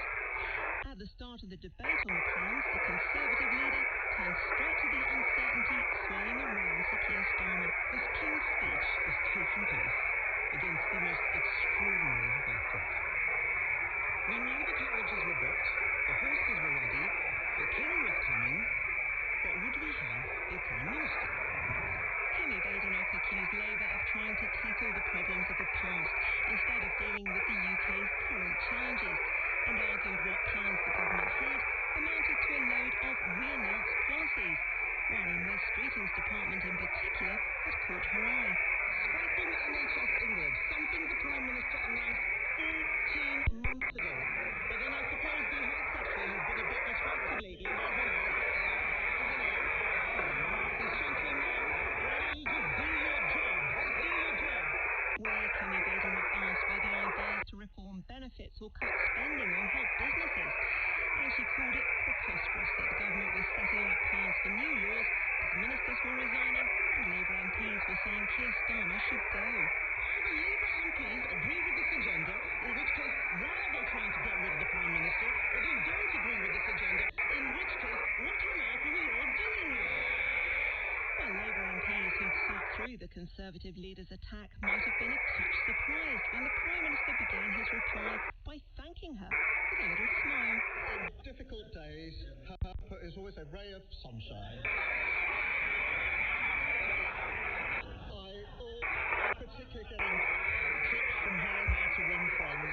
Bills in the speech will make changes, among other things, to policing and education, immigration and asylum, and the UK's relationship with Europe.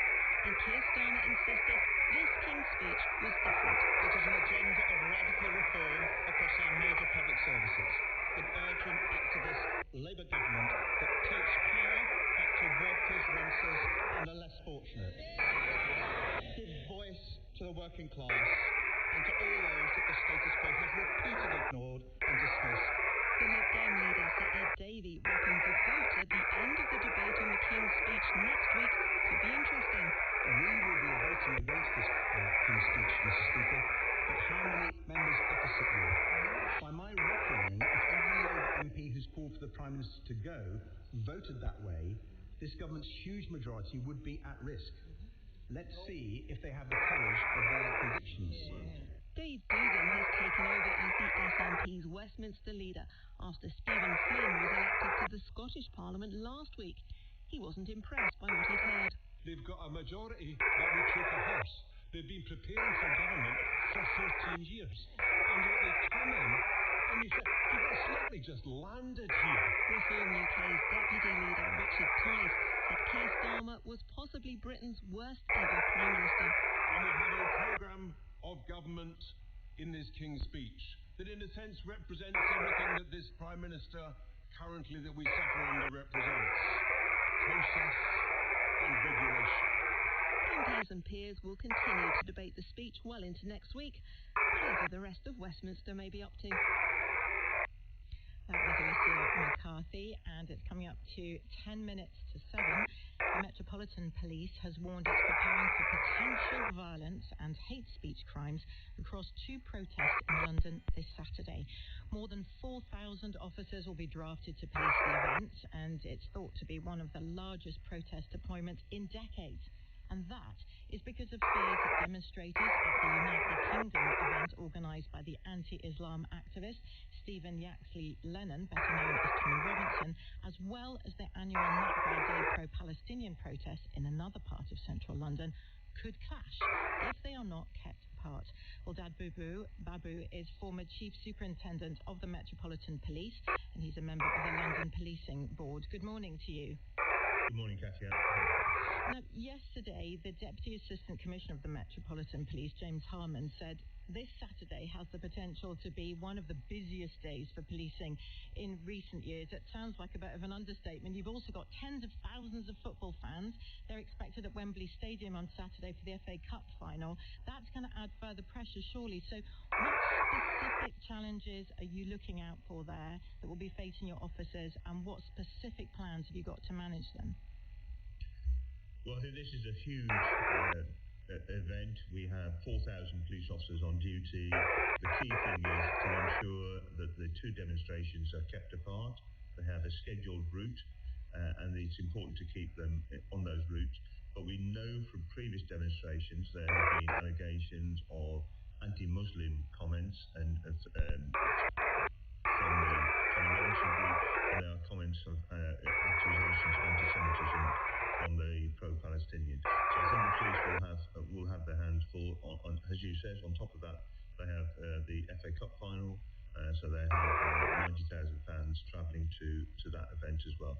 So it's going to be an incredibly challenging day, but I think the police are well prepared. The key thing will be to make sure that they're able to talk to the organisers and ensure that they keep to the routes that have been prescribed. Well, you mentioned their fears of potential hate speech in both of the protests. Hate speech conditions have been imposed on organisers, but how does that work in practice?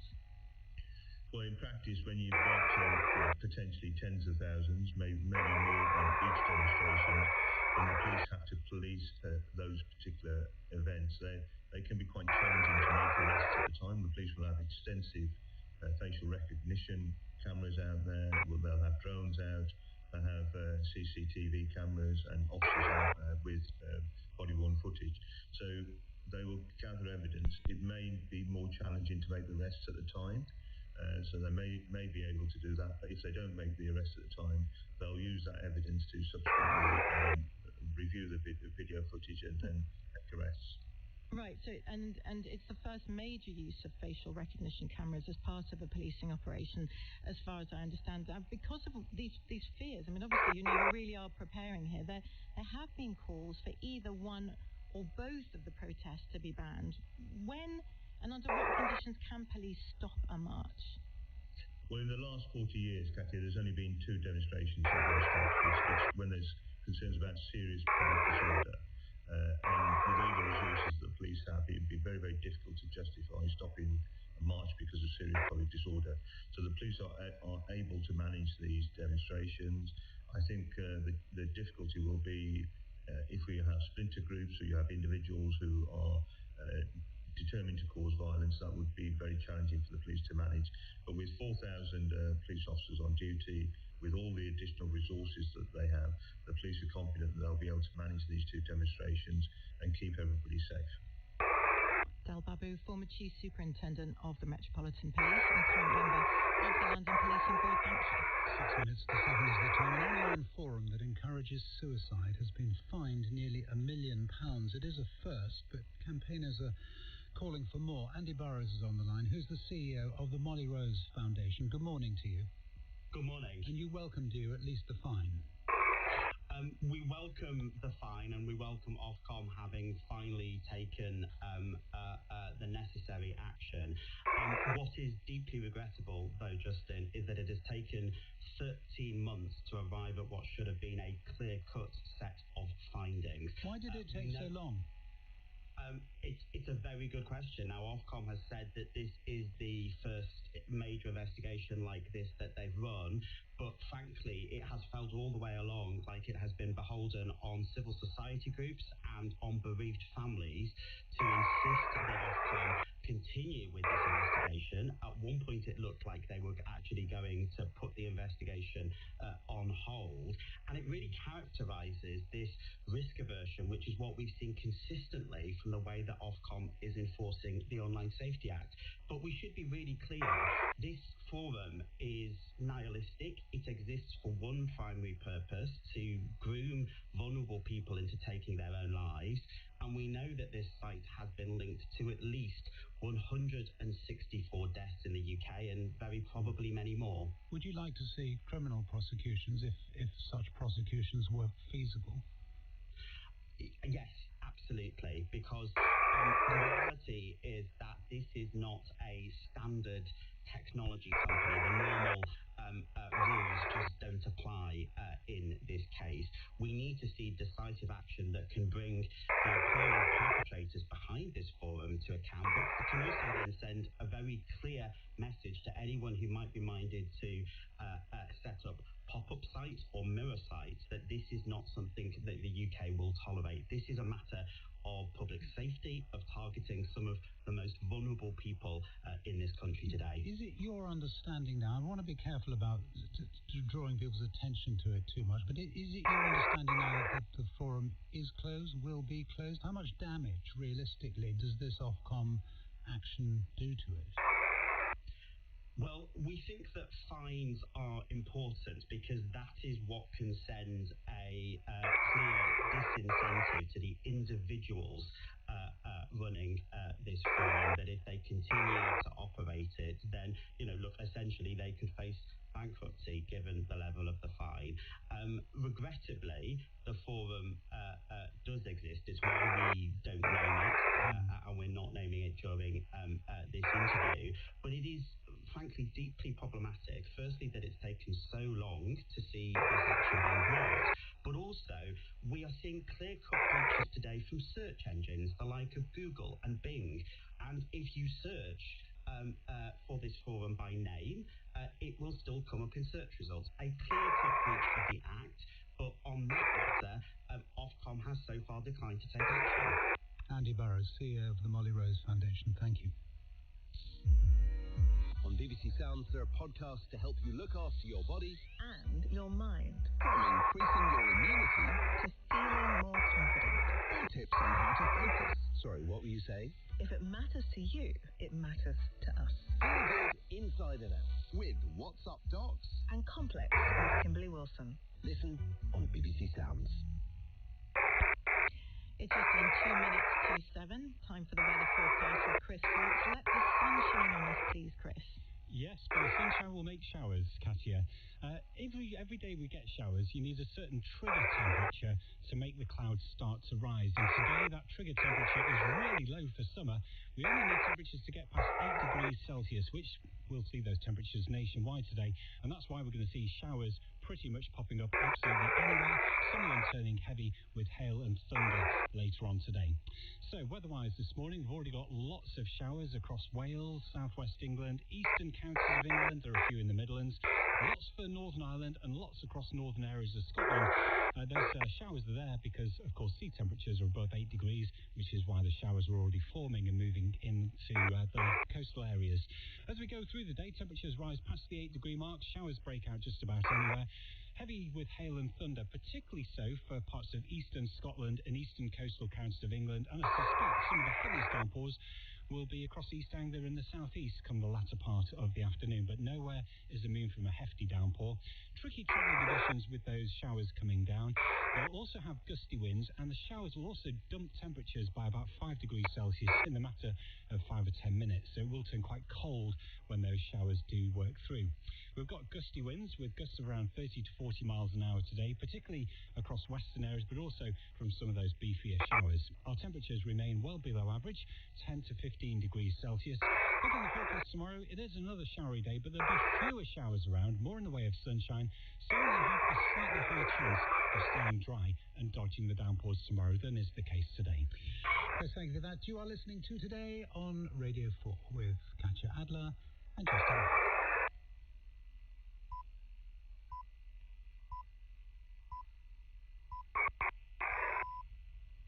It's 7 o'clock on Thursday, the 14th of May. Good morning. The headlines this morning: the former Deputy Prime Minister Angela Rayner says she's been cleared by HMRC over her tax affairs, removing a major obstacle to her standing in any potential leadership contest against Sir Keir Starmer. Allies of West Streeting say his challenge to the Prime Minister could come within hours. In the next hour, we'll hear from Tracy Brabin, the Labour Mayor of West Yorkshire, who yesterday visited Downing Street to give her advice to Keir Starmer. And President Trump has held 2 hours of talks with his Chinese counterpart in Beijing, with both leaders promising closer ties between the two countries. That is coming up in the next hour. Why is Prince Harry chosen now to read about anti-Semitism and Islamophobia in Britain? We'll be talking to a royal watcher, David Tennant, as well, hitting new lows in the return to our screens of Gilligan's arrivals. There's a confidence, I think, to Series 2, which gives it a swagger. I thought it was quite bad at Series 1. It's terrible having Series 2. I mean, really despicable. The BBC News read by Jane Steele.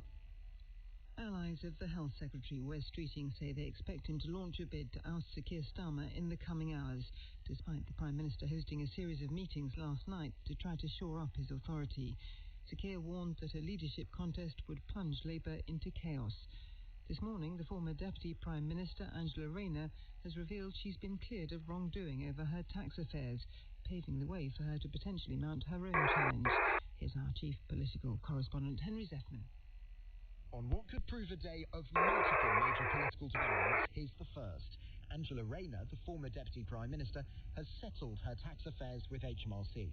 She told The Guardian and ITV that she had paid £40,000 in unpaid stamp duty, but has not had to pay a penalty. It removes the main obstacle to Ms Rayner pursuing a leadership campaign should Wes Streeting, the Health Secretary, trigger a contest today. That is still what his allies and opponents widely expect him to do. If he presses ahead, he would need the backing of 80 fellow MPs, as would any other candidates who then jumped into the race. The exception is Sir Keir, who automatically has a place on the membership ballot. Another potential leadership rival is the Mayor of Greater Manchester, Andy Burnham. He's pulled out of his regular BBC Radio Manchester slot this morning. Finding and winning a parliamentary seat remains a major hurdle Mr Burnham must clear before he can stand for the leadership. For now, though, there is no formal challenge, and Sir Keir has made clear that if there is one, he would stand in it. Donald Trump has said the US and China will have a fantastic future together as he held high-stakes talks with his Chinese counterpart Xi Jinping. The meeting in Beijing is believed to have focused on trade and the war in Iran. Mr. Xi said the US and China should be partners rather than rivals, but he issued a stark warning over the issue of Taiwan. Our China correspondent Laura Bicker reports from Beijing. The two leaders talked for 2 hours, far longer than expected. President Xi warned Donald Trump that the issue of Taiwan, which Beijing claims as part of its territory, could bring the two countries into conflict. He is pushing for a delay or a reduction in US arms sales to the self-governing island. Donald Trump has brought the chief executives of 30 major tech businesses to Beijing in the hope that China will open its doors to more American firms. Mr. Trump also lavished praise on his host as he toured the 15th century Temple of Heaven, where emperors once prayed for a great harvest. He said Mr. Xi was a great leader and remarked to reporters that China was beautiful. Ukraine's Air Force says the country was targeted by 675 Russian drones and more than 50 missiles overnight. The statement said most of them were intercepted, but some did get through. A number of residential buildings in Kiev were hit, killing one person and injuring 16 others.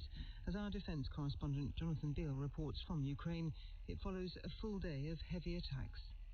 This was a prolonged, sustained Russian attack on Ukraine, starting in the daytime with wave after wave of drones launched right across the country, nearly 900 over the past 24 hours. Overnight, there were multiple loud explosions in the capital, Kyiv, with several buildings hit. Rescue efforts are continuing this morning, with survivors at one residential building pulled from the rubble, but with reports of others still trapped. Just days ago, President Putin had agreed to a 3-day ceasefire, timed to allow Moscow to hold its Victory Day parade, marking the end of the Second World War. But this latest large-scale assault shows he's determined to continue his war. Figures published in the past few minutes show that the UK economy grew by 0.6% between January and March. The Office for National Statistics said increases in the services, production and construction sectors contributed to the expansion. The head of the Airlines Trade Association has warned that higher ticket prices for passengers in Europe are inevitable because of the high cost of jet fuel. In an interview for the BBC, Willie Walsh from the International Air Transport Association said the impact of the Iran war would be felt by the aviation industry for months to come, even if the Strait of Hormuz were to reopen tomorrow. Here's our transport correspondent Theo Eckert. Jet fuel prices have soared since the conflict in the Gulf began. Europe, and the UK in particular, are usually highly dependent on imports from the region, which are currently unable to get through the Strait of Hormuz. People within the industry say this has yet to have a significant impact on airfares in Europe, partly because airlines have been offering discounts in order to entice reluctant travellers. But Willie Walsh said they would be unable to absorb the extra fuel costs for long, and prices would inevitably go up. He also suggested that unless alternative sources of fuel were found, there could be shortages over the summer months, although he was confident there would not be widespread cancellations of flights. HM Revenue and Customs has awarded a 10-year contract to a British tech firm which will use artificial intelligence to help improve performance and detect fraud. The deal with Quantexa is worth £175 million. More details from our technology editor, Zoe Kleinman. Quantexa says its systems will combine data collected by HMRC with external sources to help the tax office identify incidents of fraud and fix unintentional errors more quickly. It hopes the tech will help spot hidden networks of companies and individuals masking fraudulent activity and track down legitimate payments made to HMRC but under the wrong reference number, as well as assist customer service staff with finding data about taxpayers across multiple systems. Quantexa says that decisions suggested by AI will still need to be checked by people. Last year, there were nearly 100,000 complaints made about HMRC, with slow response times being a major gripe. A group of leading scientists has warned FIFA that its safety measures for heat during the Men's Football World Cup this summer are inadequate and could put players at risk of serious harm. The tournament, hosted by the United States, Canada and Mexico, begins next month. Experts have written to football's governing body saying plans for 3-minute mandatory cooling breaks are not enough. The director of the think tank, the New Weather Institute, Andrew Sims, is one of the signatories. FIFA's guidelines are out of alignment with what is best practice in a lot of other areas by not requiring, for example, cooling breaks and having too few and too short cooling breaks. They're allowing players to exert themselves in a very strenuous activity at temperatures which are considered unsafe in a wide range of other areas. The title race in the Scottish Premiership will go down to the wire after the top two, Hearts and Celtic, both won their matches last night. They'll now meet each other in the final game of the season on Saturday. The current leaders, Hearts, will be champions for the first time since 1960 if they can hold Celtic to a draw. Events are being held in Morecambe to celebrate what would have been the 100th birthday of one of the seaside town's most famous sons, the comedian Eric Morecambe. The BBC will mark the occasion by broadcasting a lost episode of Morecambe and Wise, which was recently found in a private collection. Christine Cubbin reports. The unmistakable sound of Morecambe and Wise, the renowned TV double act. Their TV specials were a Christmas Day appointment to view in millions of homes for more than a decade from the late 60s. Eric Morecambe died of a heart attack in 1984, aged just 58. And in the seaside resort, which gave Eric Bartholomew his stage name, they're hosting events to celebrate what would have been his 100th birthday.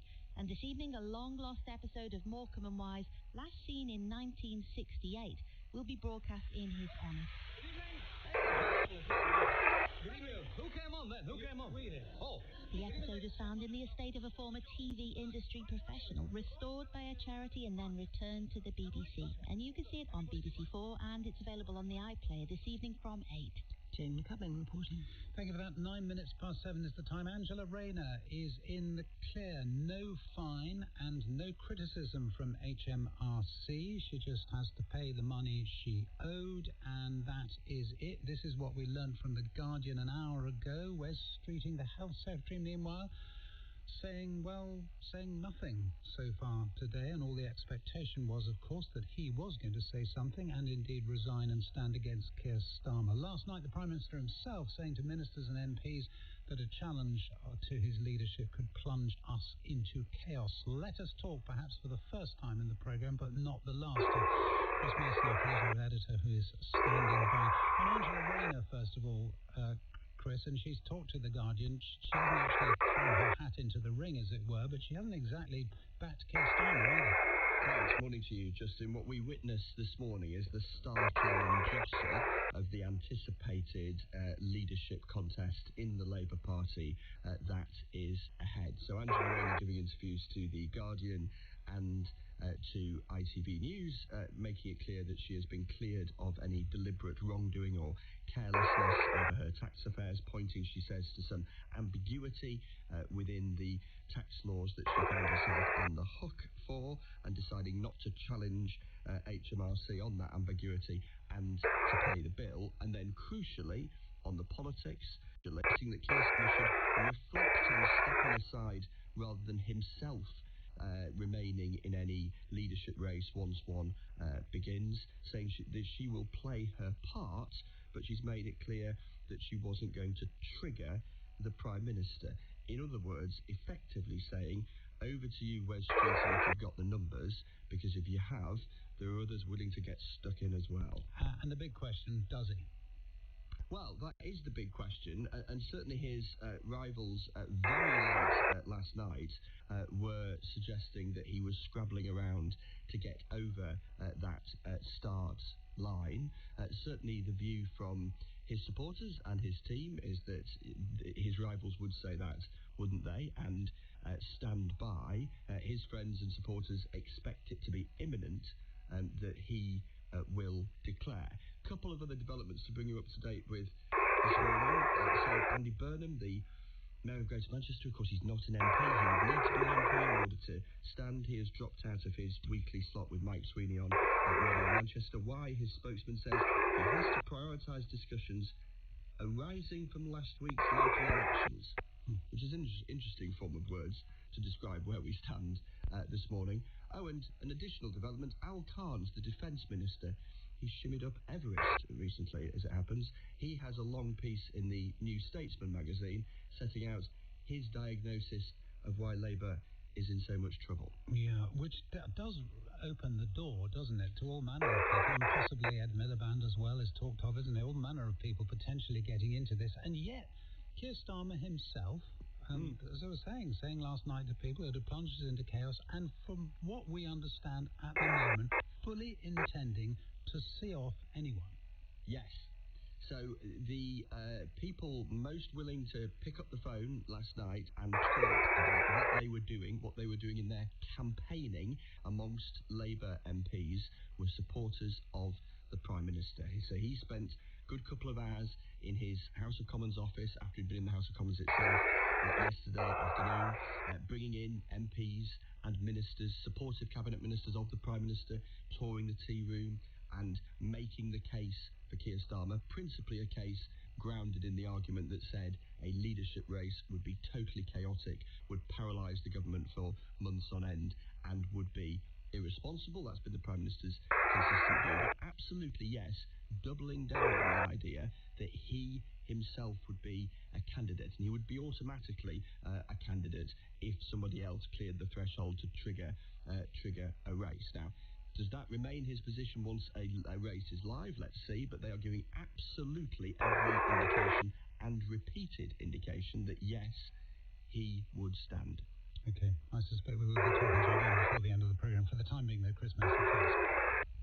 It's 40 minutes past 7, and President Trump is in China for his long-awaited summit with President Xi.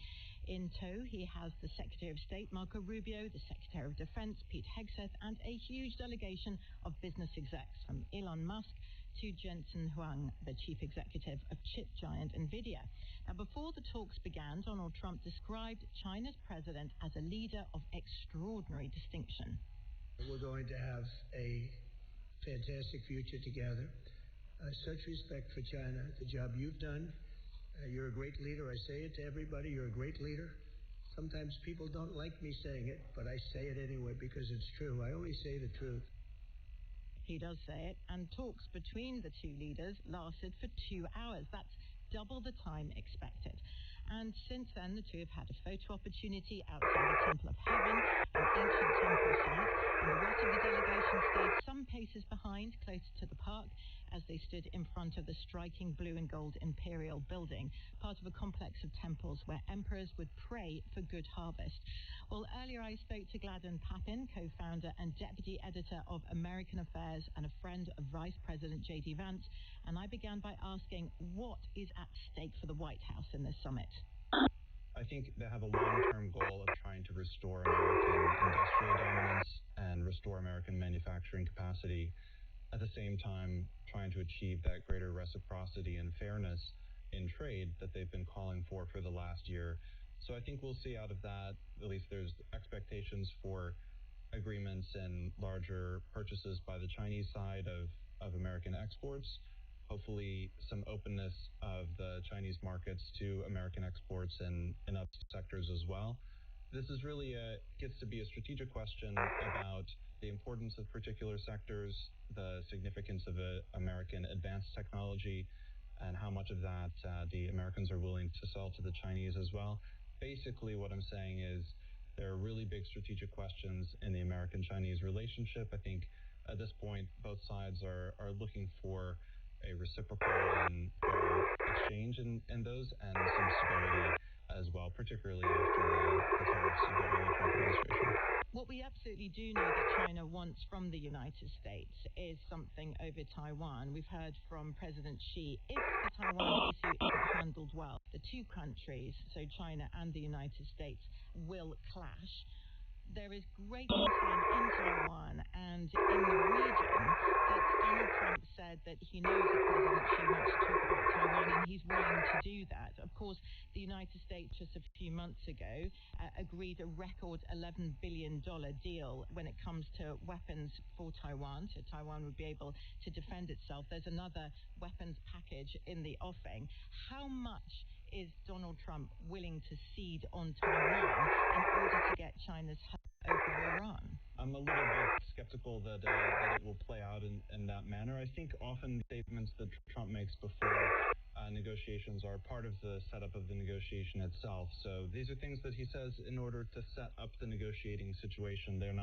What I'm saying is they don't necessarily become the policy within the negotiation itself.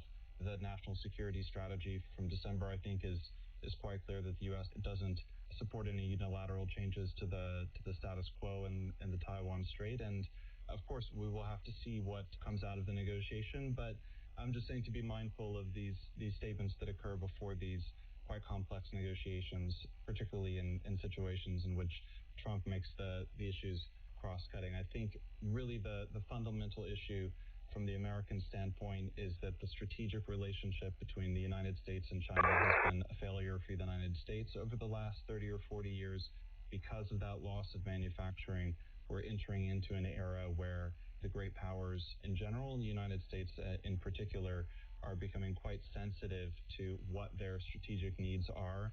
We can no longer assume that we're just living in the universal and globalized world where trade in all of the different sectors will even out and everything will be fine. We're entering into this stronger global competition, and I think in that environment, both sides have some things that they need.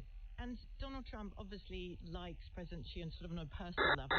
He's very, very, very warm about him. But at the end of the day, despite the words, partners or rivals? Yeah, there's a very great competition going on in the world, and the United States has it's maintaining its dominant position in the world economy. But there has been a bad strategic situation between the United States and China over the last 30 years.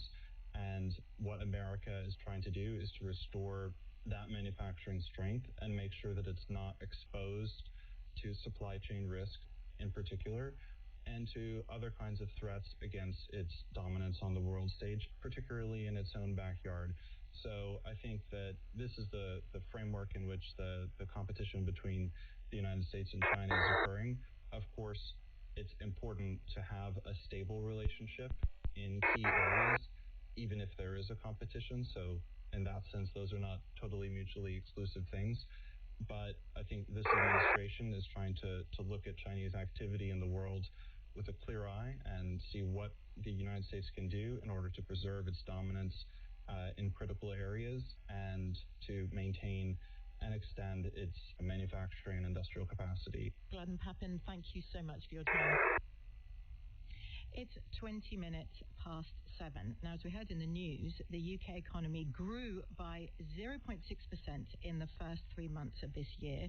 That is more than expected. Over now to Sean Farrington. Sean, you can tell us, is it too early to cheer? Well, what we know, we've been waiting for some more numbers, haven't we, Katia, about how the economy has been getting on, not just before the war in Iran began at the end of February, but then what the knock-on effects were. And these are the first estimates from the Office of National Statistics that include the month of March. But of course, many trade consequences of a higher oil price, like shipping routes, can take a while to filter down. But all sectors of the economy grew in that first 3 months of the year, led by stronger services sector growth as well. Production and construction growing at the same time. I've got Mark Allen with me, who's the Chief Executive of Landsec. So they're one of the UK's biggest real estate companies. The property developer has got retail sites like Liverpool One, Blue Water in Kent, office residential locations as well. Has a good overview of the British economy. Mark, good morning. Your reaction to these numbers? Better than expected growth in the first quarter? Yes, I think a little bit better than expected. But I think what we've seen for quite some time in the economy has been that, certainly in our real estate world, that prime locations, whether that's the shopping centres you mentioned like Liverpool or Blue Water, well-located offices, demand has been more and more concentrating there. So the growth we've seen across our portfolio has been outstripping the economic growth for quite some time, and we've seen our best stats for 20 years. And so when the Chancellor says this morning in response to these economic numbers, today's figures show the government has the right economic plan. Your company, sounds like in the areas where you are, is going the way you want it to. Does the government have the right economic plan? I think with all these things, that there are some things that are moving in the right direction, some things maybe not quite so much. But if I was to look at the positives, I think the move towards planning reform and trying to increase house building and development more generally, moves towards deregulation, moves around trying to decouple electricity pricing from gas. I think those are all things that for the long term have got to be positive. But as I've said to you before, these are measures that take years, not weeks or months to come through. So those policies, I think, are very supportive. Some of the shorter-term policies that we saw a year or so ago around minimum wage, around national insurance, business rates, those are things that get in the way near term, but those longer-term policy shifts, I think those are the right ones to be doing, and I very much hope the government sees those through. And in the shorter term, do you expect the impact of the war in Iran, which can take time to feed through to different parts of the economy, do you expect things to get tougher? At the moment, the key thing for us to stress is that we've seen no slowing down of demand at all since the Middle East conflict started.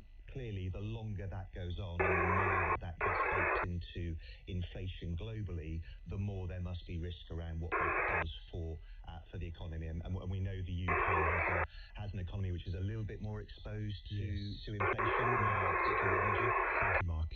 Chief Executive of Landsec, Mark Allen there. John, thank you. 23 minutes past 7. That was the Jilly Cooper bunkbuster that ended up at the BAFTAs. Now it is back with Naked Tennis, Tales of Access from the 1980s TV industry, turning Danny Dyer into a sex symbol. Rivals was one of the real small screen sensations of the last couple of years. Series 2 lands on Disney Plus on Friday. Our entertainment correspondent Colin Chester has exclusive behind-the-scenes access during filming and has been talking to the cast. Okay, here we go. This will be with fireworks. Stand by. A bitterly cold November evening in the Cotswolds, where the 1980s have been recreated. A night shoot is about to begin for the all-star cast of Rivals Season 2. My name's Danny Dyer and I play Freddie Jones. So you're about to do a bonfire scene. It's cold out there. You've been in this game a while. What are the tricks to survive in a night? Well, you've got to put them heat pads in your trotters. Double one for me toes. Long johns, obviously. You were held up as a sex symbol. Yeah, weird, isn't it? With a moustache and a wig. He's really rich, but he's still very much his essence is working class, and he's kind, and he tries to do the right thing, and I think maybe that's what women found attractive. It can't be me belly and me breast. I can't stop thinking about you. It's like a beautiful dream I had. How long could this show go? I think you can stretch it out for as long as you want, really. Obviously, we're coming to the end of the 80s now, so we're sort of encroaching on the early 90s if we go again. So, you know, I know there's a moustache is a thing at the moment, but hopefully this can come off. But you might lose the sex. My grandchildren only know me as a moustached man, and that depresses me slightly. Wait a minute, is this real? Yeah, of course it is. Okay, let's start lighting up the starfield. The location, just outside Tetbury, is the Elizabethan Manor Chavenage House, which in Rivals is the home of TV presenter Declan O'Hara, played by Aidan Turner. And this is a building you know very well. I do know very well, yeah. This is Poldark's house. Every time you do something, you kind of meet a different fan base. And this is much younger people, which I was quite surprised at. I thought with Ginny Cooper, the books and published, I thought maybe you would get an older audience. Tonight at 6, the best-selling author Ginny Cooper has died at the age of 80. What was the day like with the news of her death? Yeah, it was really shocking. Really shocking. Were you on set? Yeah, we were on set. I mean, it was only, I think, 5 weeks prior. We were in Gilly's house. You know, she'd be missed greatly. She was such a spirited figure on set, funny and filthy and grey. Please make sure the front of the house is clear. Victoria Smurfett is his on-screen wife, Maud. She wouldn't have wanted us to sit down and have a mope. She would have wanted us to continue working and have a glass of champagne afterwards, and that's exactly what we did. So how different is the second series to the first? It's just more. It's just bigger, bolder, bunkier. Fasten your seatbelts. It's going to be quite a ride. Alex Hassel plays the Lothario Rupert Campbell Black, described as the handsomest man in England. His behaviour would absolutely, quite rightly, be admonished and challenged, much more so if it were in a contemporary setting. Really early on in their relationship, Rupert gropes Taggy, and there's very little comeback from that. In real life, he was intrigued to see what younger audiences would make of the series. Well, I'm not on TikTok or anything like that, but my nieces and nephews are, and they, when I see them, are showing me these TikToks of Taggy and Rupert, that they're kind of yearning for each other, I understand, just taken off, which is fascinating. I think what they really respond to is the idea that this young woman can be a form of redemption for him. Shall we replenish? Replenish sparklers. And waiting patiently to film his part, David Tennant, who plays the moral vacuum at the centre of the piece, Lord Tony Baddingham. The scene I'm filming tonight is I'm doing something slightly nefarious in some bushes outside. Which could mean anything in this show, frankly. What is the biggest difference between Series 1 and Series 2? There's a confidence, I think, to Series 2, which gives it a swagger. I thought I was quite badly behaved in Series 1. I did terrible things in Series 2. I mean, really despicable. And action!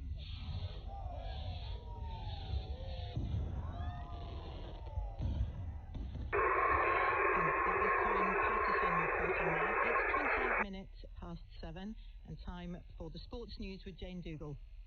Morning, Kathy. We'll come to an exciting news of football in just a moment, but first, Rory McIlroy says he's no longer in pain after losing a toenail ahead of the second major of the year. The Masters champion will tee off at the US PGA Championship later today. Our golf correspondent Ian Carter is at Aramic near Philadelphia. He told me earlier McIlroy is in good spirits despite the bizarre story. Yes, it was a blister underneath his toenail on his right foot, the little toe, that caused him a fair amount of discomfort last week when he was playing at Quail Hollow. and he took it into his own hands at the start of this week, softened up the nail in the shower, and then, in his own words, ripped it off and burst the blister underneath. And he thought that that was the end of the problem. But then on the Tuesday afternoon, he went for 9 holes of practice, had to abort that after 3 holes, and got a buggy ride back off the golf course. Such was the discomfort. So he's admitted that he's going to have to manage this, manage to get onto the range on the eve of the championship. But he looks like he's going to have to play this US PGA with a fair amount of discomfort from his right foot. I think we're all wincing as we were listening to that description there, Ian. But if successful, McIlroy would become the first player to win both the Masters and the US PGA in the same year since 1975, so it would be rare. Yes, it would be very rare, and I suspect even rarer given the way that the calendar is now. Back in 1975, when Jack Nicklaus managed to do that, that was when the US PGA was played in August as the final major of the year. This time it is obviously in May, and it would be the second leg of a calendar year Grand Slam were he to do it. I did ask McIlroy at the start of this week about the prospect of, as he is the only man who could do the calendar year Grand Slam, he just said, look, it's incredibly difficult. It's not something that you could think about it. Certainly at this stage, you just have to put yourself in contention and see how the chips fall on the Sunday at each of these majors. Well, he did say that about getting back-to-back Masters, and look how that turned out. The defending champion is Scotty Scheffler. He is, of course, one of the favourites. But what are his chances, Ricky, and also how this is in form? It's funny because Scheffler is the short odds favourite, and I think justifiably so. But the fact that he hasn't won for a while means he's flying a little under the radar. But you drill down on those results, he's been runner-up in each of his last 3 tournaments. That means he is playing some very, very good golf. The other players to watch really on form this year are Cameron Young, who won the Players' Championship and has won again on the PGA Tour, and Britain's Matt Fitzpatrick, who was runner-up to Young at the Players' Championship, won the Heritage event the week after the Masters, and won the Pairs event with his brother Alex. He's in great form, and the stock behind that great form has been his approach play, and that is going to be the commodity that we think is going to be the most valuable one on very demanding target areas on what are huge greens here at Aronimink. All right, Ian Carter, thank you very much. Thanks, James. Now to a thrilling and controversial night in Scotland. Premiership leaders Hearts beat Falkirk 3-0, but a questionable VAR decision saw Celtic awarded a 99th minute penalty, meaning they beat Motherwell 3-2. The title race will now go down to the last day of the season when Celtic host Hearts, who are ahead by just 1 point. And Manchester City beat Crystal Palace to ensure the Premier League title race continues into the final week of the campaign. City won 3-0, leaving them 2 points behind leaders Arsenal with 2 games to go. Thank you, Jane. Lift your midweek with new 6:30 comedies. Thank you. On Tuesday nights, join Frank Skinner for One Person Found This Helpful. The review is entitled Great for Breaking Neck. Wow. It's got to be a cheese. I can't think of a cheese that's ever broken my neck. Unless I've driven past the shop and gone, oh, free. And on Wednesdays, Ian Smith is stressed. We're so reliant on technology that if the internet goes down for 5 minutes, everyone loses their minds. That's why I've started printing out the internet. I keep trying to refresh the BBC News homepage and getting paid for this. New 6:30 comedies for Tuesday and Wednesday nights. Very good. To listen on your smart speaker, just say Play Radio 4. You are listening now to Today on Radio 4. Catch our Justin Webb. The time's 28 minutes to 8. Jane Steele has a summary of the news. Allies of the Health Secretary, Wes Streeting, say they expect him to challenge the Prime Minister for the Labour leadership in the coming hours. It's unclear if he has the support of 81 MPs required. Last night, Sir Keir Starmer warned MPs and ministers that the leadership contest would plunge the government into chaos. The former Deputy Prime Minister, Angela Rayner, has settled her tax affairs with HMRC. She resigned last September after it emerged she'd underpaid stamp duty on Floss and Hove. It means she could now potentially enter a race for the next Labour leader. Official figures released in the past half hour show that the UK economy grew by 0.6% in the first 3 months of the year. In March, the output grew by 0.3%, contrary to analyst predictions that it would shrink after the start of the Iran war that month. Presidents Xi Jinping and Donald Trump have held 2 hours of talks in Beijing, longer than had been planned. The Chinese leader warned Mr. Trump that the issue of Taiwan, which Beijing claimed as part of its territory, could bring the two countries into conflict. He's pushing for a delay or a reduction in U.S. arms sales to the self-governed island. Officials in Kiev say one person has been killed and 16 others were injured in heavy Russian drone and missile attacks on the city overnight. Rescue teams are trying to pull survivors from the rubble of residential buildings that were hit. The Ukrainian military says the country was targeted by 675 Russian drones and more than 50 missiles overnight. Events are being held in Morecambe today to mark what would have been the 100th birthday of the comedian Eric Morecambe, who grew up in the seaside town.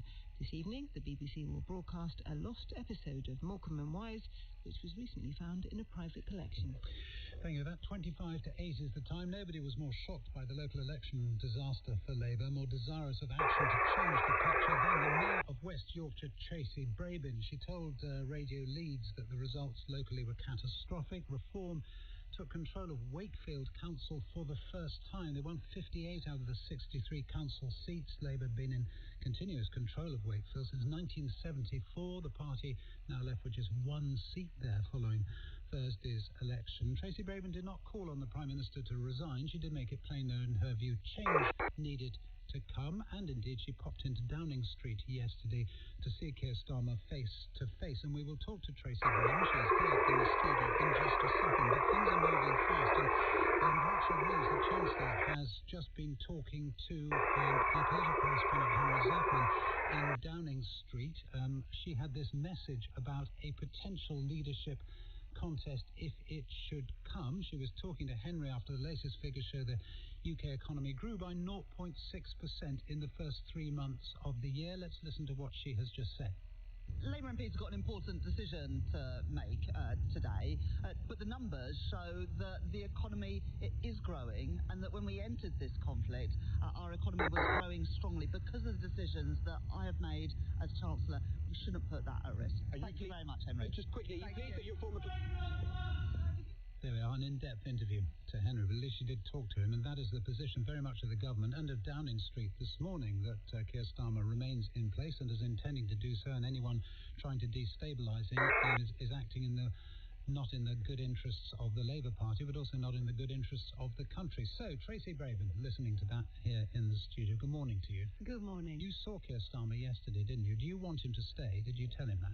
I did see him yesterday, and it's good news about the economy. However, you were right that the results in West Yorkshire were catastrophic for the Labour Party. We had 5 Labour local authorities, and now 2 are going to be reform, 3 no overall control, and only Leeds has got a Labour majority. And what's really frustrating is that the public have waited for so long. 14 years of austerity, and then the Brexit years, and then COVID, and finally they've got a Labour government, and we just are not moving fast enough. And that's what I said to the Prime Minister, that we have to escalate the pace of change. Did he convince you that he was the man to do it?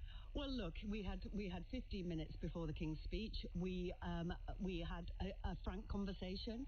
I explained the things that I would expect to see from him. But when he himself, in front of, I think it was a select committee, when he said, I pull levers and nothing happens.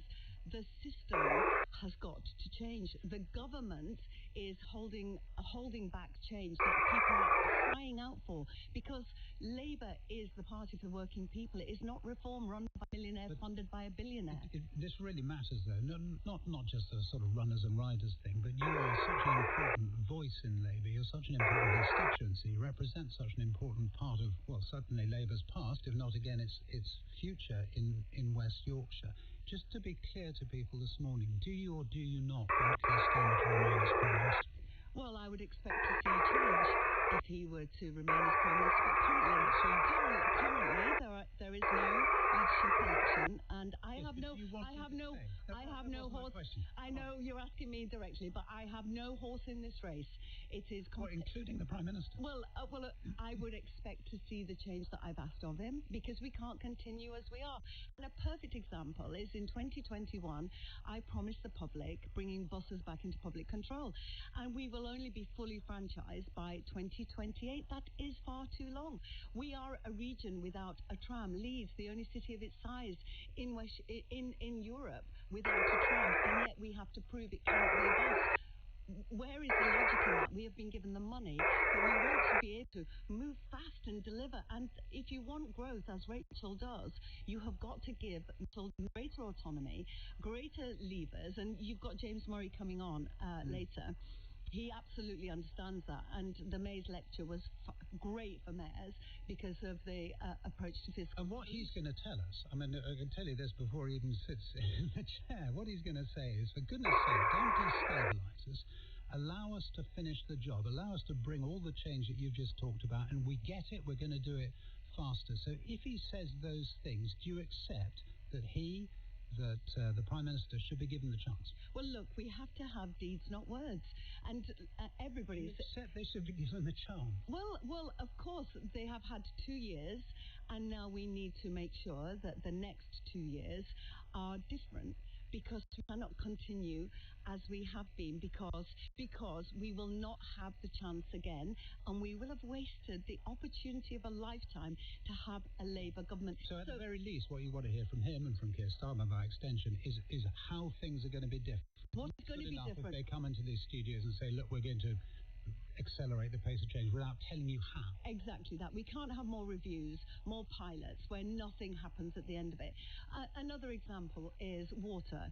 The public feel completely disconnected to the big bonuses water bosses are getting, and yet their bills are going up. I and my 2 other Yorkshire Labour mayors hold Yorkshire Water to account, but we can't land a blow because we don't have any power over the companies. Would you like to see them renationalised as well? I know the public would, and I would see. My frustration with Yorkshire Water is that I don't see any improvement, even though we are really holding them to account. Because that would be bold. I mean, it would be a bold move, and it's something that quite a few Labour MPs would like to see happen. The government has resisted it. You're saying stop resisting. Absolutely. And what is making life better for the people that we're here to serve? So, for example, the Mayor's Fare, the £2 bus fare we brought in West Yorkshire, the first in the country to do it. When I was door knocking, that's what landed with the public. We've saved the people of West Yorkshire £80 million on the Mayor's Fare. You do bold action and you rewire government, because frankly it's like scouring the world for an actor to be in your play, and you get the most famous actor, and then if the play is crap, people will leave in the interval. And you know all about not crap. we have got to rewire government. As a former actor yourself. Yeah. Just a final thought about Angela Rayner, because you're close to her, aren't you? And she's cleared to be back, basically, isn't she, by what the HMRC seem to have told her, that she's not going to face a fine or any kind of consequences at all. She merely pays back the money that she owes, and that's it. So politically, do you want her to be now part of the conversation? Well, I'm delighted that this has been resolved, because I know how painful it's been for her, because it's also incredibly personal, because it's about her son as well. And yes, we're friends. I know what she said this morning is that she wants to play her part, but we are in agreement that we can't continue with the process of government as it is, because it's not fit for the 21st century. It will not deliver the pace of change that the public have been waiting for over 15 years and are crying out for change. We cannot be the party left behind. Tracy Brabin, thank you very much for talking to us. And as you have already told people, James Murray, the Chief Secretary, indeed, joining us 8:10. Thank you. Pleasure. It's coming up to 17 minutes to 8. Prince Harry has written for The New Statesman and written in serious terms about this country and about anti-Semitism and anti-Muslim hatred. Images from Gaza, Lebanon and the wider region, he says, of devastated communities and entire neighbourhoods levelled and reduced to rubble have shaken people to their core. But, he continues, nothing, whether criticism of the government or the reality of violence and destruction, can ever justify hostility towards an entire people or faith. Let us talk to Roy Nicker, who is the royal editor of the Sunday Times and is on the line. Morning to you. Good morning. Well, why? What do you understand? Does anyone know what it is that impelled him to write this and to write it for the New Statesman? And indeed, did he write it himself? Well, I have to say, Justin, that the first thing that came to my mind when I read this piece last night was how much it actually follows in the vein of former royal interventions on this issue. The King, of course, has been very strong in his support of the Jewish community, and you will see that again from him today. We had a very strongly worded intervention from Prince William a couple of years ago on the Gaza-Israel conflict. So there is nothing new about this. I think in terms of why now, I know that Harry, on his recent visit to Australia with Meghan, when he met with survivors of the Bondi Beach terror attack, the Jewish community there, that had a big impact on him. He, of course, went to Jordan quite recently too and went to a refugee camp and met Gazan children there. And again, that affected him. So I think he felt he wanted to speak out on that. The reason why do it? Harry, obviously, still a divisive figure, quite controversial. But I think the fact that he's writing this piece shows that he still wants to try and have a voice at on some level. And the fact that you and I are talking about it this morning means people are still kind of Yeah, and he's doing it off his own back, presumably. This isn't okayed with the palace or indeed with the government. I mean, it's just something he does. It's definitely not okay with the palace or the government. I mean, I'm here in Reggio Emilia with the Princess of Wales, and suffice to say, when Harry makes these kind of interventions, when other members of the royal family manoeuvres, it always raises eyebrows. But, he doesn't really...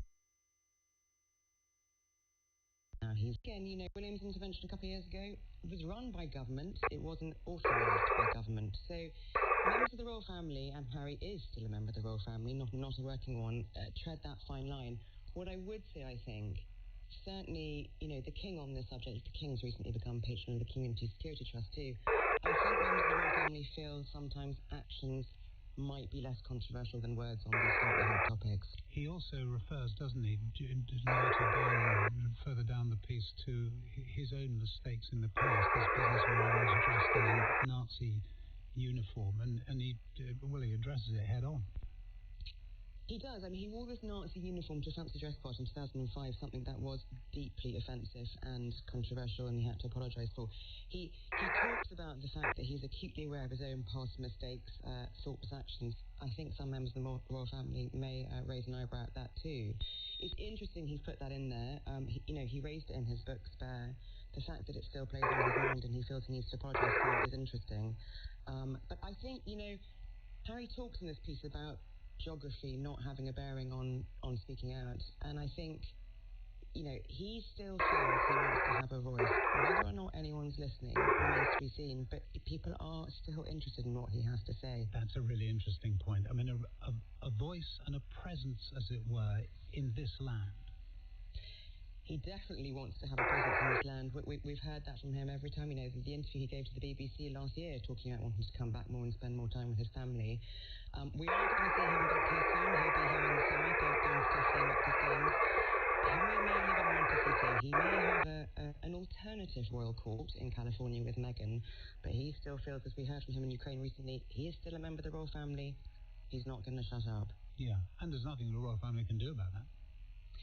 There's nothing they can do about it. I think there's a sort of heavy sigh sometimes when Harry makes these kind of interventions. But then again, like I said, we are going to see something very strong from the king today supporting the Jewish community. So this is not new. This is in the vein of what his father still does and what his brother has done. So I think that's interesting in itself, actually, because Harry's quite good at sort of trying to, I think, remove himself and sometimes set himself up against the royal family. This is sort of in a vein of supporting the Jewish community, speaking out about the conflict.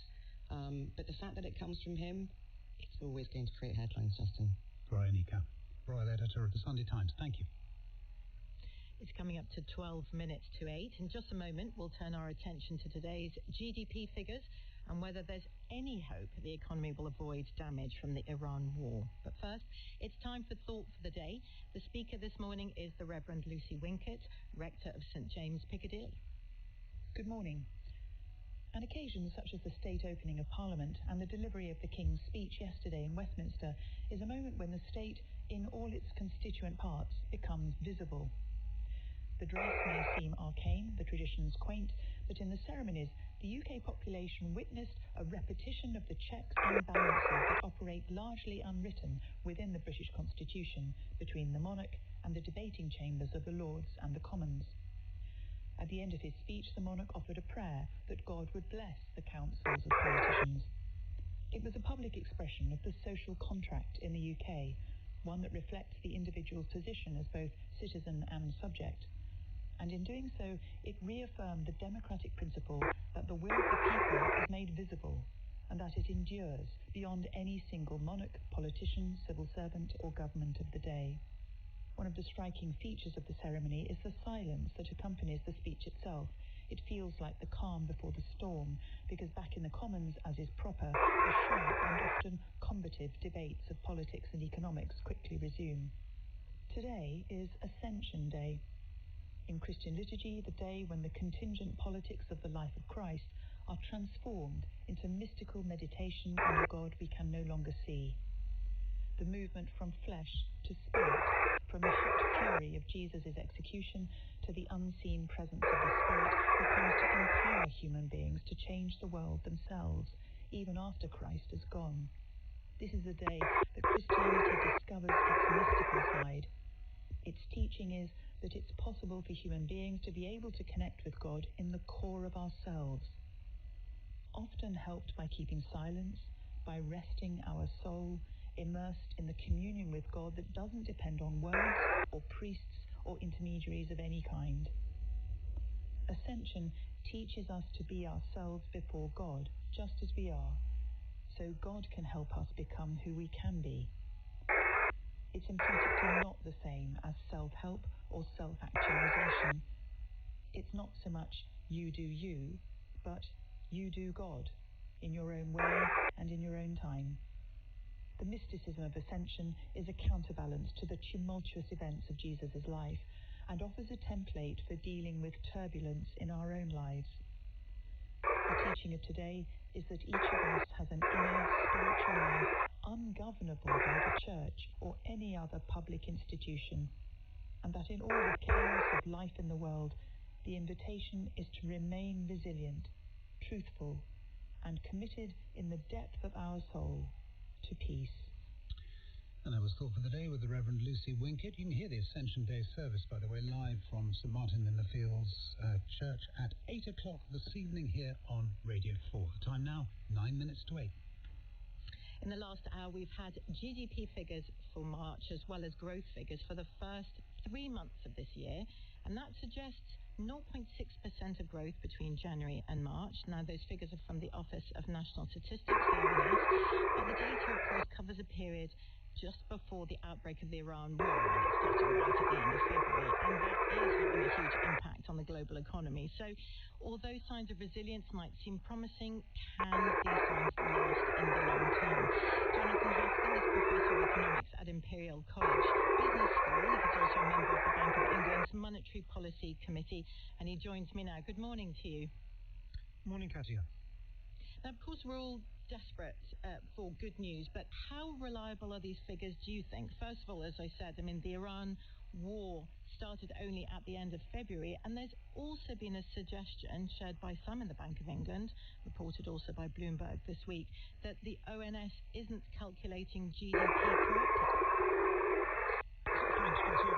Look, the ONS figures are always subject to revision. As you and your listeners will know, the ONS surveys around 70,000 firms every month, so they do a very big job on all of that. But the revision is normally, on average, around 0.3%. So a figure of 0.6%, around half of that, is potentially sort of revisable. I don't think there's any particular worry that these figures are any less reliable than they previously were, so I would discount that. The issue, of course, is, as you rightly said, the conflict in the Middle East broke out right at the end of the quarter, so they're pretty backward-looking in terms of thinking about what our future prospects are going to be. Yeah, so we've already heard from Deutsche Bank's chief UK economist, Sanjay Raja. He says, okay, this figure smashed expectations, but he warns it can't last. How concerned are you about the broader impact on the economy of the blockade on the Strait of Hormuz? We don't know when it might end. No, indeed, and crucial to the deliberations of the Bank of England and the various other economic forecasters is exactly, as you say, how long the economic dislocation is going to last. If it lasts for a long time and it gets baked into people's inflation expectations and a general kind of inflationary pressure in the economy, that's obviously going to be bad news for the economy, and interest rates would then have to be higher than people were previously expecting. So the duration of this conflict is very important from an economic point of view. Absolutely. I mean, the government obviously is going to be affected. Our economy is going to be affected by things out of our control, geopolitics. There's certain things that we can do at home. The Chancellor has just spoken to our chief political correspondent, Henry Zeffman, saying the very strong numbers published today, she says, shows this plan is the right one to get the economy growing. Of course, we had the King's speech yesterday outlining the direction of travel for the government. What did you feel? Did the speech hit the right notes, right areas in terms of potential for boosting the economy, or were there missed opportunities, do you think? Well, boosting the economy is, of course, a big agenda item. I think one thing which is interesting about these figures is the contrasting fortunes of some of the subsectors of the economy. The information and communications sector, which of course includes AI and all of the technology around that, is up relative to pre-pandemic around 40%.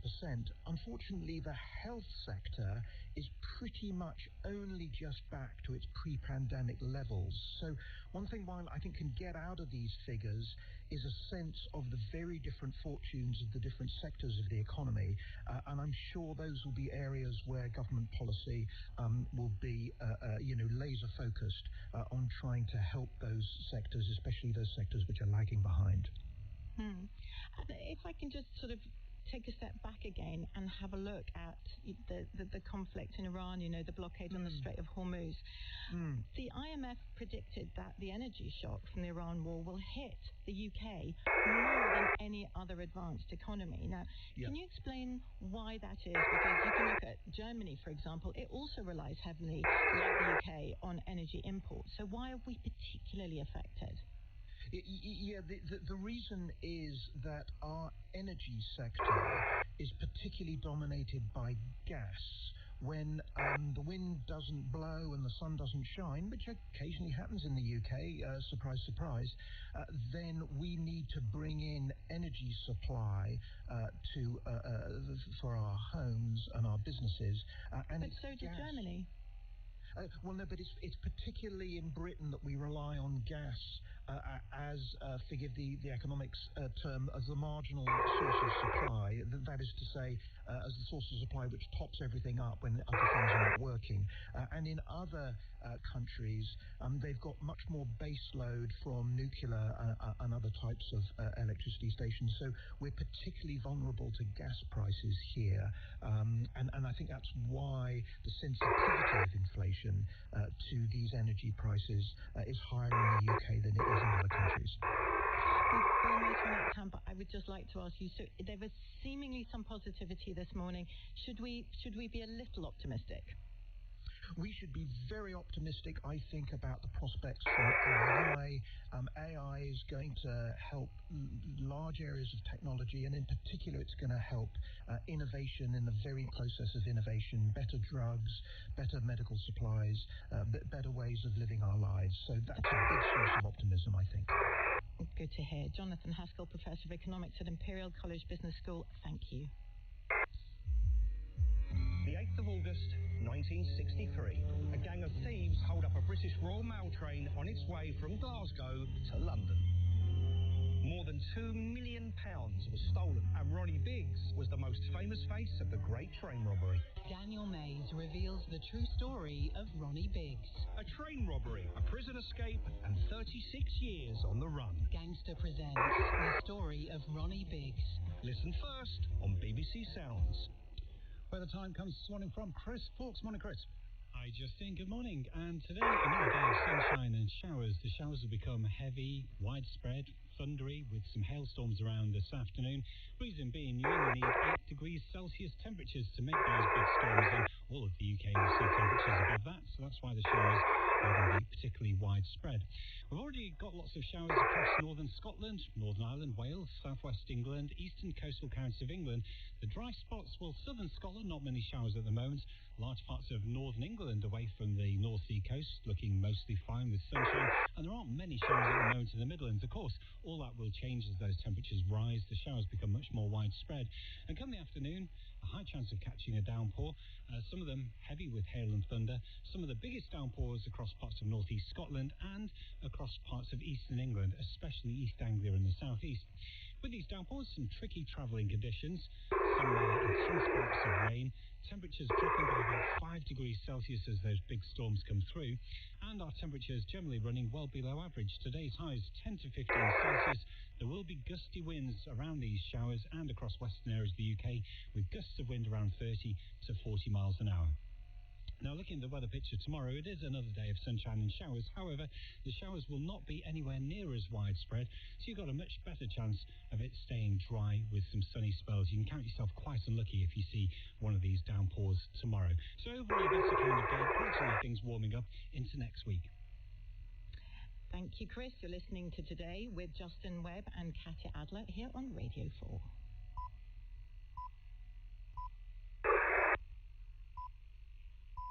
It's 8 o'clock on Thursday, the 14th of May. The headlines this morning: the former Deputy Prime Minister Angela Rayner says she's settled her tax affairs with HMRC, removing a major obstacle to her pursuing a potential leadership campaign against Sir Keir Starmer. Allies of the Health Secretary Wes Streeting expect him to trigger a contest within hours. We'll be hearing from the Chief Secretary to the Treasurer after the news bulletin. And two other headlines: President Trump has promised closer ties with China after 2 hours of talks with President Xi in Beijing. There is a warning of potential conflict over Taiwan. And Russia continued its wave of airstrikes on Ukraine overnight, heavy attacks on the capital, Kyiv. Coming up in the next hour, Sir Keir Starmer has made his pitch to bring the UK closer to the EU. But what will the EU want in return? We speak to a leading negotiator. And the AI artwork inviting everyone, including Justin and myself, to have their face on display in the National Portrait Gallery. The news is read by James Steele. Sir Keir Starmer is bracing for a potential leadership challenge from his Health Secretary today, while his former Deputy Prime Minister has cleared a major obstacle to joining any race herself. A row about Angela Rayner's tax affairs has been settled as a barrier to her standing in a leadership contest, but she now says the matter is settled. She made the announcement on the same day Wes Streeting is expected to resign from the government and launch a bid to oust the Prime Minister. Last night, Sir Keir held a series of talks with Labour MPs, warning that a leadership contest would plunge the party into chaos. Here's our chief political correspondent, Henry Zeffman. On what could prove a day of multiple major political developments is the first. Angela Rayner, the former Deputy Prime Minister, has settled her tax affairs with HMRC. She told The Guardian and ITV that she had paid £40,000 in unpaid stamp duty, but has not had to pay a penalty. It removes the main obstacle to Ms Rayner pursuing a leadership campaign should Wes Streeting, the Health Secretary, trigger a contest today. That is still what his allies and opponents widely expect him to do. If he presses ahead, he would need the backing of 80 fellow MPs, as would any other candidates who then jumped into the race. The exception is Sir Keir, who automatically has a place on the membership ballot. Another potential leadership rival is the Mayor of Greater Manchester, Andy Burnham. He's pulled out of his regular BBC Radio Manchester slot this morning. Finding and winning a parliamentary seat remains a major hurdle Mr Burnham must clear before he can stand for the leadership. For now, though, there is no formal challenge, and Sir Keir has made clear that if there is one, he would stand in it. In her interview with ITV News, Angela Rayner refused to say if Sir Keir Starmer should stay in office and was asked directly whether she would mount a leadership challenge. I've said we have to do better and we all have to play our part in that, and I will play my part in delivering on that. But people put their trust in us. They put their trust in us to deliver for them after 14 years of the Conservative psychodrama and failure to meet the challenge. We have got to meet the challenge now as a team, as Labour, as a government that promised the British people that it would be better, and we have now got to start delivering that. Figures published in the past hour show that the UK economy grew by 0.6% in the first 3 months of the year. It was a stronger performance than some analysts had expected, but the numbers largely reflect the period ahead of the war in Iran. More details from our Deputy Economics Editor, Darshini David. After a lacklustre end to 2025, households and businesses started 2026 on a brighter note, resulting in the strongest growth of any of the major economies in the first quarter. And the expansion continued in March, even as energy costs rose. One sign of resilience is encouraging. Analysts expect the economy to have stagnated since and growth to remain weak over the summer, as confidence has been knocked and as higher fuel and other costs eat into profits and incomes. The Chancellor Rachel Reeves says the government has the right plan, while the Shadow Chancellor Sir Mel Stride says the unrest in the Labour Party is destabilising the economy. Donald Trump has said the US and China will have a fantastic future together as he held high-stakes talks with his Chinese counterpart Xi Jinping. The meeting in Beijing is believed to have focused on trade and the war in Iran. Mr. Xi said the US and China should be partners rather than rivals, but he issued a stark warning over the issue of Taiwan. Our China correspondent Laura Bicker reports from Beijing. The two leaders talked for 2 hours, far longer than expected. President Xi warned Donald Trump that the issue of Taiwan, which Beijing claims as part of its territory, could bring the two countries into conflict. He is pushing for a delay or a reduction in US arms sales to the self-governing island. Donald Trump has brought the chief executives of 30 major tech businesses to Beijing in the hope that China will open its doors to more American firms. Mr. Trump also lavished praise on his host as he toured the 15th century Temple of Heaven, where emperors once prayed for a great harvest. He said Mr. Xi was a great leader and remarked to reporters that China was beautiful. Ukraine's Air Force says the country was targeted by 675 Russian drones and more than 50 missiles overnight. The statement said most of them were intercepted, but some did get through. A number of residential buildings in Kiev were hit, killing one person and injuring 16 others. As our defence correspondent Jonathan Beale reports from Ukraine, it follows heavy attacks yesterday. This was a prolonged, sustained Russian attack on Ukraine through day and night, with wave after wave of drones launched right across the country, more than 1,500 over the past 24 hours. Overnight, there were multiple loud explosions in the capital, Kyiv, with several buildings hit. Rescue efforts are continuing this morning, with survivors at one residential building pulled from the rubble, but with reports of others still trapped. Just days ago, President Putin had agreed to a 3-day ceasefire, timed to allow Moscow to hold its Victory Day parade, marking the end of the Second World War. But this latest large-scale assault shows he's determined to continue his war. Air passengers in Europe have been warned that flights will inevitably become more expensive because of the impact of the Iran war on the price of jet fuel. The head of the International Air Transport Association, Willie Walsh, said companies have been offering discounts in order to entice reluctant travellers, but that can't last forever. There's just no way that the airlines can absorb the additional costs that they're experiencing. There may be instances where airlines will discount to stimulate some traffic flow, but over time it's inevitable that the high price of oil will be reflected in higher ticket prices. In an interview for the BBC, he also suggested that unless alternative sources of fuel were found, there could be shortages over the summer months, but he ruled out widespread cancellations of flights.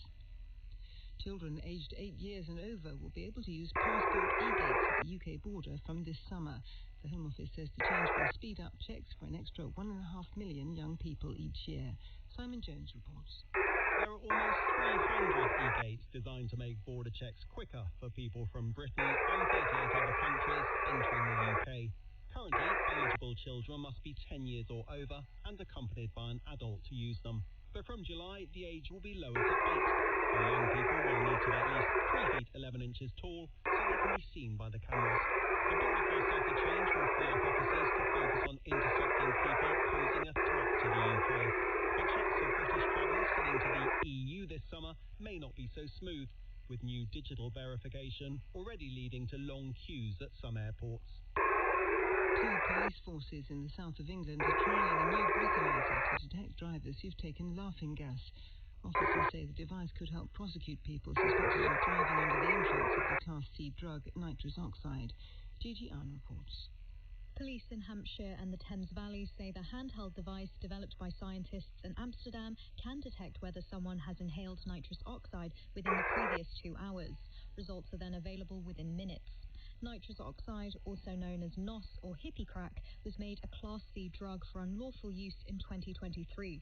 Its use can cause unconsciousness and even neurological damage or death from suffocation. Police say they've already seen fatal crashes linked to its use behind the wheel, including a collision in Oxfordshire in which 3 teenage passengers died after the driver was filmed inhaling laughing gas moments before the crash. Events are being held in Morecambe to celebrate what would have been the 100th birthday of one of the city of town's most famous sons, the comedian Eric Morecambe. The BBC will mark the occasion by broadcasting a lost episode of Morecambe and Wise, which was recently found in a private collection, as Jane McCubbin reports. Bring me fun, bring me sunshine. The unmistakable sound of Morecambe and Wise, the renowned TV double act. Their TV specials were a Christmas Day appointment to view in millions of homes for more than a decade from the late 60s. Eric Morecambe died of a heart attack in 1984, aged just 58. And in the seaside resort, which gave Eric Bartholomew his stage name, they're hosting events to celebrate what would have been his 100th birthday. And this evening, a long-lost episode of Morecambe and Wise, last seen in 1968, will be broadcast in his honor. Hey, marvellous, that. Good evening. Who came on then? Who came on? Oh. The episode is filmed in the estate of a former TV industry professional, restored by a charity and then returned to the BBC. And you can see it on BBC4 and it's available on the iPlayer this evening from 8. Jane McCubbin reporting. Thank you for that. 8:10 is the time. What happens now? Angela Rayner, the former Deputy Prime Minister, has resolved, it seems, her troubles with the tax authorities. She is clear now to return to top politics. She's told The Guardian, when pressed by that newspaper on whether Keir Starmer should step down, Keir will have to reflect on that. It looks all but certain that the Health Secretary, Wes Streeting, is going to resign and go for Keir Starmer's job. It also looks certain at the moment that Keir Starmer will not step down and will fight to stay in office. He's reported to have told ministers last night that a leadership contest would plunge us into chaos, as he put it. He wants to press ahead with the programme of measures that was set out, of course, in the King's speech yesterday. And this morning, the GDP figures for the first quarter of the year were stronger than expected, although, of course, the impact of the war in Iran has not yet been fully felt. There are still voices, though, today, from within the Labour Party, calling for more. The Labour Mayor of West Yorkshire, Tracy Baldwin, talked to us just half an hour ago. They have had 2 years, and now we need to make sure that the next 2 years are different, because we cannot continue as we have been, because we will not have the chance again, and we will have wasted the opportunity of a lifetime to have a Labour government.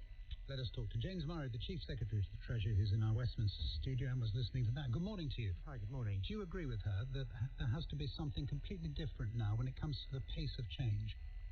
Tracy's someone I work with really closely. We're good friends and good colleagues. And I think what I would take from the elections last week is that people are frustrated with not yet feeling in their lives the change that we promised. I think I would take from the elections last week and all the conversations that I had, that people support what we committed to doing. They're not turning against what we said we would do in the 2024 manifesto, but they want to feel that change. And so our focus as a government, we're less than 2 years in, we've got another 3 years to the end of this parliament.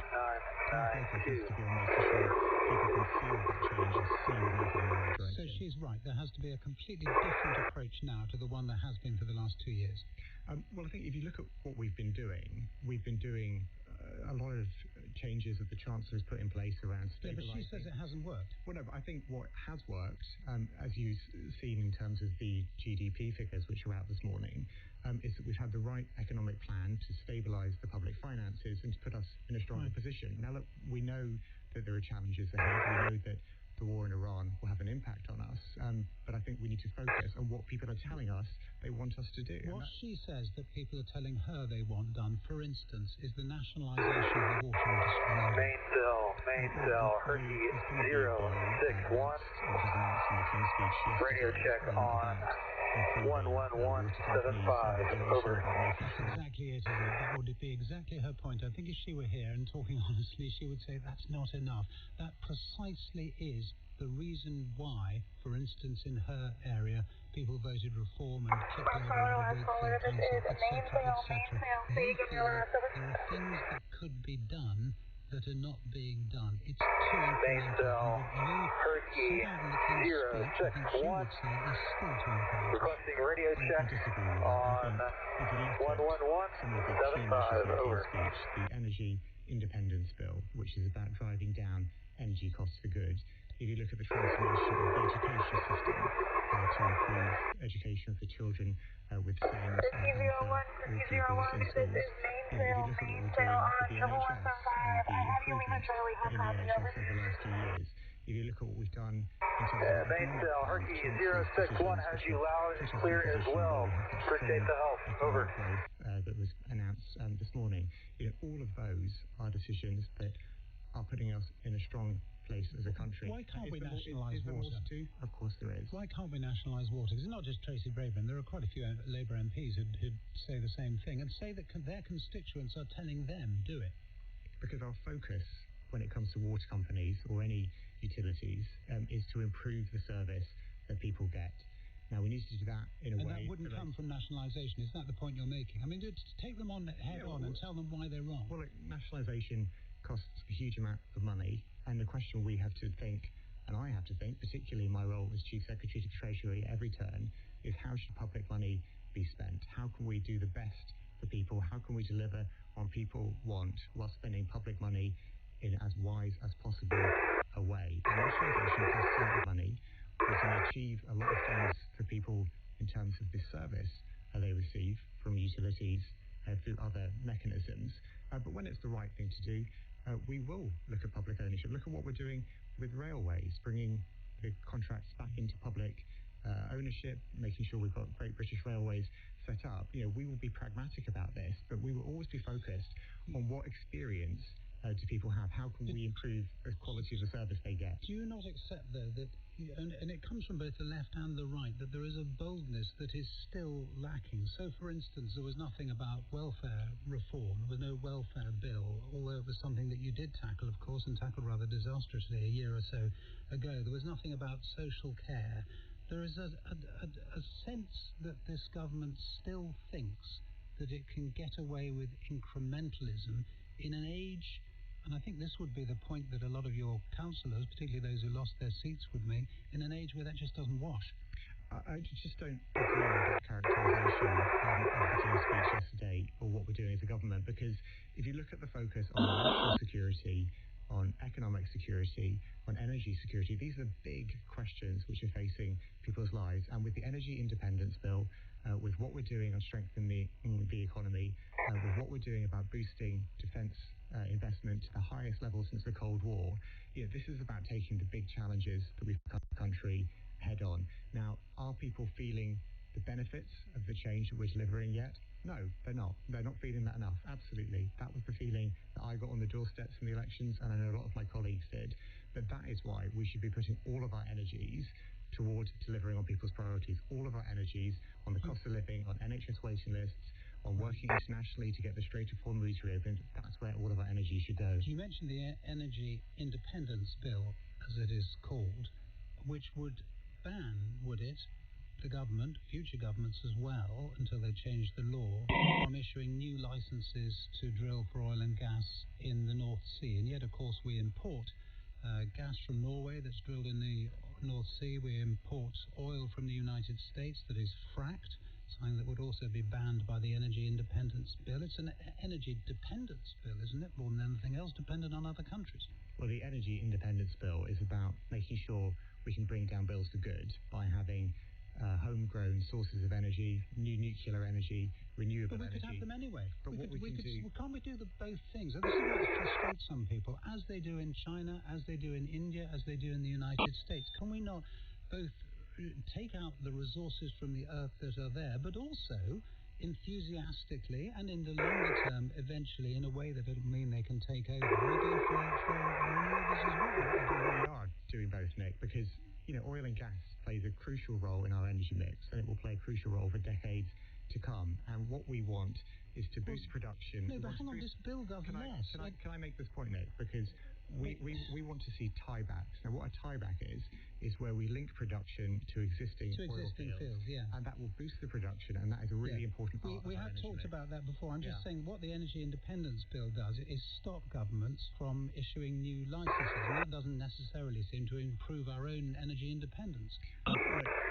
We've taken a position on new licenses of new oil fields, and the truth is that if you started a whole new oil field now, it wouldn't deliver for a decade or longer. It wouldn't make a difference to the challenges people are facing what now. Nick Clegg used to say about nuclear power as well. You don't think far enough ahead. It will be the case, won't it, that oil is still part of the energy mix, and we will be importing oil into this country in a decade's time. In other words, that it is very short-sighted to ban yourself from doing something that might just help. Well, oil and gas will both be a crucial part of our energy mix for years to come.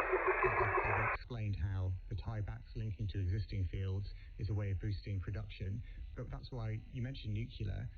We are boosting the investment in new nuclear power in a way that hasn't been seen for decades in this country, and that's what we need to do to make sure we've got that energy independence. Because what we don't want to let be the case is just we get through what's happening in the Middle East now and just go back to business as usual. You talked about incremental change versus bold change.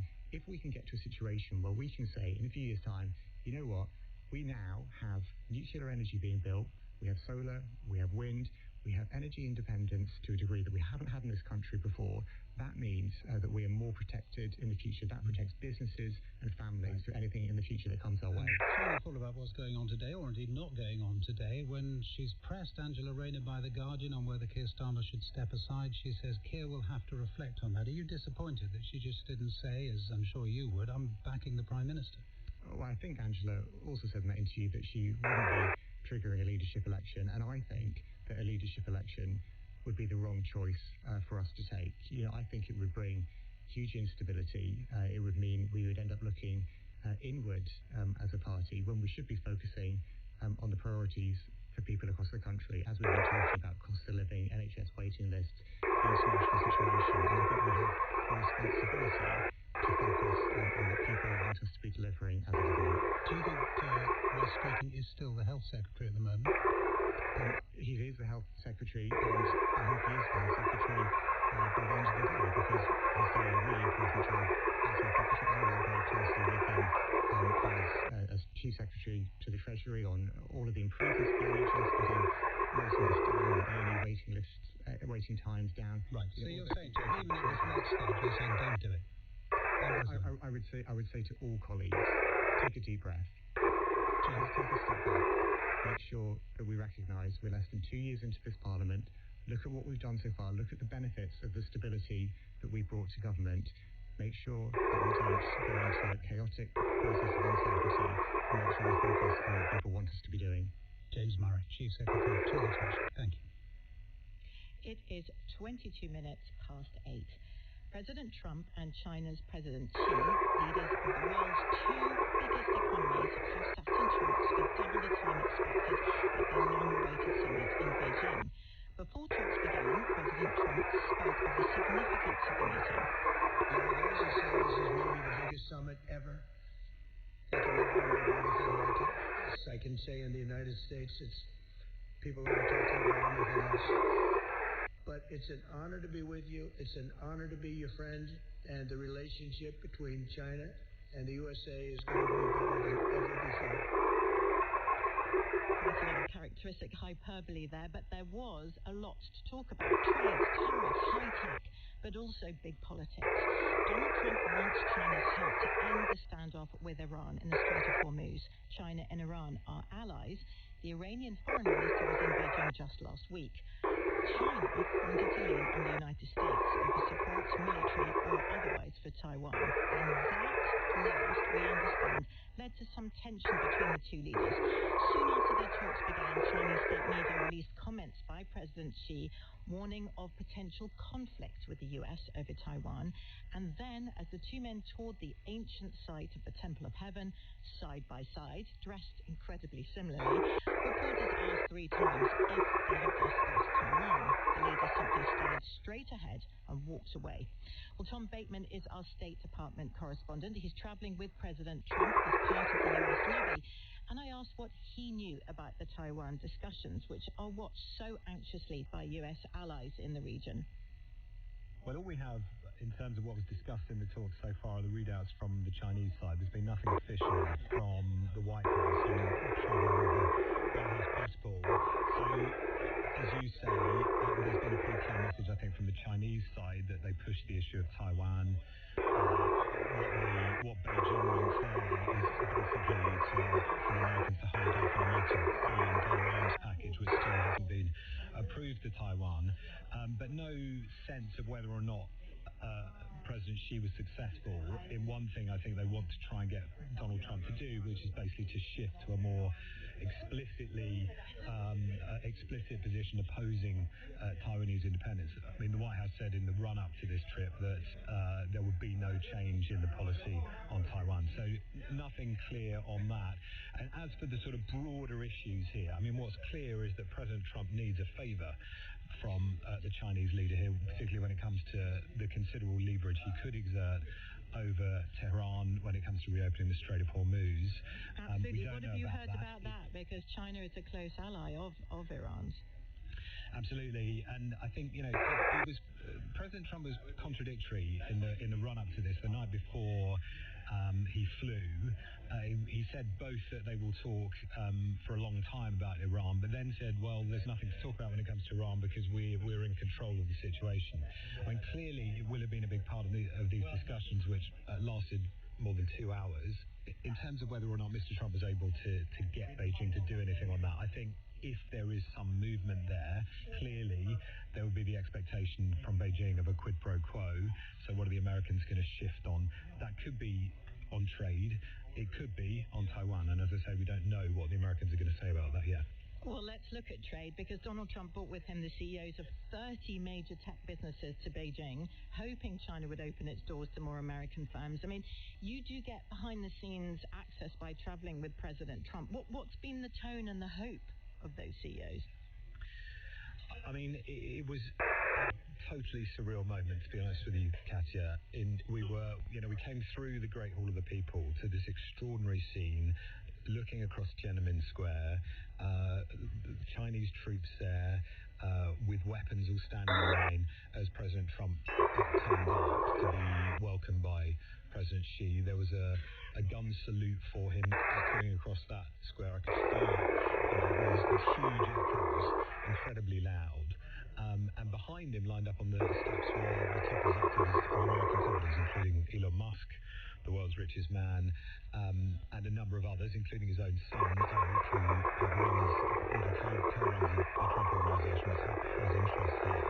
So you get this feeling that this was both about clearly the optics of what Mr. Trump wants to achieve when it comes to American investment, American trade, its rivalry with China, but also to do deals. And there was a meeting between some of those executives and the Chinese leader after the bilateral with Mr. Trump. After that was done, we saw Elon Musk actually came out and tried to shout some questions to him about whether he got what he wanted, but he wasn't answering that at that stage. Because there are lots of concerns about intense rivalry from China. But what about back home? President Trump is really under pressure from low opinion poll ratings. His base has not the war in Iran, and of course, inflation going up as a result. What specifically has been discussed on trade that might appeal to the MAGA base? I mean, a couple of big things there. I think one is on the sales of soybeans, which will help American farmers.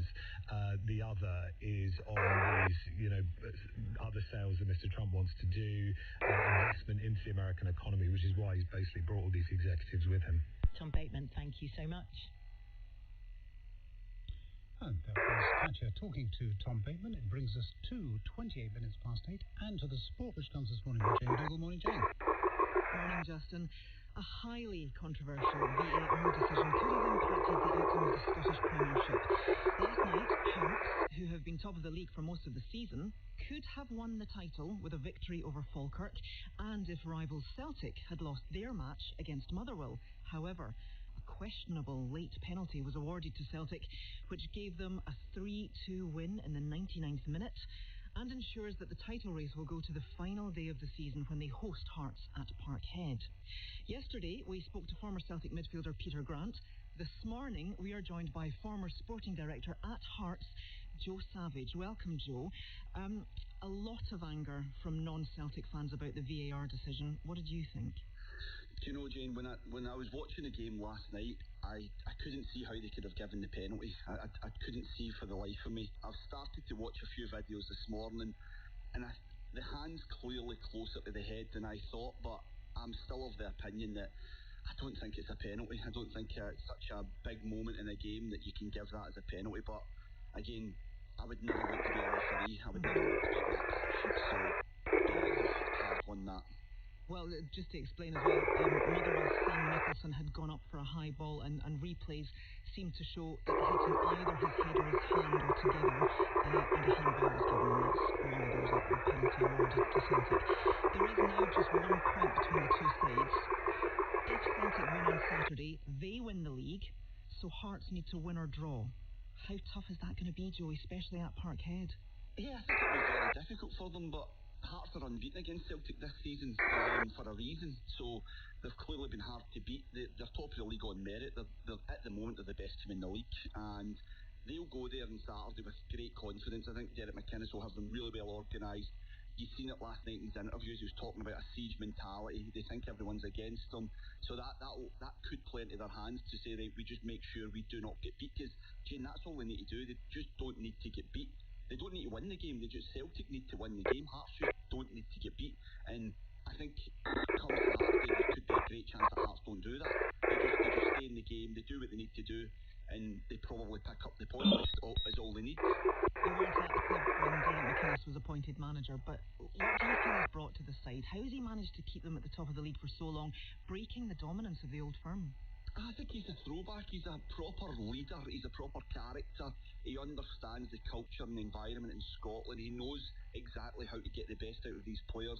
He maintains that sort of attitude towards his football, the way he wants to play, the way they want to go about their business. They're so hard to play against. They're so hard to beat, and they never know when they're beaten. And it's a great quality to have. And I think that looking at Derek McInnes' teams over the years, he's always shown that, and I think, listen, it's turned out to be a brilliant appointment for Hearts, getting Derek McInnes in.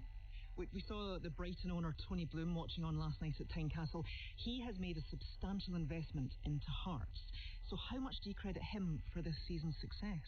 I think, listen, he's played a huge part, hasn't he? That they've signed a lot of players, players that have made impacts for them. But again, last night was really good for me. Having been the ex-sporting director at the club, that the three players that scored the goals last night were all signed under my regime. So that was pleasing. I took pride in that.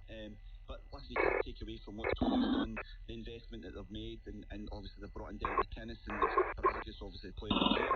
They've done really, really well. So it's just been a marriage made in heaven, hasn't it, the way it's all worked out for them. There certainly seems to be a fantastic atmosphere around the club. But where are you going to be on Saturday? How are you going to be watching this match? From behind the couch? Yeah, probably just in the house. Just got a few things on, but I'll just probably watch it in my living room just to see how it goes. But yeah, I'll be watching intensely to see who can come out on top. All right, Joe Savage, former sporting director at Hearts. Thank you very much for taking the time to speak to us. The huge match on Saturday, which will determine the outcome of the Scottish Premiership, will be covered across the BBC. Thank you, Jane. And our time is coming up just after 9. Let's hear from Misha Gainey with the details. Good morning. It'd be fair to say that the Sahara Desert might not be the most hospitable place to live. But around 2,000 years ago, an ancient people thrived there, known to us as the Garamantes. They used to be seen as tribal nomads, but in recent decades, the detective work of archaeologists has revealed something rather different. The Garamantes built cities, vast underground irrigation systems, and more than held their own in trade with the Roman Empire. That's the Garamantes, with David Mattingly, Faris Musa and Josephine Quinn on Radio 4 and BBC Sounds just after 9 a.m. And now back to the Today studio. And it is 27 minutes to 9. You are listening to Today on Radio 4. Catch your outlet just on Jane Steele the news. The Chancellor, Rachel Reeves, has spoken about the prospect of a Labour leadership contest for the first time. She told the BBC that Labour MPs have an important decision to make and warned a contest would plunge the country into chaos. Eyes of the Health Secretary, Wes Streeting, say they expect him to challenge the Prime Minister in the coming hours. It's unclear if he has the support of 81 MPs required.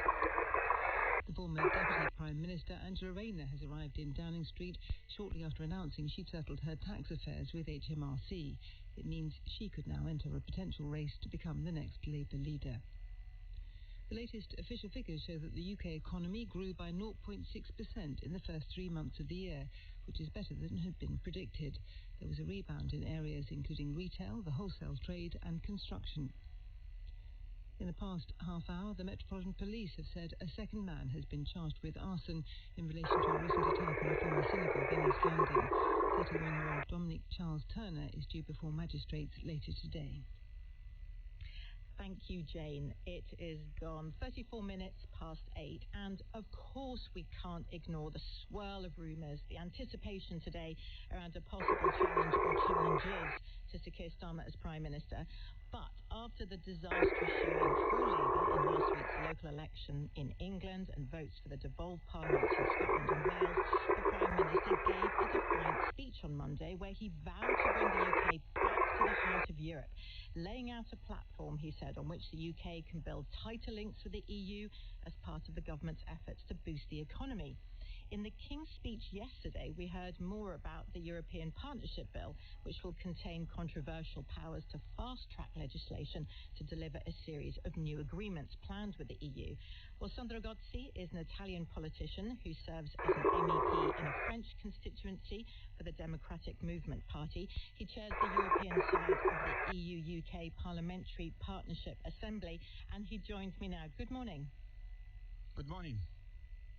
Mr. Gozzi, I'm wondering what you think when you heard from Keir Starmer that he wants to bring the UK back to the heart of Europe. How is that possible when the Labour manifesto says there will be no freedom of movement, no return to an EU customs union, no return to the single market? How close to the heart can you then get? I think you should ask the Prime Minister which party wants to follow. From our perspective, and looking at his speech, there are many things that can be done very soon. I mean, he talks about electricity, trade, some standard for consumer protection, phytosanitary standard. All this is being negotiated, and I hope that after the speech of the Prime Minister, the negotiation will intensify and we can deliver by the EU-UK summit, the second EU-UK summit, which should be held in Brussels at the beginning of July. So there is a part of the speech of your Prime Minister, which I would call, could be of fast delivery. Okay.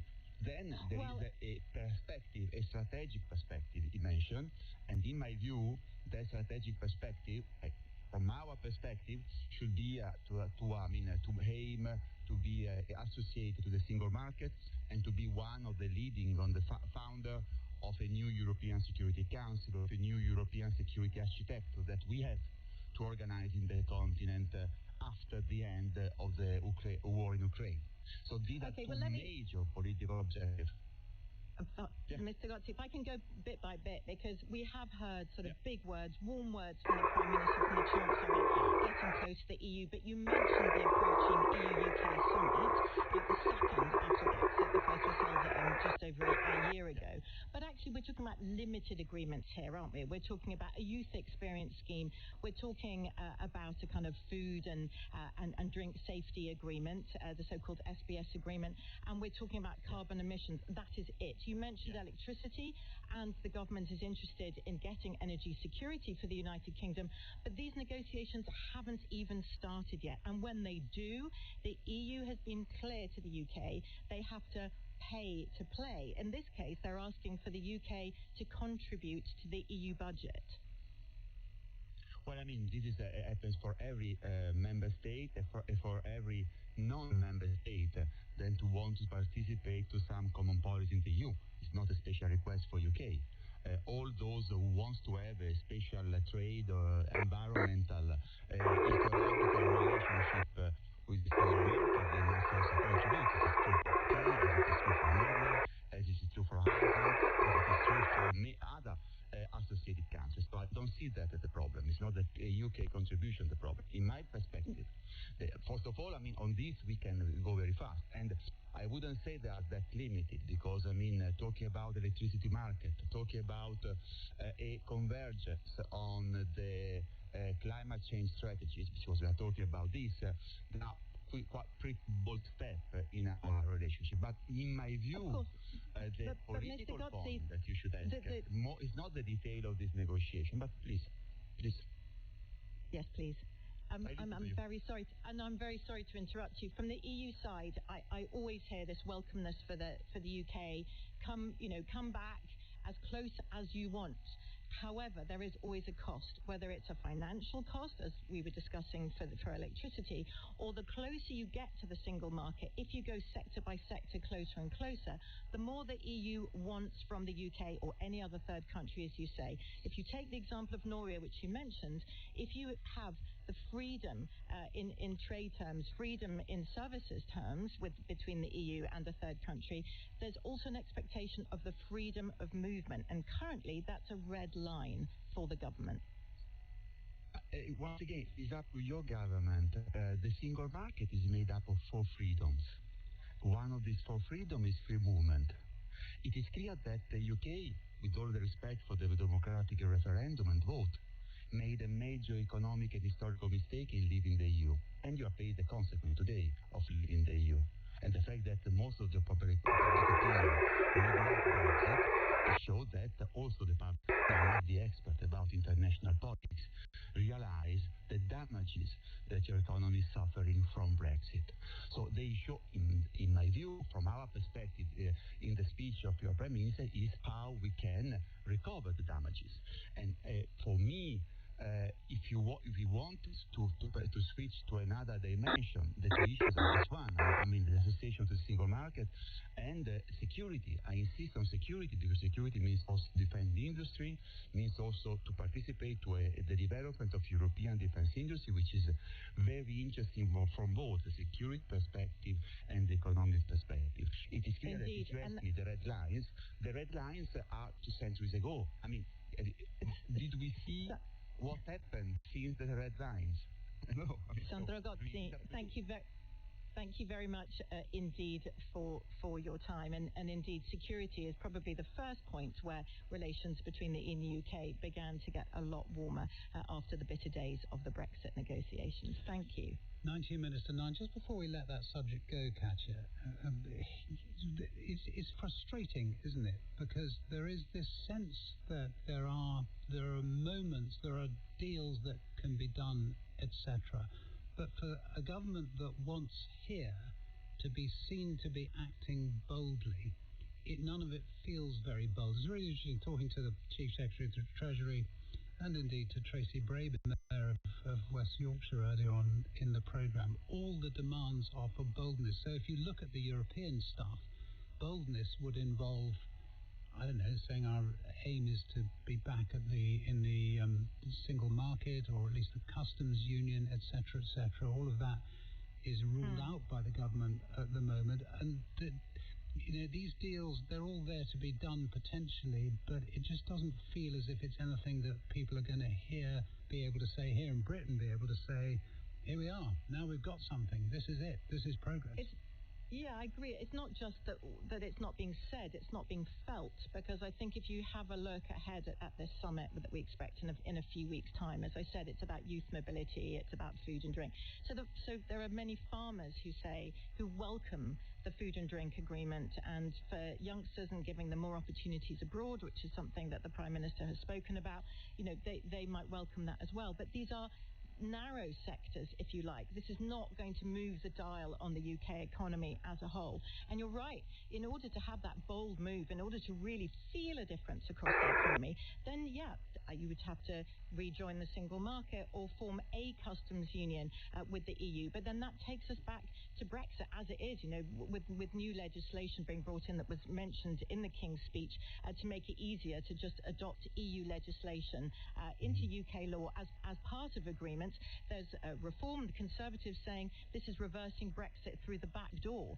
So, there may be visions, but there are also political constraints. And of course, the fact that Sir Keir Starmer at the moment is politically in trouble. So privately, what I'm hearing from European diplomats and players is they can keep negotiating with the government, which they are, but will this still be the same government come, a week, months from now? And therefore, how much does it hold going forward? And just to be clear, if you go all the way to being part of the single market again, then that means complete freedom of movement. It's freedom of movement. Yeah, they call it the indivisible freedoms. And so you look at Norway, for example. So Norway is part of the European Economic Area. It's called the EEA, but it's part of the single market, basically. But you'll hear them complaining because they are payers, not players, because it means they have to accept a lot of EU rules, including freedom of movement, and they don't really have any choice in it. There are voices who say, because of all these big things going on geopolitically and the important role that the UK is playing, we have played a leadership role when it comes to Ukraine. We are out there with the French and trying to orchestrate this international maritime force in the Strait of Hormuz to help safeguard the movement of vessels after the conflict is over, potentially. So since the UK is such an important partner to European neighbours, there are those who say that they should show more flexibility to the UK. But at the moment, I don't see those rules being bent on either side. Okay, time is 8:45. It is 8:45, and it's the head of the global aid body, the International Air Transport Association, has warned that high flight prices could continue into next year, even if the Strait of Hormuz were to open tomorrow, which there seems no sign of happening. Willie Walsh, who used to run British Airways and later became chief executive of its owner, IAG, has been speaking to our transport correspondent, Theo Leggett. The principal concern really relates to refining capacity for the size of the economy, and actually imports about 78% of its jet fuel requirements. So quite a significant amount of that, about 34%, comes from Kuwait. And Kuwait has not exported anything since the war really started. So the concern will be whether the UK can source all the supply of refined jet fuel. What we've seen so far is that prices on long-haul flights have gone up quite considerably, and we've seen fuel surcharges and so on. In Europe, prices have gone the other way a little bit because it seems people aren't willing to travel, so airlines are trying to encourage them back. Do you see that as a very short-term thing? Are prices bound to go up in Europe as well? Yeah, I think it's inevitable. Given that if you look at it at an industry-wide level, fuel will represent, I suspect, around 40% of the cost base this year. When you consider that airline margins are in the order of 3 to 4% at a net level, there's just no way that the airlines can absorb the additional costs that they're experiencing. So ultimately, the consumer will end up seeing higher fares. There may be instances where airlines will discount to stimulate some traffic flow. Given that the flights will operate, they want to maximize the number of people on those flights. So you may see some tactical pricing options being used by airlines as we go through the summer period. But over time, as I said, it's inevitable that the high price of oil will be reflected in higher ticket prices. And is this going to be a long-term thing? I mean, if the Strait of Hormuz were reopened tomorrow, would we then see prices coming back down again? I think it's likely to continue for some months to come yet. So even if it opened tomorrow, the disruption to the supply of crude, some damage to refining facilities, the disruption to the refined product, all of these issues will take time to resolve. So whichever way you look at it, I think this issue will continue for a number of months to come and may indeed continue into next year. And that was Willie Walsh, the boss of airline body IATA, speaking to Theo Leggett. Well, joining me now is our very own Sean Farrington, our business presenter. Hi, Sean. Hello, Katya. So, a lot of people are, the weather's miserable, isn't it? A lot of us are thinking about, I am thinking about sunshine, I have to admit. We're thinking about summer holidays, maybe thinking about having to take a flight for those summer holidays. On the one hand, we were hearing there from Willie Walsh about tactical pricing from airlines, wanting to make sure that their planes are full.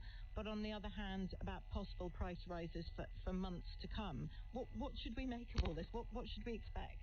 It is confusing, isn't it? Actually, I should say the sun is out over the piazza in Salford today. The deck chairs will be out there later. I should be with you. There's always an option, Katya. You're always we don't very need welcome. to fly anywhere, Sean, really, do we? No. Frankly? Well, customer habits, they're starting to change like that. We're having those conversations again. We're hearing from the holiday companies that staycations may be considered a little bit more, that there's been a shift in demand, certainly from Eastern Mediterranean destinations to Western Mediterranean destinations. TUI literally reflecting that in its financial results this week. They have seen a 10% fall in the sales of its summer holiday bookings made by Brits this year because of the caution. So for all of the airlines talking maybe as they were a few weeks ago when we were all watching the price pressures from the Middle East play out and see jet fuel in particular what would happen next, we heard a lot of the airlines then talk about how there would perhaps be upward price pressure the way Willie Walsh is talking about now. But they then had to react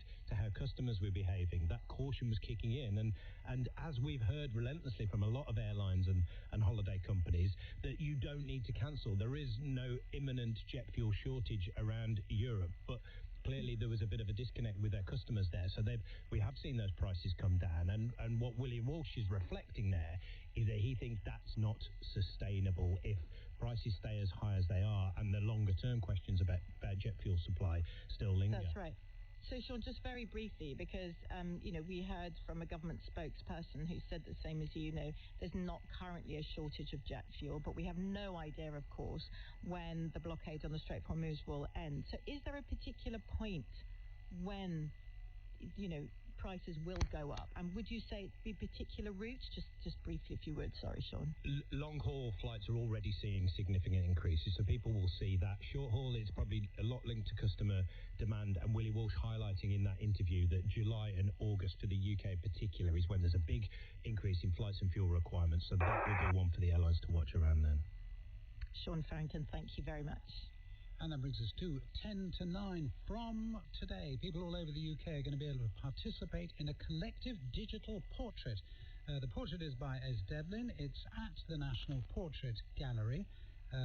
Both of us, Katya and I, have both taken part. We've uploaded our photos already by phone, and it's a very easy process, I can tell you. It's then rendered into a drawing in the style of Es Devlin, and you can leave it there, or indeed you can get rid of it, and if you leave it there, it'll be in a bigger national portrait, writ large, which they're putting on. So, Es Devlin is here in the studio, and so is Chloe Barnes, who does portraits the old way, known for winning the Sky Portrait Artist of the Year, but also being commissioned by the Royal Society for a portrait of Hannah Fry, and she also teaches drawing as well. So good morning to you both. Good morning. Es, first of all, what's the purpose of it? What have you been trying to achieve? It came from the title. We have a National Portrait Gallery. It's one of the largest portrait galleries in the world with over 220,000 artworks in it. We are co-owners of that. It's held in trust for the people of the United Kingdom. It has always been a mirror of us. What if we could have a national portrait, a portrait of us, that redrew itself every time somebody took part? All 55 million adults in the UK can be part of this portrait and see their own face up in a big picture in the same room as portraits of the King and Queen, Anna Wintour, Marcus Rashford. You're up there. You and Katya are already up there on the wall right now. It's reimagining national identity as a collective act of imagination. And Katya, I've got yours on my phone here. Yours looks fantastic. Are you pleased with it? Does it capture you? It's got a much posher nose than I have, I think. Does it have a posh nose? Yeah, I think it has. But what I love about this project, I mean, my daughter was killing herself laughing while I was trying to get my face inside, the sort of space where you need to sort of take your picture. So it's a lot of fun as well. But I think it's really nice that everybody can be a part of it, because sometimes with art there can be a sense, or galleries, these big imposing galleries that that not everybody feels it's their cup of tea. But if we're all part of the cup of tea, I rather like that idea. Does it pose a threat, Chloe, to you? Not. I wouldn't say so, actually. And I was reading a lot about Ez's exhibition coming up, and I like the idea that this kind of like portrait is so collaborative, and actually it allows people to come in who might not be artists and take part in something that will exist and be a part of history. But I think that, like, as a more traditional artist, like, these portraits can exist side by side. Yeah, so it's a different thing. It's a new thing.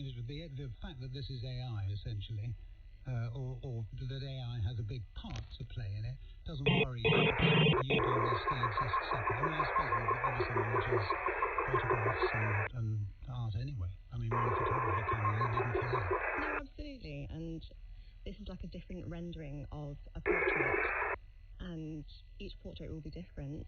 And AI can seem like this really scary thing, but it will use it as a tool and as a way to create imagery, but with consent of, like, everybody that takes part. So I think consent and collaboration is a big thing. Yes. When I make portraits, which, as you know, I made 50 portraits in 2020 from London's refugee community. I actually made a portrait of the mayor of Kyiv, Vitaly Klitschko, recently. When I make a portrait, it's up to me when it's finished and what it looks like. The city might not like it. In this case, it's up to every member of the British public to decide how they look at this portrait. We have so many instances of this technology being used to extract from us, to divide us, to separate us, to isolate us. And as artists, this is an act of resistance to that separation and distraction. Doesn't it also persuade us to be as narcissistic as we can possibly be? Because the whole you just said, when you do a portrait, you have to live with what you are saying by the portrait. This is part of, you could argue, I suppose, part of a kind of social media age where we make ourselves as perfect as we possibly can, am I not? Do you know what happens? Each time we move from your portrait to Katya's portrait, to the portrait of Ravinda, who's one of the people who works at the National Portrait Gallery, to the portrait of Norman Foster, who took part in it, there is a merging. There's a merging between faces from one to the next, and none of us get to control that. We're all in this country together. Let's all be in this portrait together, united. And it's such a wonderful thing. There is something, isn't there, Chloe, about particularly portrait art, whether it's AI art or the art that you do or whatever it is, that can capture something that nothing else, a photograph doesn't, I suppose. Yeah, so, I mean, with my sort of portrait, there's a lot with the handmade mark, and kind of that way of expression and emotion and psychology that can come through within a portrait. What I think is great about this is that, like, how Jerome and his style has put at the centre of this, and it's taken it away from something just being a photograph and then transformed into something else.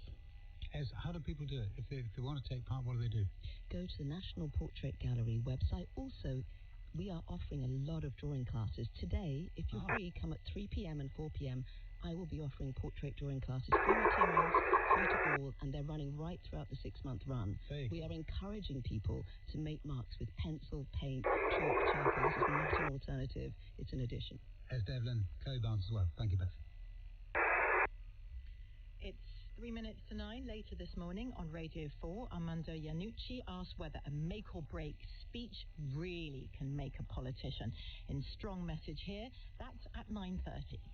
And talking of make or break speeches, at 3 minutes to 9, let us turn to Chris Mason, not because he's about to make a speech, but because if there have been any speeches, he will be aware of them. Morning again, Chris. What's happening or not happening?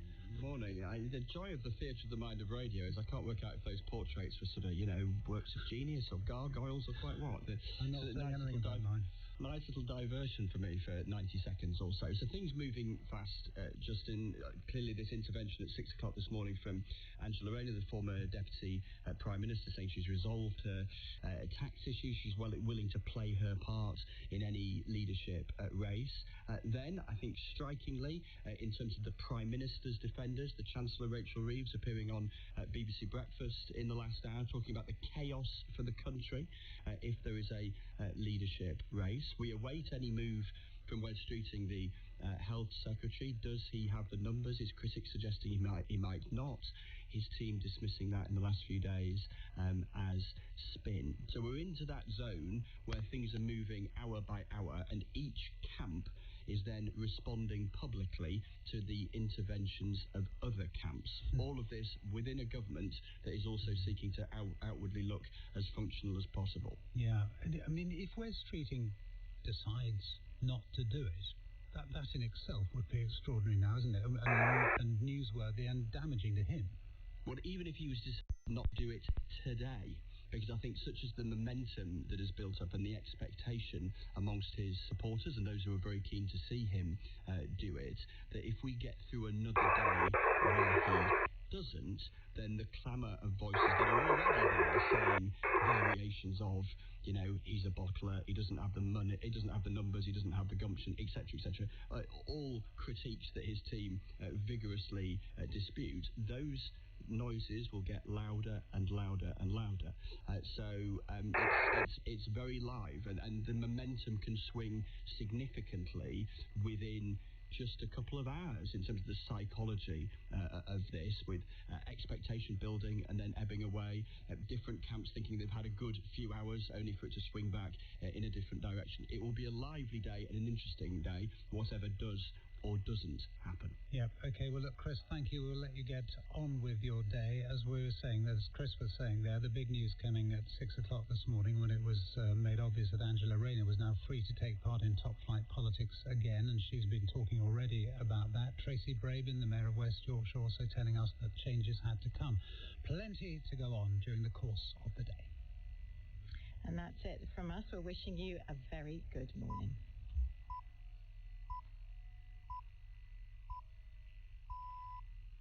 BBC News at 9 o'clock. The former Deputy Prime Minister Angela Rayner says she's been cleared of deliberate wrongdoing over her tax affairs, which could open the way for a Labour leadership challenge. She told The Guardian that she had now paid £40,000 in unpaid stamp duty after initially paying enormous from her flat in East Sussex. Allies of the Health Secretary, Wes Streeting, say he could announce his intention to become Prime Minister as early as today. But the Chancellor, Rachel Reeves, warned against plunging the country into chaos, something which was echoed during the Today programme by the Chief Secretary to the Treasury, James Murray. A leadership election would be the wrong choice for us to take. I think it would bring huge instability. It would mean we would end up looking inward as a party when we should be focusing on the priorities for people across the country. The Office for National Statistics says the UK economy grew by more than expected in the first 3 months of the year. GDP rose by 0.6% over the period. That includes the start of the war in Iran, partly because of a stronger performance by the services sector. Airlines have warned that the conflict will inevitably lead to higher ticket prices in Europe. The head of the International Air Transport Association, Willie Walsh, said the impact of the war would be felt for months. A second man has been charged with arson in relation to a recent attack on a former synagogue in East London. 31-year-old Dominic Charles Turner is due before magistrates later today. Experts in health, climate and sports performance have warned FIFA that its safety measures are inadequate to protect players at this summer's World Cup from heat. The tournament will begin next month in the United States, Canada and Mexico. Plans have already been announced for 3-minute cooling breaks in each half of every match, but campaigners say that's not long enough. BBC News. Coming up here on BBC Radio 4, does a make or break speech ever actually make a politician? Strong message here. Our series Decoding Political Speak investigates at 9:45. And later, soprano Dame Felicity Lott talks to John Wilson about her distinguished career and early cultural influences on This Cultural Life. It's at 11 this morning. Now here's Misha Glenny with In Our Time. Hello. The Sahara Desert might not seem like the most hospitable place to live, with extreme swings of temperature and limited water on the surface. Though around 2,000 years ago, an ancient people were thriving there, known to us as the Garamantes. The Garamantes are mentioned by Roman and Greek authors. Since then, they've often been seen as little more than tribal barbarians on the periphery of the Mediterranean world. But in recent decades, archaeology has revealed something rather different. A society with flourishing towns and cities, complex underground irrigation systems, and a key role in trade routes across the Sahara. Well, with me to discuss the Garamantes are David Mattingly, Emeritus Professor of Roman Archaeology at the University of Leicester, Fares Musa, Visiting Fellow at the University of Southampton and Cultural Heritage Consultant, and Josephine Quinn, Professor of Ancient History, Fellow of St John's College at the University of Cambridge. Welcome to all of you. But Josephine, I'd like to come to you first. Can you situate the Garamantes for us? What are we talking about and where exactly? So, yes, as you say, we're about 2,000 years ago, more specifically from about 1,000 BCE to about 600 or so CE, so over a long period of time. We're looking at a very large area across the Sahara from what's now southern Libya across to southern Algeria, and we're looking at this network of oasis settlements. And the people who live there have learned to farm the desert. They are also traders who've made kind of crossroads of the Sahara between north and south, east and west.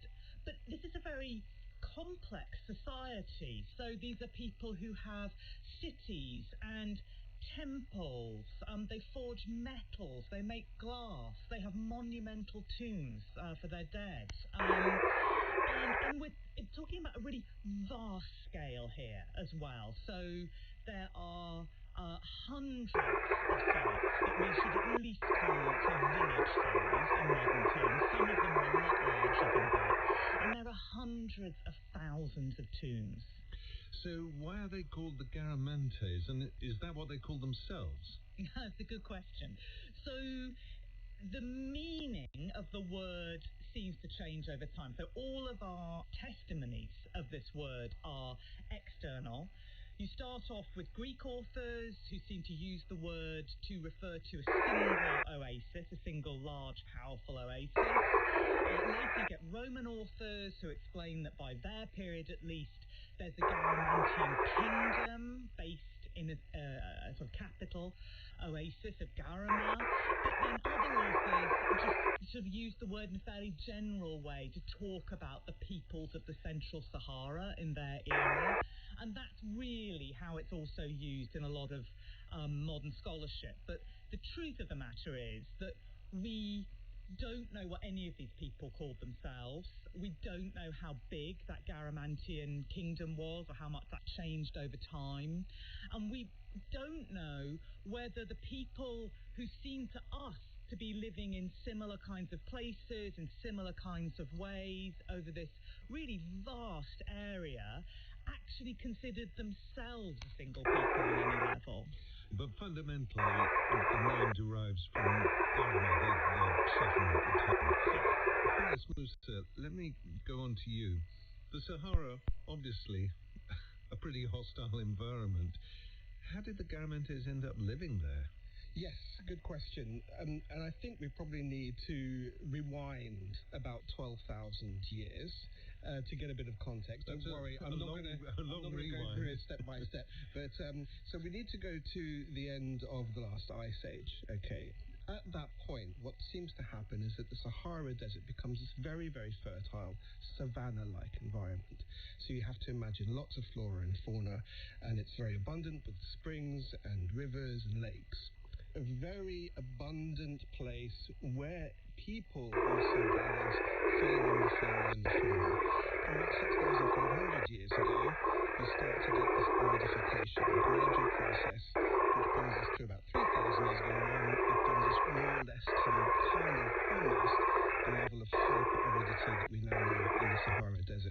So during that process, during that time, people shrink from the various zones of the Sahara into those sorts of pockets which still remain relatively humid, like the Fezzan area, or the Wadi al-Jal as we call it, this area where the Garamantes ended up.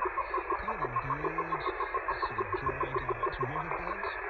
To the north of that you have a large sand sea, and to the south of that you have this high escarpment, sandstone escarpment, which rises quickly about 300 meters. So it's a kind of a process of, if you like, refugia, or people getting condensed into niches throughout the Sahara region. And the Garamantes end up in this particular zone, about 200 kilometers in length, east to west. So you and David Mattingly, you've both done a lot of archaeological work on the Garamantes. Can you tell us what type of work that is, and what sort of evidence you were turning up?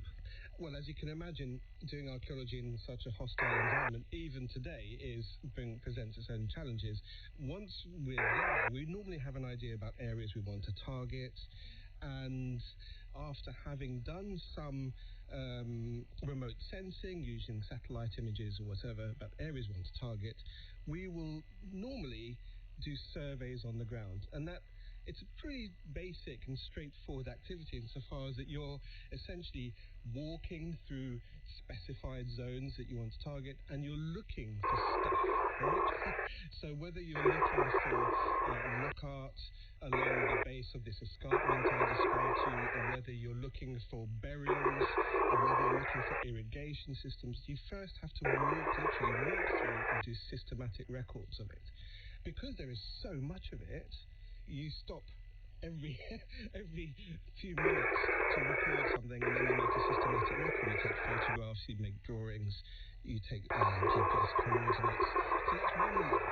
If you want to go in a bit more detail, for example, if you want to go in and have a look at a burial and the contents of the burial, then you'll conduct systematic excavations. And you asked, what did we find? Lots of stuff. And of course, different levels of preservation. A lot of burials were looted in antiquity. So soon after the burials were made, somebody has come along and taken stuff out of them. So obviously they knew there were valuables in there. So they beat us to it, essentially.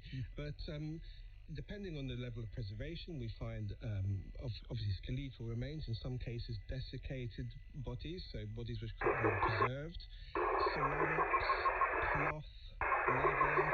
We've even found in the most recent excavations, we found a bronze bell, we found some fragments of gold leaf.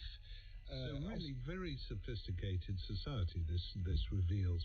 David Mattingly, they're living in the Sahara Desert. Can you tell us a bit more about what kind of settlements have been found there, and indeed how many? How extensive was this community? Well, we've heard that there were hundreds of thousands of Garamantian burials known, but up to the 1990s, there were very few settlement sites that had been identified. And in a way, this played into the older view that the Garamantes must be nomadic, because we had all these burials and nowhere for them to live. Well, subsequently, the survey work that we and others have done, there was an earlier British archaeologist called Charles Daniels who did some pioneering work. We've now started to identify in vast numbers the settlement sites that go with those cemeteries. In the early Garamantian period, that's around about 1000 BCE, they're living in effectively what are hill forts, fortified sites up on the escarpment that marks the southern edge of the valley. From about 400 BCE, they seem to move down en masse into the plain, the center of this valley where the oasis grows, and there they're living in open village settlements which they constructed in mud brick, but the houses there, they're multi-roomed, rectilinear, quite complex architecture.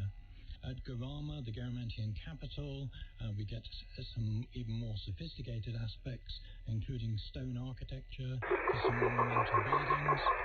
And then from about 300 CE, we see increasingly the introduction of defensive architecture at their settlement sites, with the appearance of castle-like buildings with projecting towers on their outer walls.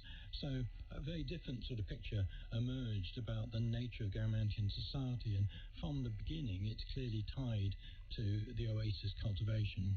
Before we get into the details of Garamantian society, let's try and understand what the Greeks and Romans, who I believe are our first sources about the Garamantes, what do the Greeks and Romans say about them? Well, I think it's important to understand the sort of conventions in which Greek and Roman sources wrote about peoples on the periphery or beyond the periphery of the Mediterranean world. And they have an idea which I call progressive barbarization.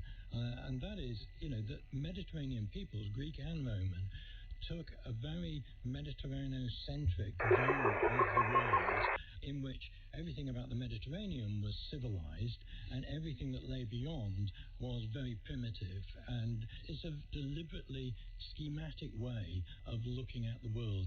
So Greek and Roman sources, when they write about these neighboring peoples, they're not writing in an anthropological or ethnographic way. They're, as much as anything, bringing out these sort of stereotypes that are designed to demonstrate the primitiveness and otherness of these outlying peoples. So just to give you an example, peoples that lived close to the Mediterranean, both in North Africa and in Europe, they're generally recognized as being agricultural, urban living, state-level organization of society, societies with complex rules and conducts of behavior that mark out their civility. But if you move out of that Mediterranean zone, they're pastoral or nomadic.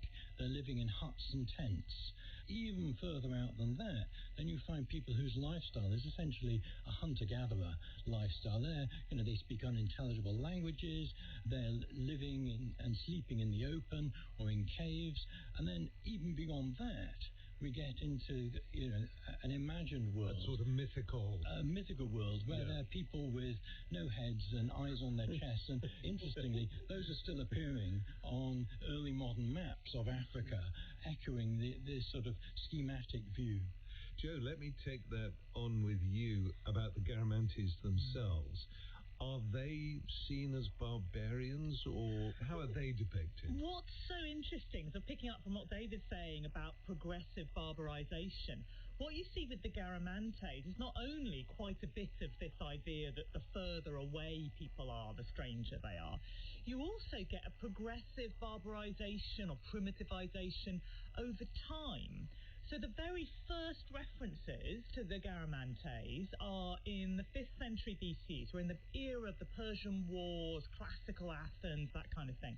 And a historian called Herodotus, who's writing in Greek in this period, describes a trade route across the Sahara, from the Nile to the Niger.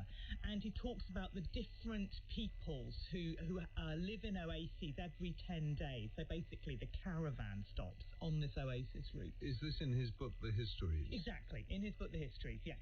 And he picks out the oasis of Garama, the Garamantes. He says they are a great and mighty people.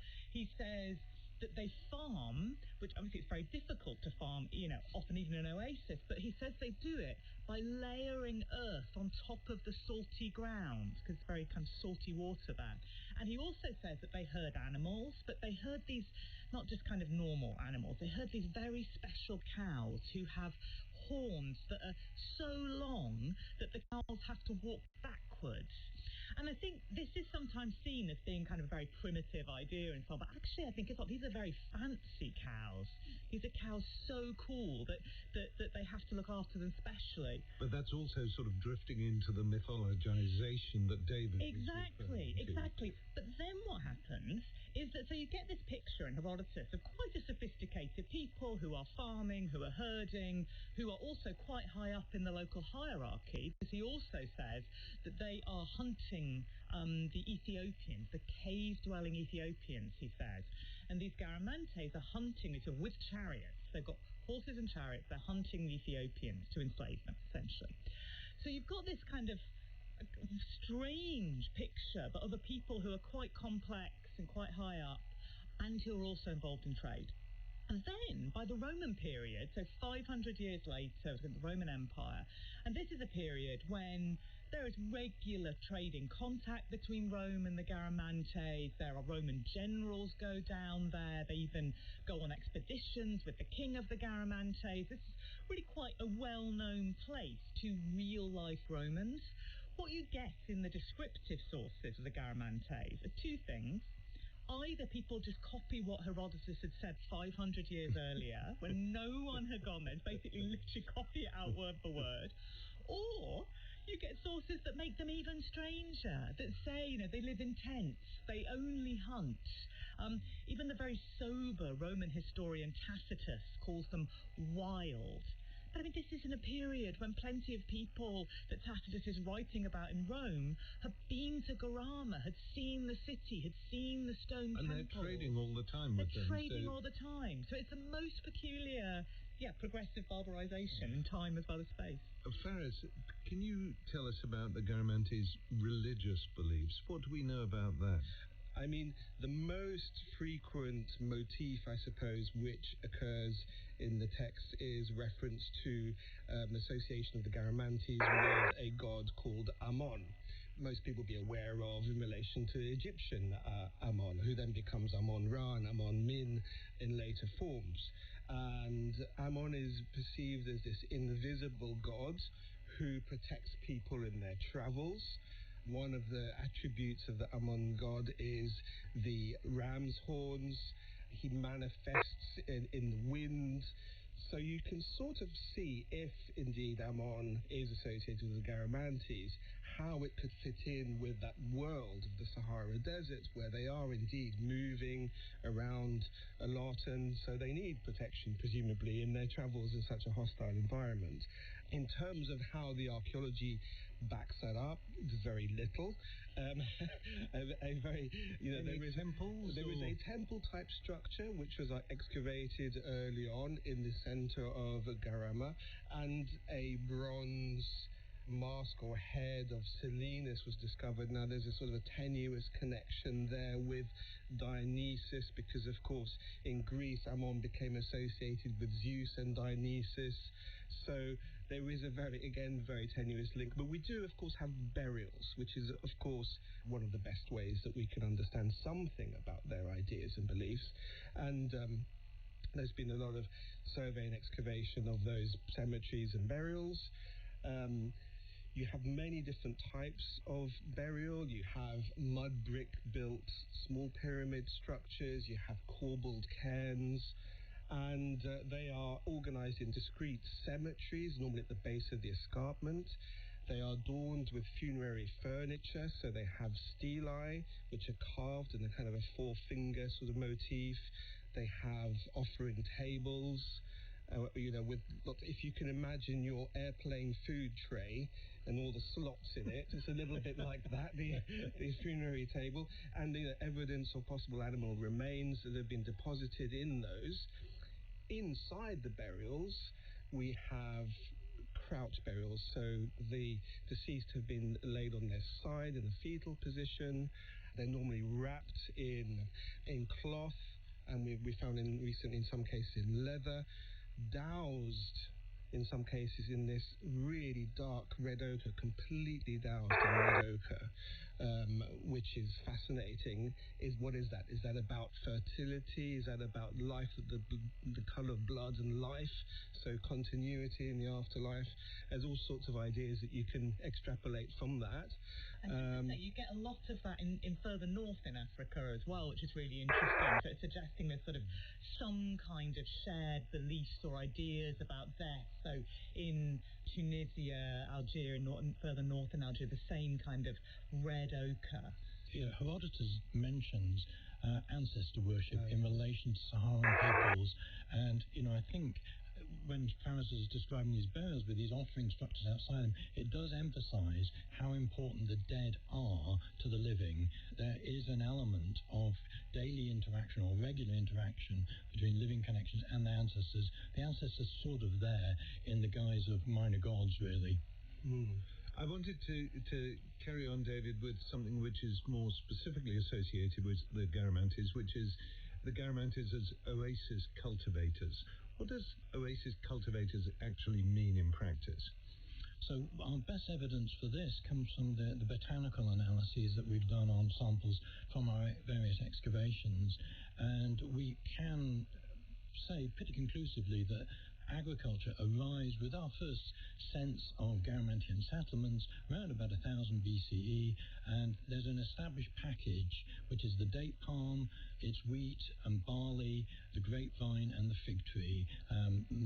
That's what they start growing, and it's clearly come from somewhere, probably from originating from the oases that are first emerge in the western Egyptian desert, and that package of crops gradually gets passed along as oases get established out into the central Saharan region.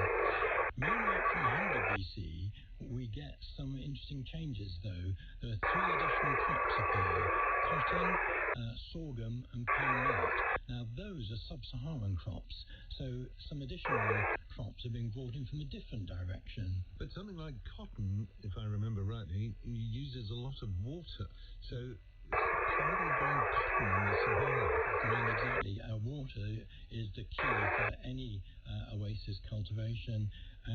In the initial stages, the Garamantes are perhaps using 1 or 2 relic spring lines still active from that wet phase, but gradually drying out, probably in the course of the first millennium BCE. But around 400 CE, exactly at the same time that those sub-Saharan crops arrive, we've got a dated adoption of a new irrigation technology, and this is the foggera. Now, the foggera... Can you tell us about the foggera? Yes. The foggera is the North African version of a technology that we also know in Iran and in Arabia, where it's known as the kanat or the fanage. And this is an underground irrigation channel that leads running water out to the area of gardens in the centre of the valley. So, hold it, let me just get this straight about how this is constructed. You have a sort of central well. Well, there's a mother well at the distant end of these underground canals, and these may be 40 metres deep, and they're dug generally into the foot of the escarpment at the southern end of the valley. So you dig down till you hit water, and as long as that water is at a level above of your gardens in the centre of the valley, then you can construct a foggera using that water. And so you dig a long series of shafts. They're spaced only every 5 or 10 metres, so it's an awful lot of shafts that you have to dig, but gradually getting nearer to the surface until the water actually emerges at the surface, because you connect the shafts at the bottom with short tunnel sections. It's obviously a lot easier to tunnel if you're only tunnelling 5 metres to the bottom of the next shaft. Even so, Joe Quinn, that sounds like an incredible amount of work. So the sheer scale of the foggera, how did they build it? It's terrifying to think about. I mean, these shafts that David's been describing, some of these are 40 metres deep. They're very narrow. They are being dug down in a world where, the daytime temperatures can reach 55 degrees. There's less than a centimetre of rain a day, and there are thousands of these things, and each one of them has these access shafts every 5 or 10 metres, as David said. So, David, can I just jump in? We did an estimate of the labour needs to construct the foggera systems that we know about in the Garamantian heartland, and it's 72,000 man-years. I mean, to put that another way, if you had a team of 100 people doing nothing apart from all their lives apart constructing foggeras, it would take them 720 years to create that system. This is quite. I mean, they didn't have diggers, industrial diggers, or anything like that. It's all done by hand. The one thing that I think it must mean is they have iron there, because you can't dig this with literally by hand or by stone. So they're already using some kind of iron. But this is all human labour, essentially. There is no way that people are going to volunteer to do this kind of work. That I can't imagine a king so powerful that he could require his subjects to do this for 720 man years. 720 years. An extraordinary amount of time. And so what we must be looking at a over here.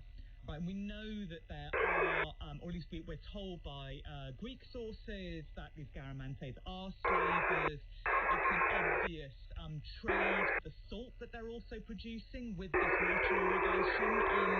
So on the one hand, I think what we learn from this is that it's very likely that there's a significant use of enslaved labour in these oases from further south. And you also mentioned earlier about the Ethiopians. Exactly. There's these stories about them hunting in chariots, these cave-dwelling Ethiopians who Herodotus said, and this is another of this progressive barbarization, these are people who are even further south than the Garamantes, and Herodotus says they squeak instead of speaking. So they're kind of in this mythical world. But he does, there's a story there. You also get, and this is, I think, extraordinary, there are cave art from these regions where the people would be hunting, and they show people with horses and chariots. So these are perhaps the victims showing these people who come after them. But there's also going to be, certainly by the Roman period, a lot of slave trading, as well as just kind of catching other people. And so that's one major factor in what's going on here, what's happening with the Garamantes, both using a lot of enslaved people, but also trading to the Roman populace. I want to come on to the trading. Faris, from what we've heard so far, it sounds as though the Garamantes were very sophisticated traders. What do we know about their trade? So, around the same time, so around 1000 BC, that we start to see this formation of a Garamantian proto kind of state. You also get on the coast of North Africa the arrival of Phoenician trading colonies. You get in 814 BC the foundation of Carthage. Now, as far as we can tell, they were traders and they were not expansionists or colonists per se. So they needed to be able to establish connections with other entities in the hinterland of the coast to be able to move goods around. So in many ways, you can sort of see this picture of these traders on the coast wanting stuff that is in the central Sahara or even in sub-Saharan Africa that the Garamantes can provide. And it's not a kind of passive situation where the Carthaginians are coming to them and they're just acting as a middleman. They're clearly moving distances to trade. You also have this incredible opportunity at the end of the Second Punic War, when Carthage's influence in North Africa is diminished a lot. Remind me when the Second Punic War is. Yes, it was 202 BC, between the Romans and the Carthaginians, and at the end of that, with Hannibal's infamous defeat at the Battle of Zama, you have this moment of about 200 years where Carthage's influence is diminished. And at this time, you see this kind of explosion, if you like, of these various indigenous kingdoms, including others like the Numidians, presumably also the Garamantes, where they are filling this kind of void, if you like, this vacuum, and no doubt are doing so through trade. So, David Mattingly, do we know what they were trading? Was it just agricultural product, or was it manufactured product as well? In traditional trans-Saharan trading, the key commodities of trade have been gold, enslaved people, and salt. And at one level, the Garamantes plug into that sort of network. Gold is being sourced in sub-Saharan Africa, particularly in West Africa.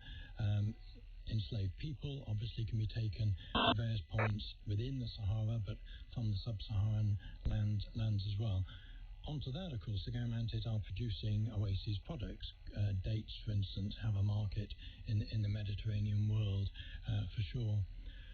But, and I think this is the crucial thing about the Garamantes, because sometimes they've been perceived as rather passive middlemen in trade that's dominated from the Mediterranean end. But what we actually see from the archaeological evidence is that the Garamantes are quite discerning consumers They have a penchant for Roman tableware and glassware, particularly really large oaken forms of bowls, which are incredibly fragile. So you can imagine how overjoyed the merchants are to have to carry those sort of goods on these Saharan trails.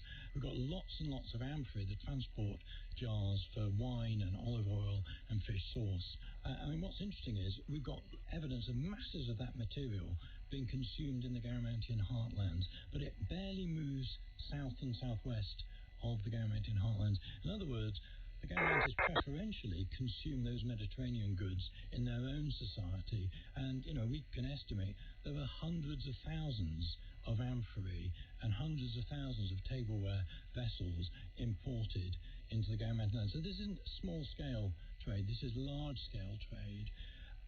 But the Garamantis are also manufacturing. They build up capacity for metalwork, producing little metal bar ingots, which are perfect for carrying on Saharan trade caravans. We know there are expert textile producers and garment producers, and cotton is a very new crop in the Sahara, in the Mediterranean world at this time. That has to have a high value in trade. They're producing masses of beads in glass, in semi-precious stones, in ostrich eggshell, and again, beads historically been currency in Saharan trade. Thank you very much, David. Joe, why does the city of Garama in particular become the centre of this trading operation? Do we know? Well, I think one of the things that's really interesting about looking at the growth of cities in general is that very often what seems to produce that kind of scale and density that we call cities in different periods is when lines of communication or trade cross through them. So I think what we're getting with the Garamantes that's so interesting is you have this early sort of trade route that's going from the Nile to the Niger, where there are all these oases along it. I would see those oasis settlements as a kind of secondary phenomenon. They're not necessarily passive, absolutely people who are coming to profit from the existence of a trade route, but the actual push factors are kind of coming from one end or the other or both. But when you get these north-south connections, so Faris has talked about potential connections with Carthaginians, lots of evidence for connections north with Rome later on, and then there's this amazing thing where the cotton and so on is arriving from further south. So it's when you get this north-south route that cross that east-west route, that, I think, is when everything kind of entangles and knots up and becomes the city. So that's how I'd say where you get the city of Garama really becoming important and powerful. That may be the origins of the kingdom we later hear about. But it's also, it really turbocharges the trade in the Sahara, putting those two directions together.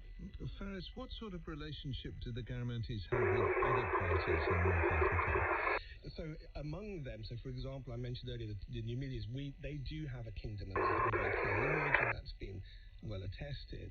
And so, yes, the relationship with them is very interesting, because I suppose the texts that we have suggest that the Garamantes are not actually as far away from the coast as we think or know they are. We know that their heartland was that far away, it is now southwest Libya, central Sahara. But you get often references to, for example, King Massinissa, who's a king of the Numidians at one point. It's just sort of on the edge of the south of the Roman border in North Africa. So it's a kind of north of the Sahara. Exactly. And at some point he seeks refuge. Would that be modern-day Tunisia? Or is it... Tunisia, Algeria. Yeah. So he seeks refuge in the 1st century BC in an area within or close to the Garamantian territory. So if that's what he's doing, then you're not having to go too far to get into what is perceived as Garamantian territory. So what that suggests is that the Garamantes somehow have territories or have influence north of their centre, quite far and quite near to the Mediterranean. But also what's interesting about that is they don't feature in a lot of dramas, do they? You don't see a lot of text kind of talking about them getting into big kind of conflicts with various entities, which is interesting in itself. Yet there is one thing I can think of that might be relevant to this, which is that there are some revolts against Rome in North Africa. There's a guy called Taxarinas who's a rebel, North African, who's rebelling against Rome in their provinces in North Africa, the Mediterranean provinces across Tunisia, Algeria, Morocco, and so on. And just a couple of times there are references to the king of the Garamantes helping these rebels, even coming up to the coast once. You're right, going a really long way to the coast of Libya to help the rebels against the Romans. So there is again a sort of sense that they're kind of just at one remove from the kingdoms that are in very regular political and military kind of contact and conflict. But nonetheless, with a military capacity of sorts, as far as we some understand. kind of military capacity. David Mattingly, this community, this kingdom, this people lived for a very long time, as far as we can see. When and why did they start to decline as a civilization?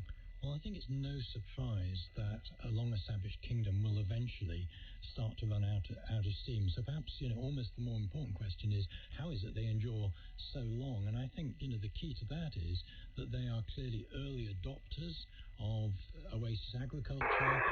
They are early adopters of the horse, which is a transformative technology in the Sahara in the first millennium BCE.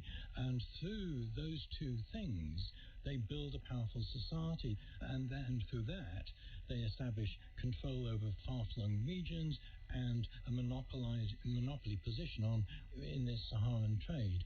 That's a very powerful position, but of course, it's not going to go unchallenged. And firstly, you might think about challenges from inside Garamantian society. So is that kingly power always, unchallenged by other groups? The rise in defensive architecture at Garamantian settlements in late times, that might suggest that actually that sort of competition within Garamantian society is growing. Another factor, those incredible fog river systems that are so key to the success of the Garamantes. It's like having a million taps turned on permanently on a non-renewable water table. So maybe the very success of the Garamantes through their irrigation systems is also part of their downfall. And they simply ran out of water. You start to reduce the level of the water table. Faris, let me just ask you as we come to a close. The Garamantes, are they seen as the predecessors of a particular people? I mean, are they part of a historical culture today? Does anyone hark back to the Garamantes? Well, that's interesting. I think you can quite safely say that there's a disconnect between those people that we're talking about in the past and people who live in the region now. But I think as we have started to learn a bit more about the Garamantes, people have started to obviously take an interest in that heritage, specifically within that region. I think, though, what that kind of feeds into is a broader phenomenon which I think that we are beginning to witness in North Africa.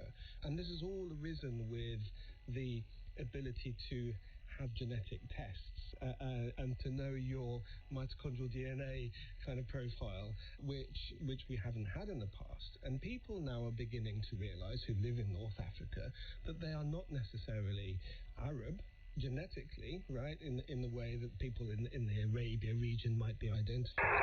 And so that's, for some people, and it's certainly a phenomenon among some young people in countries like Tunisia and Algeria, there is a revision about what their identity is. And there's a much more of a reversion, or if you like, an adoption of an identity which is more indigenous. And so people are now actively looking for those connections. And, there are various tribal entities throughout the ancient, North Africa, and the Garamantes are one of those. And I suspect that they are going to become more and more relevant as this phenomenon that's kind of fermenting is going to grow. Quick fire round at the end. How do the Garamantes, and I want you to keep this snappy, how do the Garamantes change our understanding of this period of history overall? Joe? Okay, so number one, it's not all about Rome. There are other places to talk about, not just Rome and China either.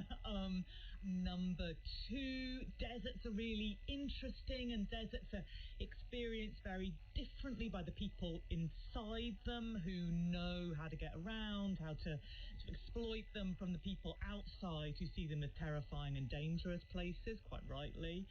And three, that trade and travel and exchange are a driving force in ancient history, and the connections extend much further than people normally realise.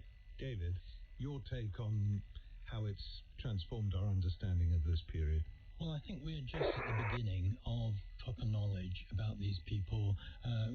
Before 30 years ago, as we say, we had a very different view about the Garamantes. There are hundreds of other pre-Islamic Iron Age populations across North Africa and the Sahara who we know virtually nothing about in archaeological terms, and we desperately need, and I hope very much that in the next generation many archaeologists will emulate the sort of work we've done on the Garamantes, on those other peoples. Fares, final word? Yes, well, I think, really would want to echo what Joe and David already said, but I think it is really important for scholarship and then how that impacts beyond scholarship in terms of our perceptions, which have been for a long time perhaps quite Eurocentric, about the flow of influence and the flow of power and culture in ancient times up to the present day. And you start to realize when you start to uncover these civilizations that actually there's a lot going on around Europe and close to Europe, which is pretty powerful, pretty significant, and actually will have been very, very influential in the wider polity. My thanks to Fares Musa, David Mattingly, and Josephine Quinn. Next week, do not doff your hat and do not kneel. We'll be discussing some of the radical politics that emerged during the English Civil War. That's The Levellers. Thank you for listening. Inner Time with Misha Glennie was produced by Martha Allen. It's a BBC Studios production for Radio 4. We have a make-or-break episode of Strong Message here next. Surging AI demand could consume 1.7 trillion gallons of fresh water globally a year by 2027. Numbers and statistics can be powerful, but what they really mean isn't always clear. Those figures aren't for water consumption. They're for something different. So, on More or Less, we unpack those figures that crop up in our lives, peeling back the data to get to the real insights. The new series of More or Less with me, Tim Harford, Wednesday mornings at 9. To listen on your smart speaker, just say Play Radio 4. Now, Amanda Iannucci will fend off the naysayers by delivering the program of his life. Hello and welcome to Strong Message here from BBC Radio 4, a guide to the use and abuse of political language. I'm Amanda Iannucci. I'm joined this week by comedian and regular team captain on BBC Wales's What Just Happened, Kerry Pritchard-McLean. Hello. Hi, thanks for having me. Good phrase, what just happened. The phrase we're going to look at is a line to that, which is we can't go on like this. A phrase that I think is used repeatedly and has been for about the last 10 or 15 years, but is in much use these last few days. We're looking at the language, not just of elections, but around leaders' increasingly precarious position. So to unpick that, to look at how we describe our embattled leaders and triumphant ones, we're also joined by Rika. Hello. Hello. I have to preface, which I now do every week, I have to preface with, we record this on a Tuesday, it goes out on a Thursday, goodness knows what the climate will be when this goes out. I always thought I'd have to use this special button once every few months, but it seems to be every week. Okay, let's get on to this week. Because this is quite exciting. We're all about political language, and the whole week started on what was built up as to a momentous make-or-break speech for the Times, not the newspaper, the actual, the period of history. Starmer's speech, which she delivered on Monday, in which he said, "I get it," and in which he said, "I take full responsibility, but..." My first question is, why was it built up as if it was going to be like, the Gettysburg Address, when clearly it wasn't, and was never going to be, because it was by Keir Starmer? Why? How did that happen? I think there's a difference between wanting it to be a make or break speech and, someone in that office somewhere has gone, say it's going to be amazing, and then they've had to sit there and try and write something amazing, and then also be delivered by Keir Starmer, and they're like, well, we've written a check here that we just can't possibly catch. I think what they're doing is they're showing their intent as opposed to what the actual outcome was. And I don't think you should overpromise. But how did that happen? That happens because what will have happened is, of course, these absolutely catastrophic election results. And Keir Starmer and his very small team of people would be sitting just panicking in terms of, right, what's coming down the track? Is there going to be a leadership challenge? There's going to be like fever pitch speculation about the future of my career. We must do a speech, but let's not call it a reset. We must do something. Something must be done. And I think what's happened is, in the kind of heat of that room, they've decided that this is going to be the moment which, sort of saves him. And then it's been overzealously briefed out, probably by the director of comms or whoever's the acting director of comms. And also, I think the media does need to take some responsibility as well, because we in the media love the drama. Let's be honest. We absolutely You're messy. We do. We're messy. We live for the drama. We've been like, oh my God, this is going to be amazing. And you're right, not even JFK could have risen to the occasion. I do not see in like decades to come school children getting up and reciting, "I also take responsibility for delivering the change that we promised for a stronger and fairer Britain that we must build." You don't see that on posters and on your student walls. You don't see that. I've already got t-shirts made. But would they not have known that? Would they not have known that the thing the media will do is take this little scrap of, there's going to be a speech, and build it up? I think something happens to you, which I totally understand because I've been there. When you're in that bunker situation and the world is against you, you kind of go delusional. Like, there's a sort of small group of people. It's you against the world, and you sort of do go a bit delulu in the sense that you're kind Delulu. of delulu. It's my new word. It's my new. It's like beyond delusional, delulu.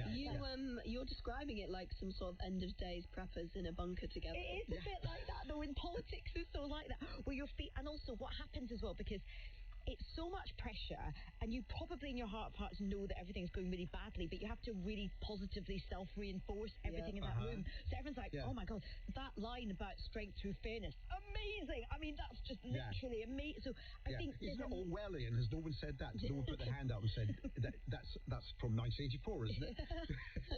I think a kind of a sort of hyper-positive mania grips the room, because everyone's like, you've got to be positive, what's the alternative? But I think with some people that will work. I can imagine, for instance, Trump being surrounded by hype men being very good for him, and the confidence trick sort of being enough for him to inhabit the room and be a better orator as a result of it. But there's not enough hype men we can throw at Keir Starmer for him to believe it, or for it to sort of pass through to anyone listening, I think, speaking. But also, as I was watching it, I mean, so much of the events happening at the moment, I've been going, oh God, here we go. I mean, as I was watching the speech, I was going, oh God, oh. But then there's the whole fever of, well, it didn't match expectations, he's got to go. I also went, oh God, this again.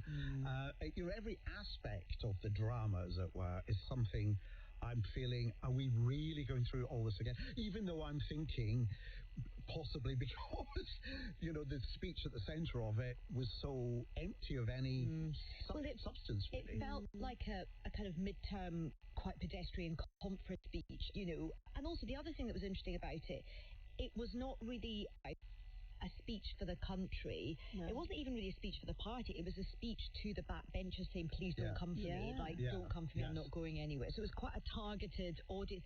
I have to say, I did feel quite sorry for him, because if you think about it, he must have been utterly crushed, right? In the sense that he's got an absolute sort of, kicking at at the ballot box. He knows that everyone's briefing against him and the press is slagging him off. And then he's got to sort of be all jazz hands and bound on stage. Yeah. I sort of felt like maybe it would have been better just to not have done anything. Yes. Or instead of building up as a great rhetorical kind of masterpiece, was there not someone telling him, you've got to announce substantive policies? Because that's really what people are hungry for. Because it was the build-up for, within the speech, of, we're going to turn this around. Here's examples of how we're going to turn this around. Oh, it's British Steel, but that was already underway anyway. Yeah, and if everyone agrees, we'll be at the heart of Europe, but by which I mean we're going to have some youth travel scheme in place. I just want to get the wording right. Yeah, I can announce that legislation will be brought forward this week to give the government powers subject to public interest tests to take full national ownership of the British. So even the big announcement that's not snappy. was subject to public interest. There's so many caveats. Yes. And you just want him to be a bit dynamic and a bit almost reckless. I know that's mad to say after the leaders we've had, but you just want him to shoot from the hip a bit. Just have a couple of wines and see what happens. Loose lips, that's what I want to see. But this is possibly about the third or fourth time that he's been in that situation where... But I wondered as well if it might not have been better if you were going to do something like that. Like, instead of having loads of activists sort of, clapping at fever pitch like it was some victory parade, which so the setting's already just felt quite jarring. Would it have just been better maybe going to maybe do a sit-down interview with somebody or a piece of camera and just kind of show some sort of radical honesty and just say, look, it has not gone well. A lot of the speech that he made in the end boiled down to the old political well-worn phrases. The British people tired of a status quo that has failed them. Change cannot come quickly enough. The whole sense of the working people, resolute, onward for change. These phrases just don't connect with. No, because it's also like he's briefing against himself. Yeah, that's right. Yes. It's bonkers. He reminds me of that parenting technique that you do, where you've got like a child who doesn't want to leave the swimming pool or the soft play and starts having a bit of a meltdown, and you go, I know, it's really unfair, isn't it? And it's horrible that you have to leave, even though you are the one forcing them to leave because you're already late for something, to be like, I know, I'd be really upset as well. But it's like, you're the Prime Minister. You're the one making us feel like this.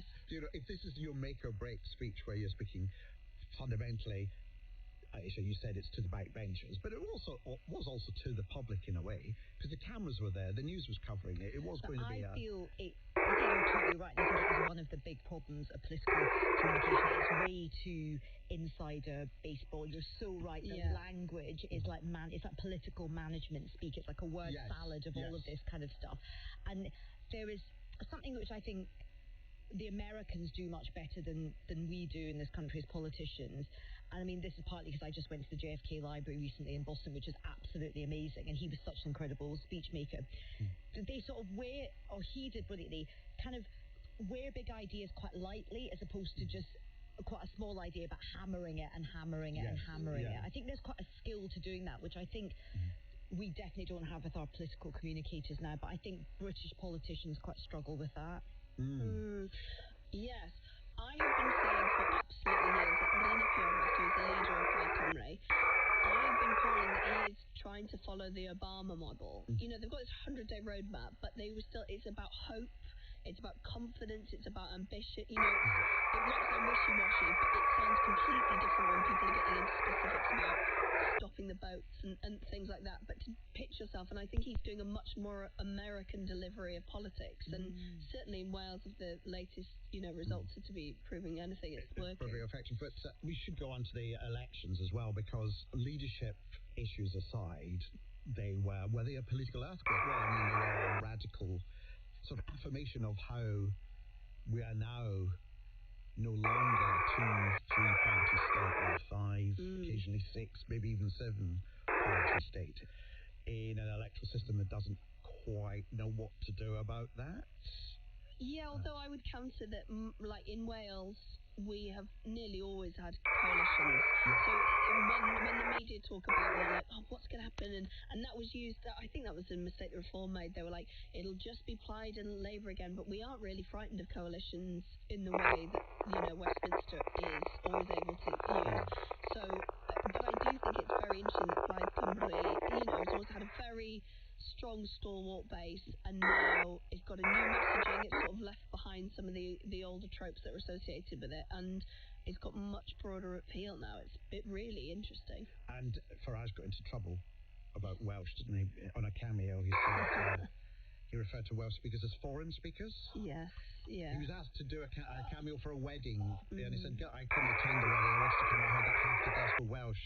And I don't know. Who knows what would have happened? All those foreign speakers there. I don't know. I mean, he was joking, really, isn't it? But it's that thing where his defense is like, listen, I was just being paid to say that. And I'm like, I don't think that's better. That you're kind of like denigrating the Welsh language or, being flippant about it. But I mean, the problem is that it's backed up in their policy as well, is that there's the target in Wales for 1 million Welsh speakers by 2030. And Reform they keep bouncing back on it. The leader, Dan Thomas, says, oh no, we're going to keep that. And Farage is like, well, no, I think we'll get rid of that. So the preservation of the Welsh language is not that important to Nigel Farage anyway. So then that clouds the whole, joke cameo. Prior to recording this, Kira, you mentioned something about Reform in Wales have a policy on museums, is it? Yeah, so the policy on museums for Reform is that they want to be involved creatively, and they believe that things should be shown in museums in chronological order. That's a big sort of idea. Okay. It's wild, because obviously there's something sinister going on, and they want us to not represent the unfavorable bits of British history, I imagine. But it's so weird that they're obsessing on chronology. Well, as in, when you stop in, the first thing you see must be the old. Like when you go into a supermarket, it's always the fruit and veg first. I don't know why this is the big blue sky thinking that they've gone for. Right. But you have to start with the dinosaurs from people like which is quite appropriate. Yeah. And before you get to the gift shop, the last thing you see is what? The future. And it's Nigel Farage in number 10. Thanks for listening to Straw Message here. I'll be back next week, joined by the parliamentary sketch writer for The Times, Tom Peck. If you want an extended version of this week's episode, where we discuss screaming penguins, alliteration and nachos, then head to BBC Sounds. Goodbye. Bye. Straw Message here is produced by Gwyn Rhys-Davis. It's a BBC Studios production for Radio 4. Coming up on Women's Hour in a couple minutes, we're hearing from the author of Boring Asian Female. And when should you be concerned about excessive mobile phone use? This is a story about a trinity of women. These women loved plants more than they loved being liked. Juliet Stevenson features in a two-part drama about three British female horticulturalists. The garden is not a place for a woman. And it's terribly lucky I don't behave like one. The remarkable stories of Gertrude Jekyll, Ellen Wilmot and Beatrix Potter. Father, I am tired of rooms that will not have me. Women who chose defiance over approval. Make trouble. Trimorous. Three Heroines Unearthed begins next Tuesday afternoon at 2:15 on Radio 4 and BBC Sounds.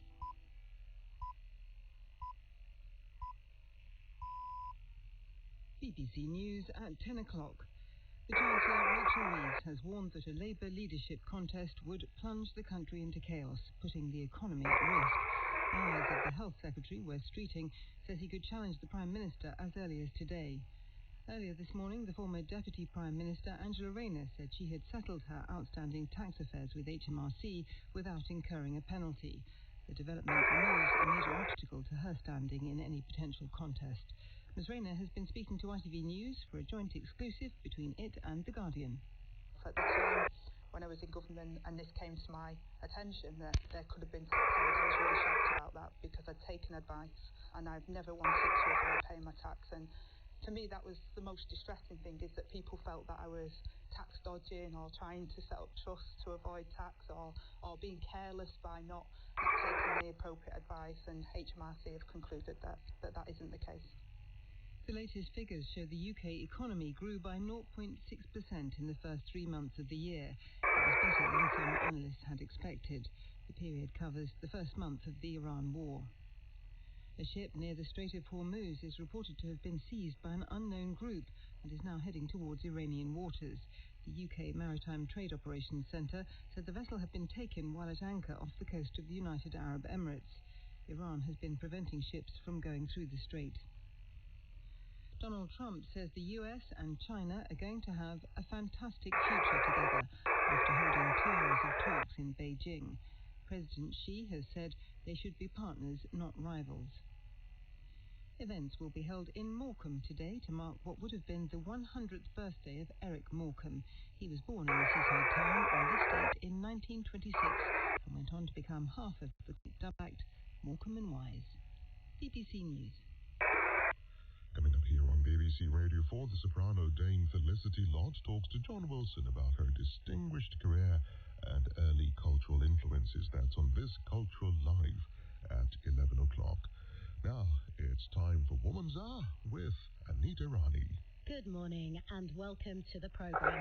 Boring Asian Female. Of course I'm not talking about me, but you knew that. It's the title of Kanwen Shu's debut novel about a young Chinese-American woman who's very clever. She's a student who does everything right to get into Harvard Law. But when she doesn't, and someone else does, her ambition turns to obsession. And, well, no more spoilers from me. Kanwen can tell us more herself shortly. The Boy Who Harnessed the Wind. It's a new musical directed by Lynette Linton. It's transferred from the RSC's Stratford to the West End. It's an uplifting, life-affirming tale about a Malawian boy who, well, harnessed the wind by figuring out how to make a wind turbine with little formal education.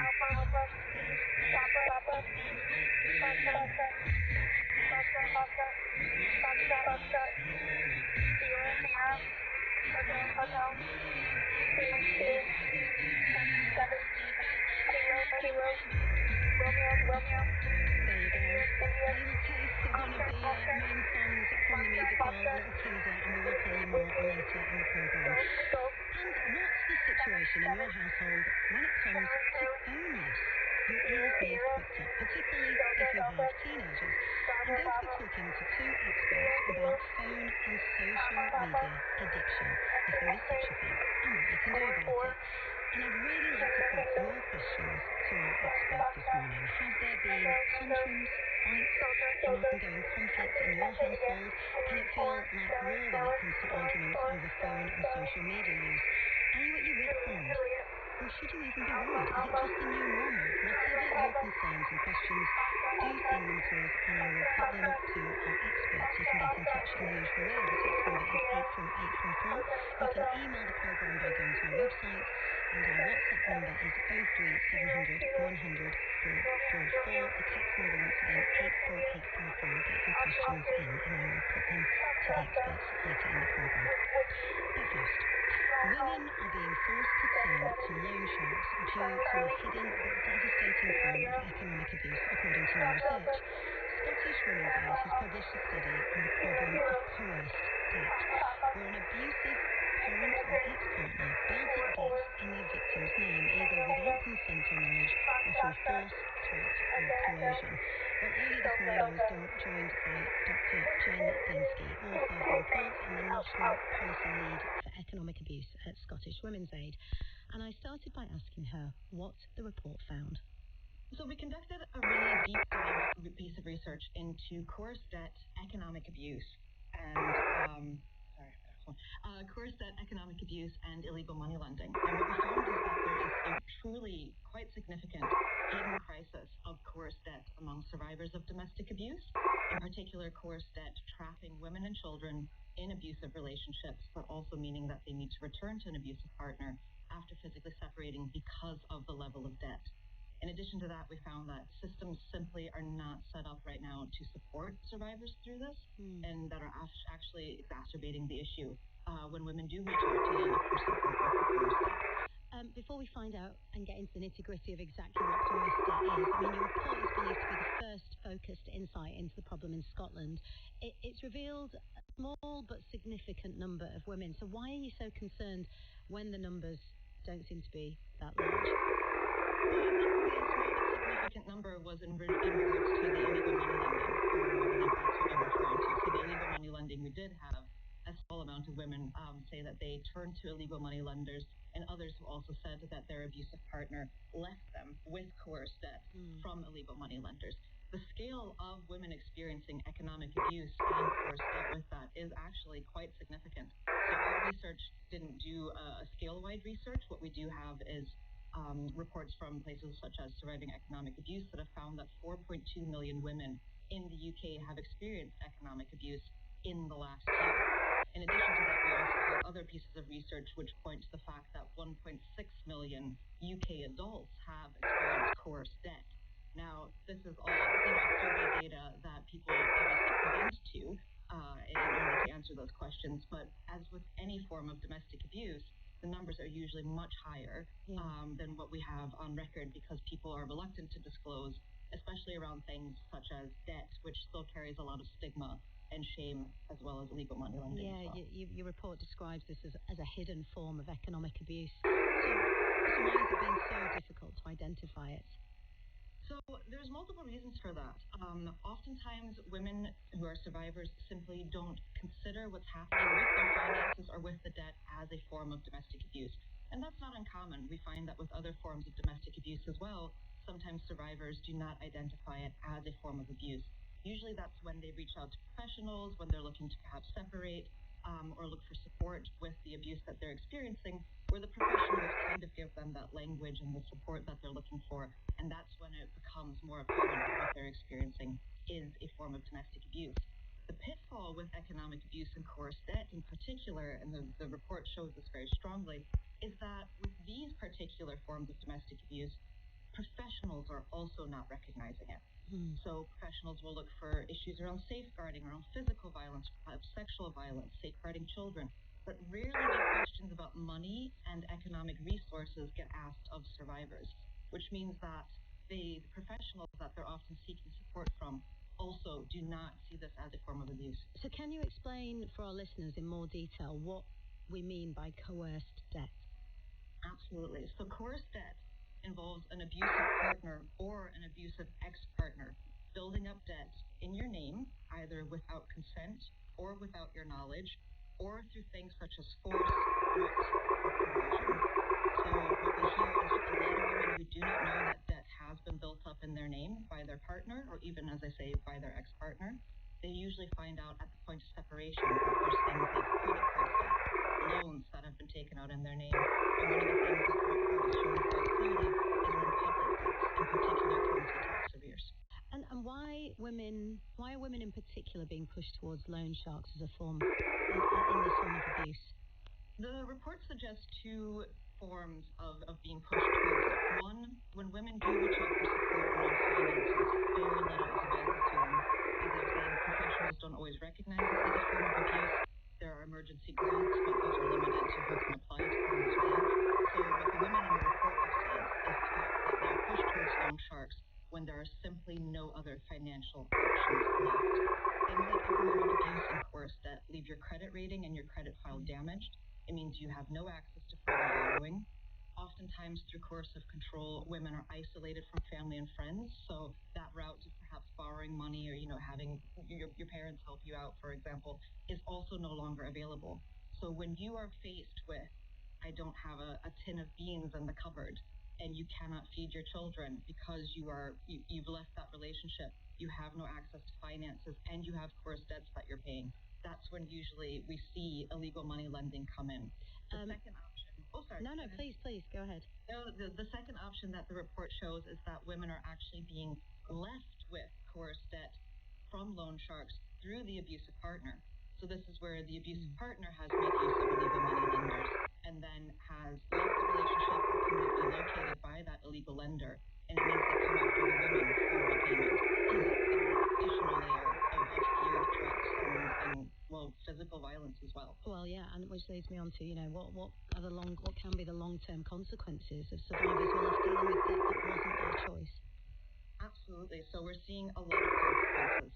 You look at, as I've already mentioned, credit files being damaged, which means there's no further lending available to women who are often looking to rebuild their lives and rebuild their children's lives, but have no access to finances to do so.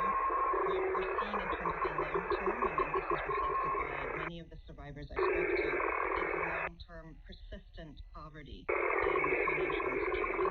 And that also means child poverty. This is women who are not able to provide for their children because of a lack of access to money, coerced debt that is not theirs, and future payments that they need to make. So, Scottish government is very set on tackling child poverty, but perhaps not looking at this. We're also seeing an increased risk of homelessness and of destitution. And then we're also looking at health implications such as chronic stress, anxiety, mental ill health. Those are sort of the ones that people speak to the most often. However, we know that there's other consequences as well. In a statement made, the Scottish Government says it was committed to tackling violence against women and girls in all its form and has invested £21.6 million this year through its Delivering Equality Safe Fund. And a spokesperson said in December 2025 we announced funding for the launch of a new national helpline, the Purple Phone, run by Financially Included to help women experiencing economic or financial abuse by their partner. And the Scottish Government has committed to support this work until March 2028. This is alongside support for women and their children to leave an abusive partner through the Fund to Leave initiative. £2 million has been allocated to it, and in 26 to 27, which could help up to 2,400 women in Scotland. What needs to change, whether it's policy, financial systems, public awareness? What needs to change to protect victims and to prevent this from happening? We absolutely welcome all the efforts that the Scottish Government has made. We run a very successful Fund to Leave as well, which provides emergency funding to survivors and their children. However, what we're seeing is that we need prevention and we need early identification. And that's with all forms of domestic abuse. When it comes to economic abuse in particular, what we need is a sustained national awareness campaign of what economic abuse is and what coerced debt is. You asked me rightly, what is the definition of this? What are we actually looking at? As I said, survivors are not identifying it as it occurs, and we're seeing professionals as well across the board who are not identifying it.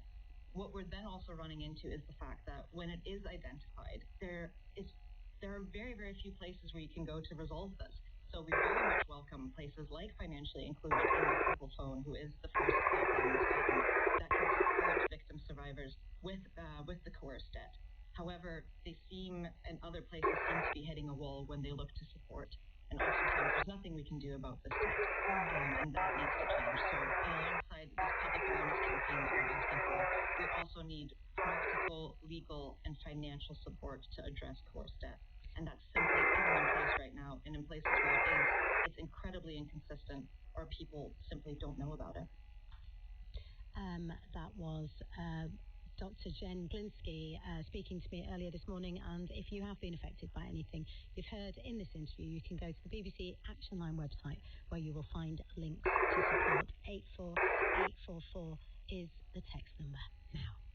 American writer Kanwen Shu was only 18 when she gave a TEDx talk titled I'm Not Your Asian Stereotype, which has been watched more than 3.7 million times.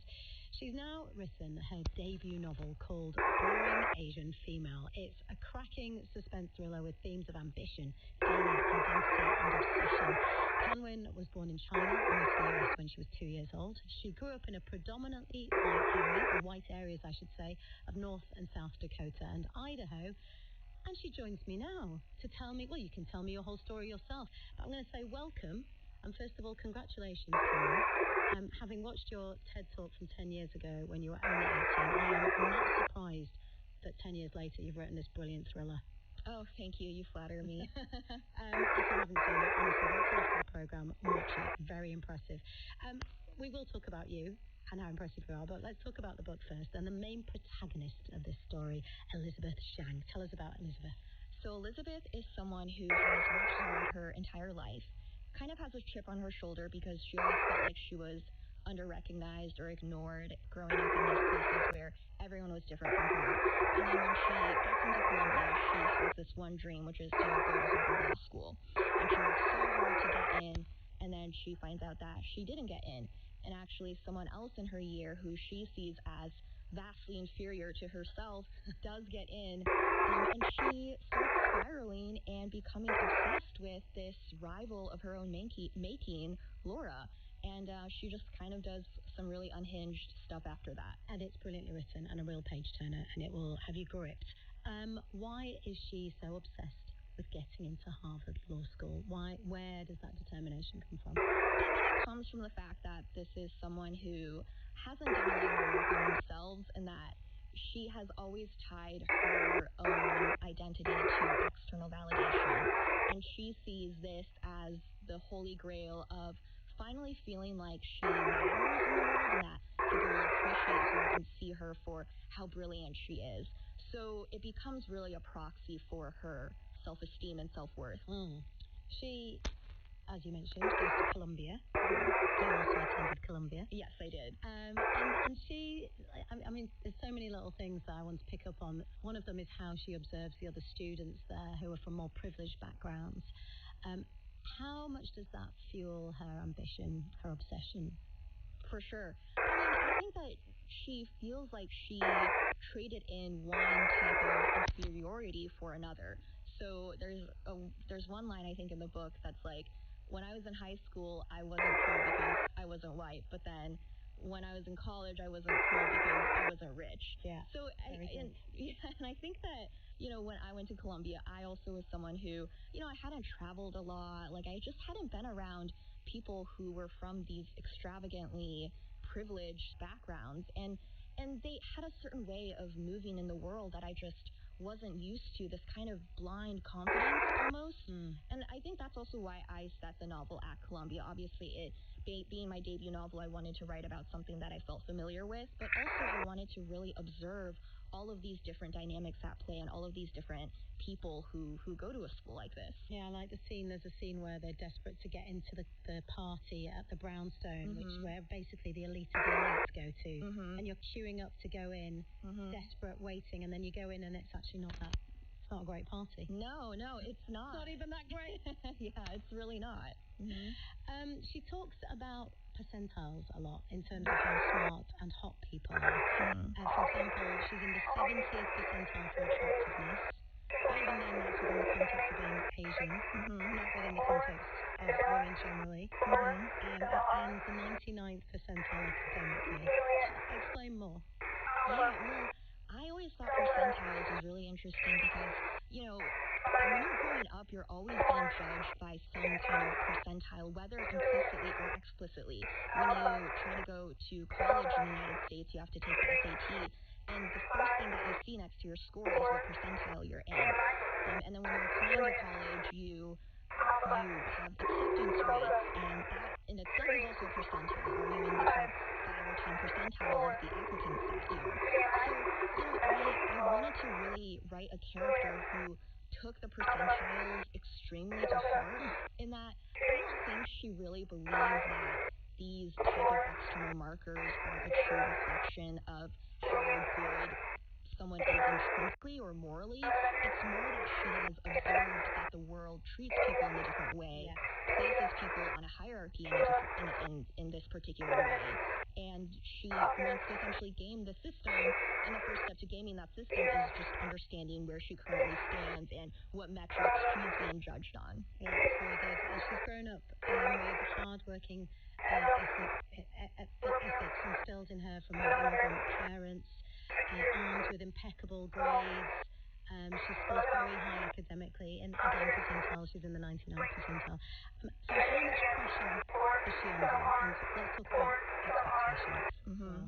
Yeah, I mean, I think that anyone who maybe comes from an immigrant household knows that there is an expectation to create a better life for yourself than your parents did, to basically do better.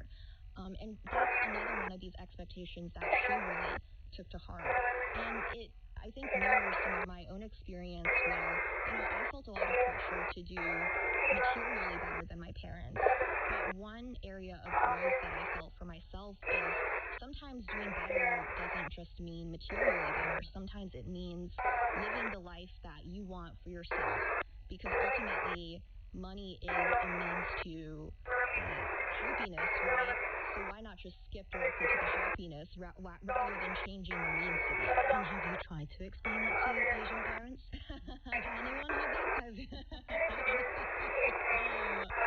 No, it's funny because my dad always really wanted me to study computer science. When I went to college, he was like, listen, he was like, just at least minor in it. You know, you don't have to major in it, at least minor in it. So I concentrated in it.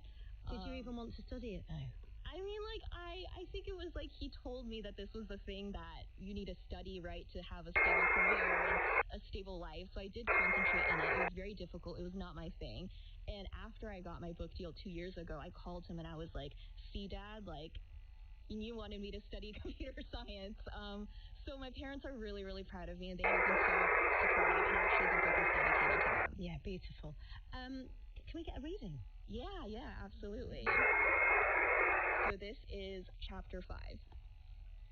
I could join the Peace Corps, volunteer in the South Bronx for a year, develop and recover from a debilitating drug addiction, and use the fodder to write a best-selling memoir, take care of a schizophrenic uncle or an orphan niece, work as a night manager at McDonald's, and write think pieces about the working class. All to remove what Robert said had been wafting off my application like the stench of New York City curbs on garbage day. I was boring, and not boring in one of the acceptable ways. Wanting to go to that law school because your parents are graduates of the same institution. Being one of those rich kids whose parents went to boarding school with the dean of admissions. Or being the other kind of rich kid whose parents will donate a sizable sum just so your application gets a second look. I was boring, and I was a nobody. And for all I knew, I didn't even want to go to law school. I was just another robotic Asian kid who didn't want to study computer science or go to medical school. So this was the only other option my parents would approve of. I was squarely in the Asian female bucket, and that was a damn hard bucket to stand out in. As much as I wanted to defend myself, I couldn't argue against the truth. As soon as he said it, I could see it myself. A room of 5 admissions officers pouring through the applications. They would see me, Elizabeth Zhang, fresh out of a top undergrad, sky-high scores, and say to each other, I'm just not sure what she adds to our student body. It was the politically correct version of what they really meant. Do we really need another one of these? I was boring. Specifically, I was a boring Asian female.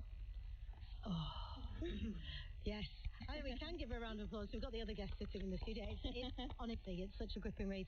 I mean, the title, it's very provocative. Mm-hmm. Yes, it is. How long did you stick with coming up with that title? How long did it take? Or did you begin with the title? No, I didn't begin with the title, but I remember after writing this passage, I was like, that's the crux of the book, right? Because it's like boring Asian female, that is how other people perceive Elizabeth. And by making that the title, you're subverting that in a way that I think is really interesting. Yes, definitely. And you're making people think and bristle or not, depending on your own experience, I suppose. And that paragraph just shows how you can sum up the experience, because it's just not enough for her to be academically exceptional. It's like, and what? You can't get away with it. And there's so many strong themes in the book about identity. And Elizabeth, like you, grew up in North and South Dakota and Idaho. And you gave a TEDx talk. I'm not your Asian stereotype. More than 3.7 million views. You were only 18 when you did it. How did it come about? Well, they were actually having open applications in the area that I was in, Boise. And I remember I went to this workshop where it was basically training the people who wanted to apply on, how to make your application for the speech release form. I came in actually with a completely different idea that I don't even remember. And when I pitched it to one of the event organizers, she was like, this isn't really a great topic for you to talk about because you're not really an expert in this. You're 18, you're in high school. What is a topic that you are qualified to talk about? And she kind of just threw this out. She was like, you could talk about, being Asian American in like Idaho, which is, there's just not a lot of discourse on that. And this is so strange, but at that moment, I just started crying. And I hate crying in front of people. Like, I absolutely despise it. And it was like all of these memories from my childhood, all of this discomfort that I guess I had been repressing up until that point just really came out. And then when I went home, I channeled that into my application, and I channeled that into the speech. And I think the reason it became popular was that I was telling the truth. And I wasn't trying to say this is how everyone feels, but I was saying this is how I feel. And a lot of people found it relatable. Yeah. It's really relatable. You talk about your experience as an Asian woman growing up in predominantly white area and the stereotypes that are put on you. There's so many things that I want to pick out, actually. You talk about this, the model minority being... Explain what that means, what you meant by that. Yeah, well, the model minority myth really comes from the perception that Asians are the quote-unquote good immigrants, where they're the hardworking ones, and they're the ones who are going to take instructions and do the job well. But then it seems like it's positive, right? But then you go a layer further, and it's like, it's actually really dehumanizing, because it goes back to this idea of born Asian female, where you're respected for your work ethic, but you're not respected as a human with your own interests and passions, the things that make you not boring. Yeah, you're just going to get on with it quietly and not look back. But it also pits minorities against each other. It puts them into different categories, which is also very, we know if it is divisive. Then you talk about being obsessed with The Sims, which is a completely game, not a time. Explain what happens with The Sims. Again, when I was growing up, I didn't think that hard about my identity, and obviously I always felt that I was different from the people who were around me because I looked different. And then one thing I realized when I was writing the speech, now it's more than 10 years ago, is that even when I was creating these fake characters, in the Sims game, I was making them all white. And I didn't even think about it, right? It just felt like the default that they wouldn't look like me. And now, when I was writing this book, I was like, I want to write a character who is my identity, and she's not, she doesn't have all these similarities with me. I haven't stalked anyone before, but it is something that I've been working on, of changing my default. Yes, I really love that book. So I thought, here I am watching a young woman make a speech at TEDx 10 years ago, and I'm about to talk to her about her book that she's made. Because you've changed it. You've put an Asian woman at the centre of, and not just the kind of it's a very nice, it's a good story, but it's a twisted tale, and we like that. And so, how do you feel 10 years later? I actually think, I wonder what the reaction would be if you made that speech now. Oh gosh, well, I think now the speech wouldn't resonate the same way, because people are having these conversations. I think something that has happened in the past 10 years is that there have been a lot more conversations about Asian representation and just representation of diverse identities. And throughout those years, I noticed that it's like all of these characters that were coming out, they were all very likable Asian characters. And that, I'm not saying that this is the be-all, end-all for ending inequity, but it meant a lot to me emotionally just to see people on screen who looked like me.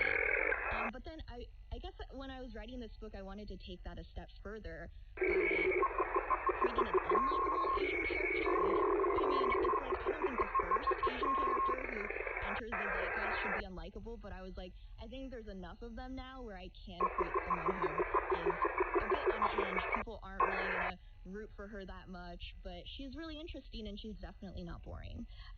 She's definitely not boring, and no Asian women in this room are boring. I'm just going to put that out there. It's been a pleasure speaking to you. I want to wish you the best of luck with it. Oh, thank you so much. Are you already writing your next novel? Yes, I am. Right now, it's about a serial killer piano prodigy, but I just have a first draft right now. You definitely fall into the highly successful Asian woman stereotype. I'm just going to put it out there, but it's good, and we want more of it. Canwin Shu, thank you so much. Thank you so much. And Boring Asian Woman is out now. 84844 is the text number. Now, to the question of children and their phones, social media in particular. Do you think your child is addicted? Australia's social media ban for under 16s, which came in 5 months ago, is already under scrutiny because children are finding ways around it. In the US, a landmark case in March saw a young woman known as Kaylee awarded $6 million after Meta and Google were found liable for social media addiction. So it seems increasingly likely that access to social media will change for some children in the future. But what if that feels as if it's coming too late? What if, in your home, it feels like the horse has already bolted? Your teenager is absorbed in an online world, always one step ahead of parental controls, finding workarounds, spare phones, new accounts. What if it feels like parenting? What it feels less like parenting, rather, and more like playing whack-a-mole? Well, get your questions in. It's 84844. I can see that they're already coming through, and we'll come to them in a moment, because I'm joined now by Professor Bernadka Dubitska, a consultant child and adolescent psychiatrist for the NHS, who is leading on updating the Royal College of Psychiatrists position statement on technology and the mental health of young people. The last was published in 2020, and the new one will be released in the next couple of months. For Greater Manchester Mental Health Trust, and Jenny Affia, a privacy and reputation lawyer for the law firm Schillings, who contributed to the UK Children's Commissioner's Digital Task Force. Bernadka and Jenny, welcome to Woman's Hour. I'm going to come to you first, Bernadka. Parents use this phrase, phone addiction, but can you actually be addicted to your phone? Or can children be? I'll come to adults in a minute. Oh, our pleasure. Before I start to talk about that in more detail, just to say that there is no universally agreed definition of social media addiction or internet addiction. However, there is an international definition of gaming disorder and addiction, so we do know that. But there are particular features you would look for any form of addiction. So the sorts of things you would look for is that behaviour the most important thing to the young person? Are they doing that constantly at the exclusion of everything else that's not important in their lives, such as seeing friends face-to-face, or going outside, or sleeping, or eating properly? Do they start to get withdrawal symptoms if they stop doing it? For example, do they start to get very irritable? And are they developing mental health problems as a consequence, for example, low mood? So those are the sorts of things we'll be looking out for. And certainly in my practice in the clinic over the years, there's certainly a few young people I've seen where they would qualify for that kind of an addiction. And for example, I've seen a number of young people over the past number of years who've had porn addictions, teenagers. And that's what we would qualify as an addiction, because they're constantly looking at porn sites and trying very difficult to stop that. Just carry on. It's fascinating. What are you finding, I guess, most tricky as you're wading through the documents in this research? Wading through the research? Yeah. The research is incredibly difficult, so there isn't a simple, straight answer to any particular question with regards to the evidence base. And there's a number of reasons for that. Much of the research is quite poor, so a lot of it, for example, might ask lots and lots of children how much time to spend on social media. That's not particularly useful if you don't know what they're doing on it. And also we know kids don't report accurately either. And then often they'd ask questions, for example, what's your well-being like? Well, that's not particularly useful if you're asking 30,000 children or people. What is much more interesting and useful to know about is, what type of child is looking at what sort of stuff on social media, who are they interacting with, what are they doing, and how is it affecting them, in what circumstances. So we need that really detailed research, of which we've had very little in the past. There's more happening, some much more interesting studies coming online. However, the problem is we're always going to play catch up. The Royal College in 2020 requested that the government mandate tech companies to share real-time data so we could see what's happening to children online. Well, that hasn't happened. And so researchers don't have the benefit of having real-time data, and we're all having to ask those sorts of questions. However, the University of York, where I work, they have set up a new project, which is one way forward. So we've got something called the Smart Data Donation Service, run by my colleague David Sandra. And what we're asking people to do there is to donate voluntarily their smart data, and then we'll keep it safely and then share it securely and anonymously with independent researchers. With adults or children? At the moment we're going down to age 18, but the hope is that we can go down further once we have the right systems in place to do that. Because if you're going lower than 18, it would require parents to access the phone voluntarily from their children, and I guess that could be the tricky part, because is so much anxiety, as we know, among parents about how much time their children are spending online or on their phones, on social media, and whether or not it's actively harming them. I mean, is there something what does the scientific and academic evidence say? Trying to put it together is difficult, but I can certainly say there's certainly fairly emerging evidence now that problematic use, however that's defined, excessive use of social media can be harmful to children and young people, particularly around sleep, particularly if you're using excessively around sleep times.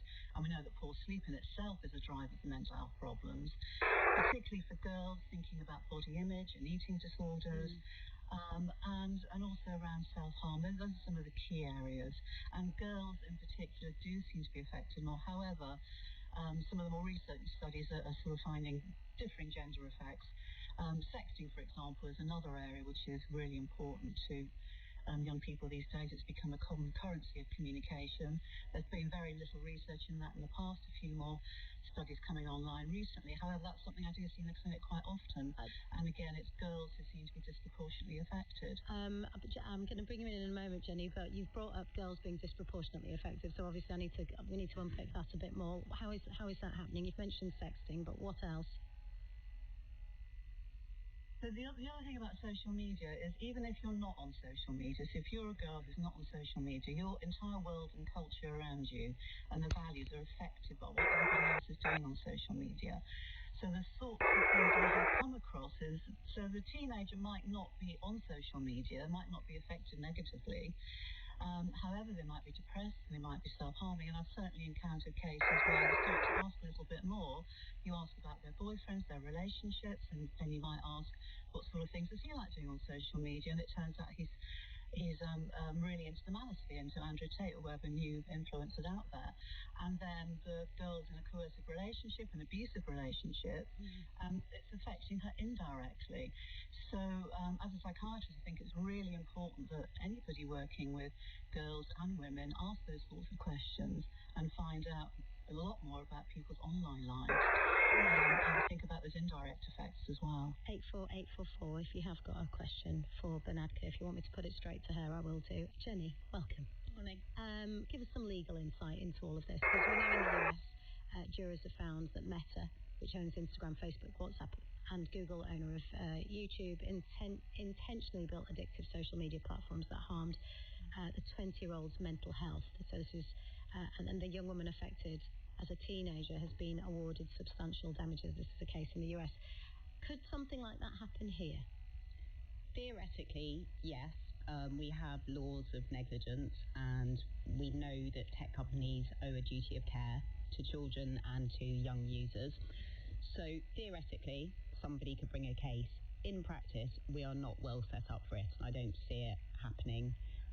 The damages were $6 million in America, which is a huge, obviously, huge amount of compensation.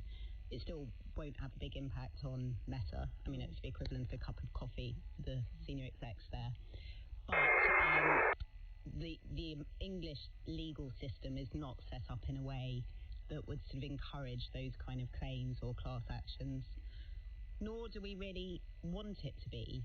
What we need is fundamental change so that the apps are they're designed to be safe from the start.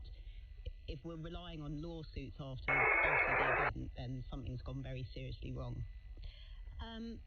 Some parents are pressing for a social media delay similar to Australia's.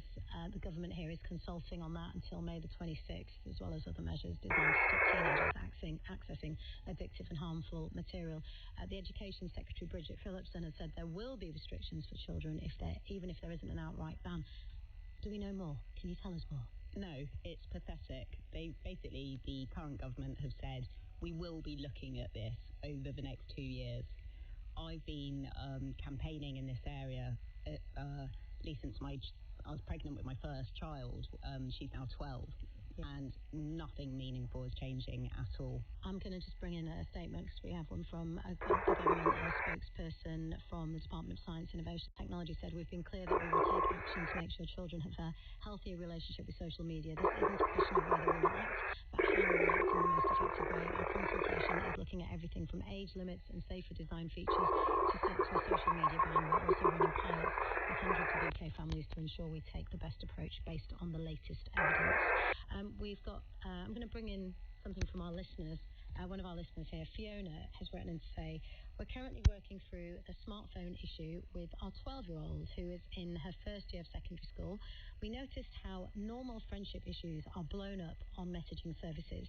She now has a boyfriend, also in year 7, who is pressuring her by telling her he feels sad at 9 p.m. every evening because he knows that she's not allowed to message or be on her phone after that time. We feel like we're constantly in dialogue with her about pushing boundaries, staying safe, and healthy phone habits.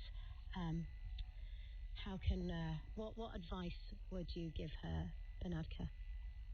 It's so hard, isn't it? And it's so hard when parents are having to battle with this, and it shouldn't be the responsibility of parents alone or young people alone. But the important thing with this parent is that she is having a dialogue, and that's great, and that's the most important thing. Particularly, 12-year-old's going to become a teenager soon, and that dialogue is so important to find out what's happening on social media, what's upsetting her, not to be judgmental about it, but trying to keep having those conversations, and then try and come to some sort of agreement about setting boundaries in.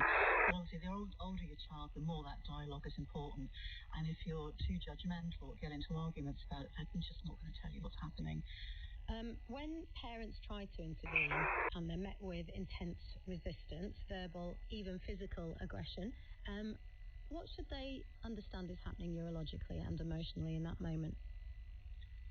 I can't really comment neurologically, but it's like setting boundaries with anything that you don't want your child or teenager to do. If you don't like their peer group that they're going out with, it's really difficult, particularly when you've got a teenager. The important thing is you don't get into physical altercations, because that's not going to be helpful in terms of building up a relationship. But again, it's taking a bit of time out, calm, trying to take a deep breath and then keep that dialogue going.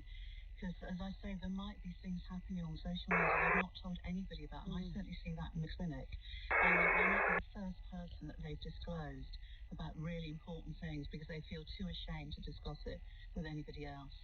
So keep the dialogue open, try and find out what's going on, and then try and have that conversation about how to help them. And then, help them to sort of bring back other activities in their life, things they might have stopped doing. I'm going to bring you in, Jenny. Just that phrase that you said, that you teenagers you're often the first person that they've revealed this to. It terrifies me. Just made me sit up and think, that as parents, that's absolutely the worst thing you want to hear. But Jenny, yes. Yeah, and that's the tip of the iceberg. It's the stuff that they're not revealing. Yeah. But it's probably even more concerning. So I would say when advising parents on dealing with phone addiction, it's not just understanding what's going on in their brains, but understanding that the tech is deliberately designed to be addictive. So when features like autoplay on YouTube are just built in, and all of these attention traps are created by some of the smartest brains in Silicon Valley, to then expect children and young people to just put down their phones or establish their own boundaries, it's just such an uphill battle. And that's why we need fundamental change, which is installing safety by design. And from a legal standpoint, could we talk to teenagers to help them understand what the consequences are of what they post online? Yeah, absolutely. We know as adults how permanent content is once it's posted online. I often advise high-profile individuals who are having problems with their career now because of content that they posted 10 years earlier. Your previous guest created amazing content decades ago, but most of us didn't. And whilst the prominence of such content can be reduced, something online will always live online, and it's really helping teenagers understand that. Under current UK laws, then, what rights and protections do children actually have online? Well, they have theoretical rights under the Online Safety Act, which imposes duties on tech companies to protect them from harmful content. For adults, the duty is only to protect them from illegal content. But in reality, the rights are pretty just theoretical. So, for example, individuals can't make complaints. There can only be group complaints to Ofcom. Ofcom is unfortunately incredibly slow to act. There's news today of action that they've finally taken against a website that helps people with suicide, which includes content like selling poison on the website and discussions about people taking their own life. and this site has finally received a fine of just under £1 million. Parents have been campaigning for years to try to stamp it out, and it's just really not good enough. I'm keen to get another question from our listeners for you, Vedanka. And Emma's written in to say, my 17-year-old has grown up with social media on all types of electronic gadgets. She deleted Instagram while studying her GCSEs because she recognised that it was a massive distraction. Now she's studying for her A-levels. The screen is always on in the background while she's studying. Has her ability to pay attention changed because of her use? Can she actually study with screens on in the background? Obviously, comment on individual circumstance, depends what she's doing on the screen. If she's got, I don't know, some music, her music on, and that helps her to study, that might be a helpful thing. But if she's got lots of notifications on that can continue interrupting her work, that's probably not helpful in terms of her attention. So it depends what she's doing, but great on her, she deleted Instagram. So she does have some recognition that it might be unhelpful, so it'd be great if her mother can carry on having those conversations with her. I've just got to read out a couple of statements, as we did mention Ofcom there, and the spokesperson did say, we often hear concerns from children and parents about the amount of time youngsters spend online and the heightened risks that come with infinite scrolling. While the current scope of our powers do not extend to tackling social media addiction, the government is currently consulting on restricting risky functionalities and design features that encourage excessive use. As the online safety regulator, Ofcom is driving change in an industry that has prioritised engagement over children's safety for decades. Our rules now make tech firms responsible for keeping children safer online. In the first year since the Act came into force, we've investigated nearly 100 platforms, issued 16 fines, and expect to announce more in the coming months. We've pushed the biggest services to go further to protect children online, and we won't hesitate to act where they fall short. And we've had a statement from Meta saying we respectfully disagree with the verdict, and this is to do with the court case in America, and we'll appeal. Teen mental health is profoundly complex and cannot be linked to a single app. We will continue to defend ourselves vigorously, as every case is different, and we remain confident in our record of protecting teens online. There's so much more we can talk about on this, but we will just have to come back to this, and there's just so much, and there's lots of questions coming through. So, it is a subject we will be coming back to, no doubt, very soon. But for now, I want to thank you both for speaking to me. Thank you, Jenny, and thank you, Bernadette. Thank you both. 84844 is the text number. Now, William Kamkwamba was 13 years old. To help his family through a famine, he built a wind turbine out of scrap parts to power electrical appliances in his home in a village in Malawi. His story was published as a memoir, and the actor Chiwetel Ejiofor then adapted, directed and starred in a film version, The Boy Who Harnessed the Wind, and now the RSC, the Royal Shakespeare Company, using the same name, have created a musical about him. Lynette Linton is the BAFTA-nominated director of the musical, responsible for directing a number of successful plays in the last few years. Sweat, Shifters, Intimate Apparel, to name a few. And Madeline Appiah is the actor who plays William's mother, Agnes. They join me now. Welcome, both of you. Hello. Hello. Lovely to have you here. Now, Lynette, tell us about William. He grew up in Malawi in the 1990s. Give us a little, very quickly, an overview. He's one of the most inspiring people I've ever met. I don't really get starstruck, but when I met William, I was just like blown away. He is a genius. Just inspiring. He's got an aura about him. Yes, you meet him, don't you? And he kind of just makes you think about the world a bit differently. That was another TED Talk I watched, actually, in preparation. His, and you're right, inspiring, because the play is set in 2001. Yeah. Really challenging time in Malawi, community facing the challenges of weather-related disaster. Nearly 7 million Malawians face starvation. What did he do? He, despite questions and concerns and the situation, built a windmill. Yeah. To find power for electricity and to power a well for water, and brought that to his village. Yeah. Why was it important to tell his story, and how do you turn it into a musical? So Tim Hughes and Richie. I'm mixing it all up. Tim and Richie created the musical based on the film. Yes. And has constructed such a beautiful retelling of this amazing story, true story. I think people are genuinely kind of blown away that the story is true, because it really defies the odds, doesn't it? Yeah. That a young boy at 13 with high school, really early education, is able to create this windmill out of recycled material. Yeah. He literally hangs out in a scrapyard, finds scraps, teaches himself to do this. When you read his memoir the first time, what was your reaction and your response to, and did you know this is something that you wanted to work with? It's really interesting because I had heard his story, and then I was approached by Kenny Wax, our producer, and he was like, we're thinking about doing this, and he gave me the book. And for me, when I have to respond to material, so I sort of like read it, I literally was like, okay, cool, this sounds inspiring. When I read it, I literally was tingling, because it just, I always describe it as kind of like a fizzy feeling when you go, this is so important, and we need to do this. And I think it's so special in the medium of theatre because it's live. And literally you're sitting there, you're feeling it in a way that you don't in other mediums. You have real life humans coming up to you and telling this story, and I think that's what adds this extra magical element to it. And something that theatre can do, embodying movement created by Shelley Maxwell, our choreographer, and the music, and when words are not enough, a melody can take you to the next place.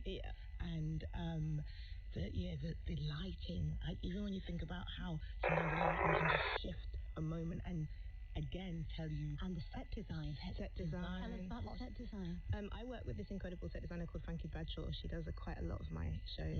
We work together a lot. She's amazing. She just dives in. She's so wonderful in her research.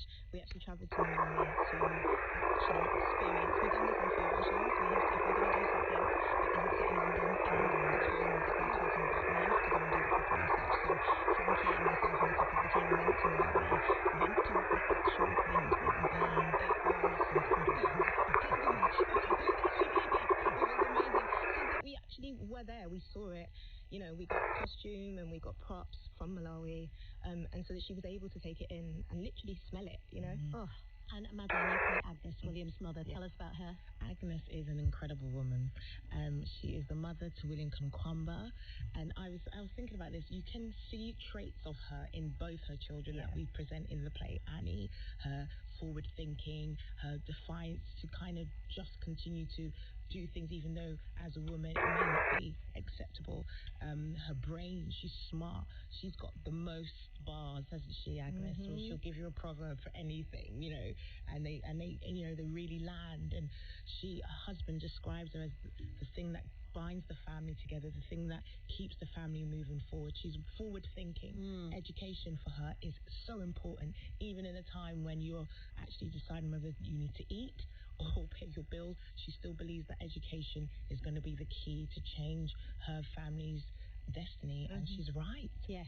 And then the family had more children than shown in the production. William had 6 sisters. And it's clear that their parents wanted as you say, wanted something more for them. What do you know about what lay behind how different they were to other families? I think the desire to educate their children, the desire to kind of understand that we can't just go off rituals or the norms. She really wanted them to be modern, forward-thinking, and that's one of the things that her and a tribe will talk about often. They're trying to be modern, they're trying to be forward-thinking, and it is hard because once a famine comes, then you're really, up until the last moment, they're still wanting to put their children through education, and all her children survived, which is incredible. So many people lost their lives, right? And they survived.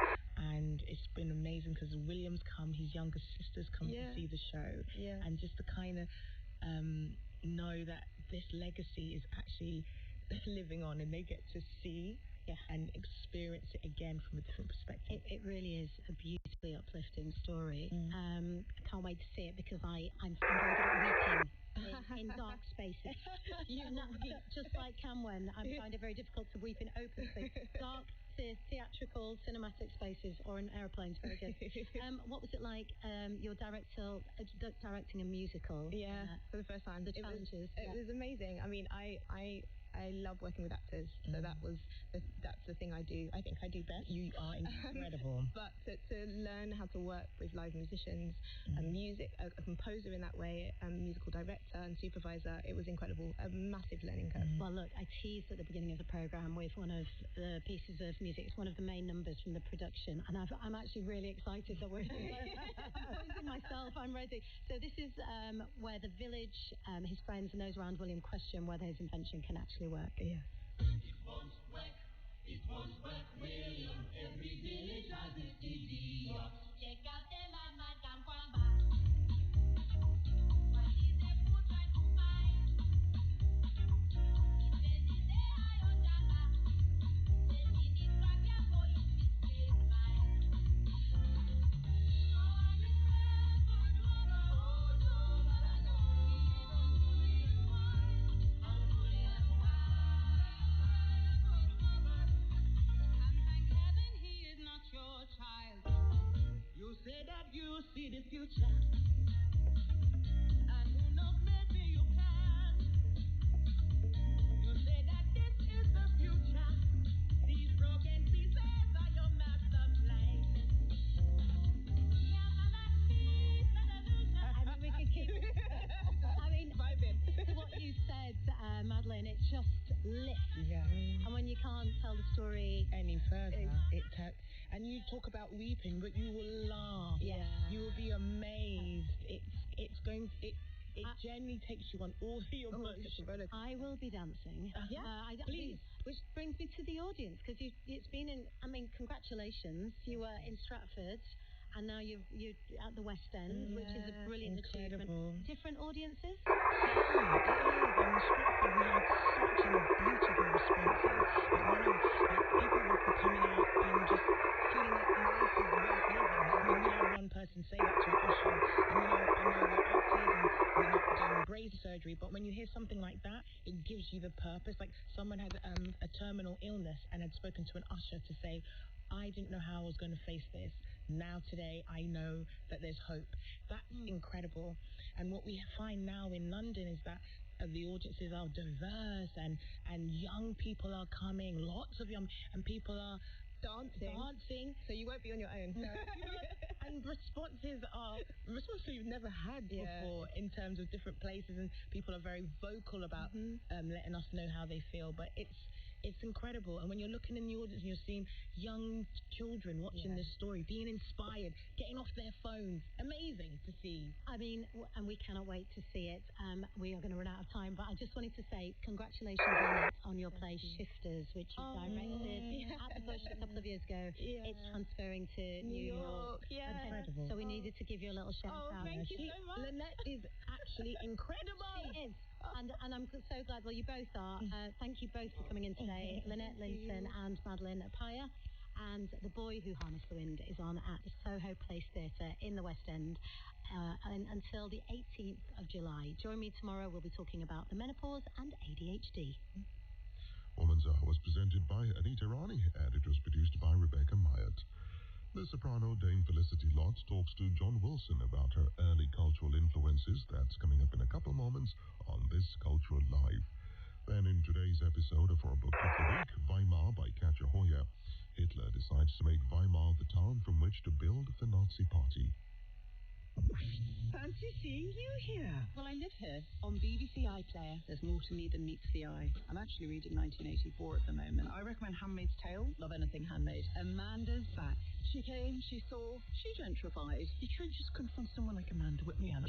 Your dog clearly fancies me. I've seen this before, albeit on human men, but it's definitely a thing. The new series of Amandaland. My mother's basically brunching away through my inheritance. I'm meeting a man for coffee. Honestly, I can't move for hot toddy. Watch on BBC iPlayer.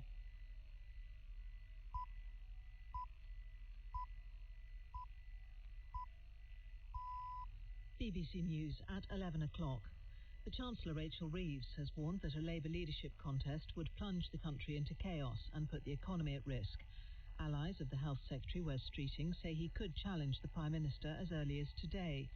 The Labour Mayor of West Yorkshire, Tracy Brabin, has not called for Sir Keir Starmer to stand down, but says changes must be made after her party suffered disastrous election results.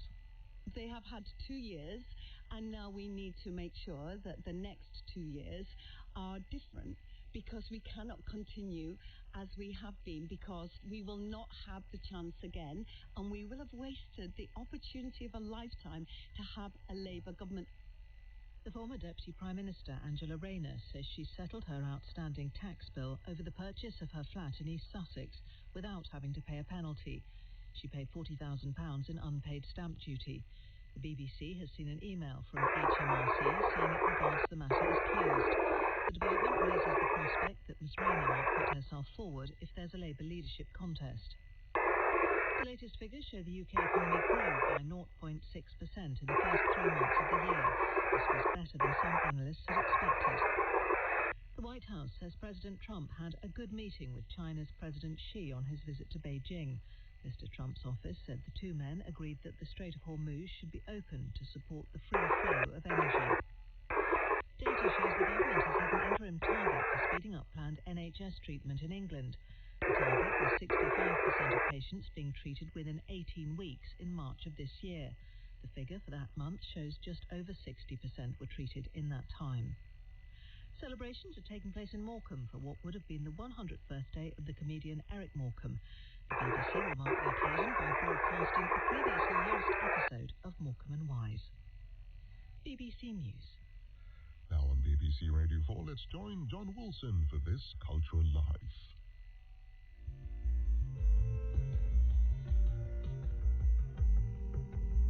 Welcome to This Cultural Life, the series in which the world's leading artistic figures choose the influences and experiences that have most inspired their own creativity.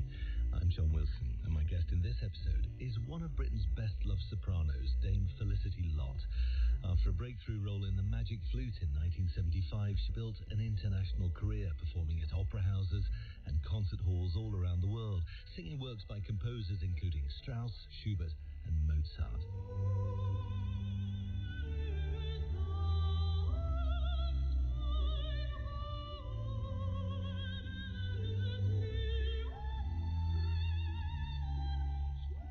At home, she was seen frequently on television, starred at many BBC Proms concerts, and was made a dame in 1996.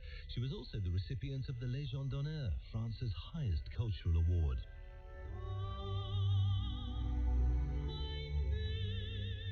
Following a recent diagnosis of cancer at an advanced stage, Felicity Lott came to BBC Broadcasting House to look back on her distinguished career in music.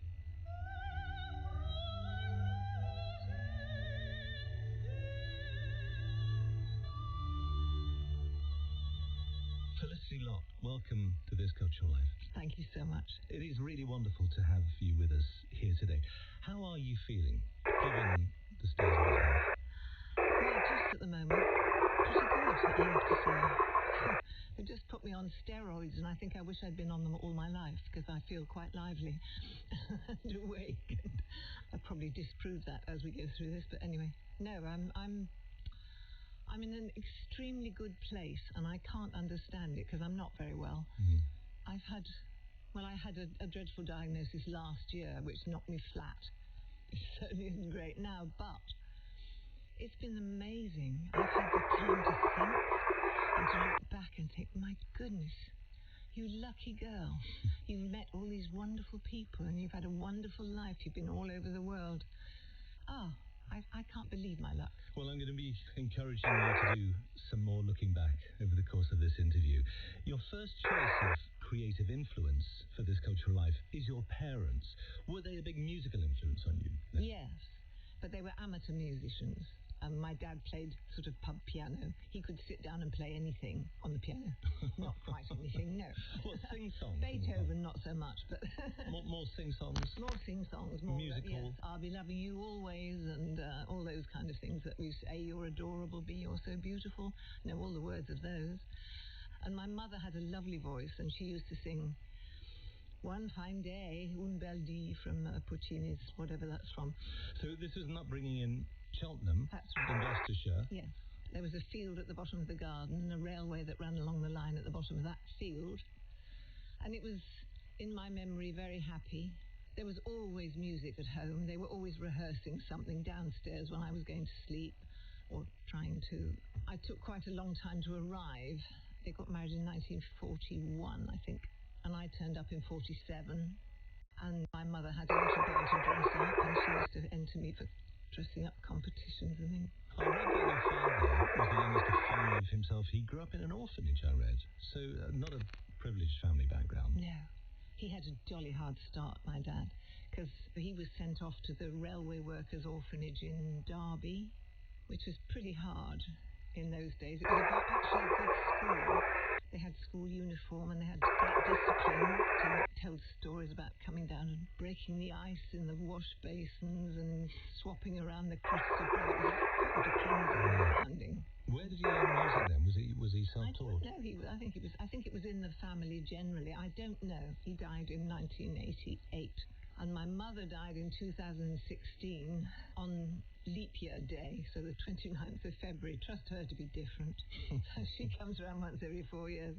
She was wonderful, my mother. And what about her creative influence on you as a girl? You say she sang, and she was singing arias, and it was Madame Butterfly you were singing. Right, yeah, that's yes. Yes, she sang that, but she also sang lots of popular songs. Dad wrote a song for her. She recorded it. My sister found it. But she took me to Cavendish House in Cheltenham, and you could record a voice. This is way back in 1949. So when you were 2? When I was 2. I recorded for my grandmother's Christmas present, Rudolph the Red-Nosed Reindeer had a very shiny nose, and if you ever saw it, you wouldn't say it glows. All of the other reindeers used to laugh and call him names. I mean, did you recognise it as you? Is there something about the tone, the delivery in any way? I don't recognise it as me. It's all in tune, which is quite surprising. I've got another recording which I looked for but failed to find. When I was 12, I sort of recognised that, but it's frightfully posh. So it's, I knew an elf in laburnum tree, swaying so tenderly, swaying so low. It's really funny. I couldn't find it anyway. You had elocution.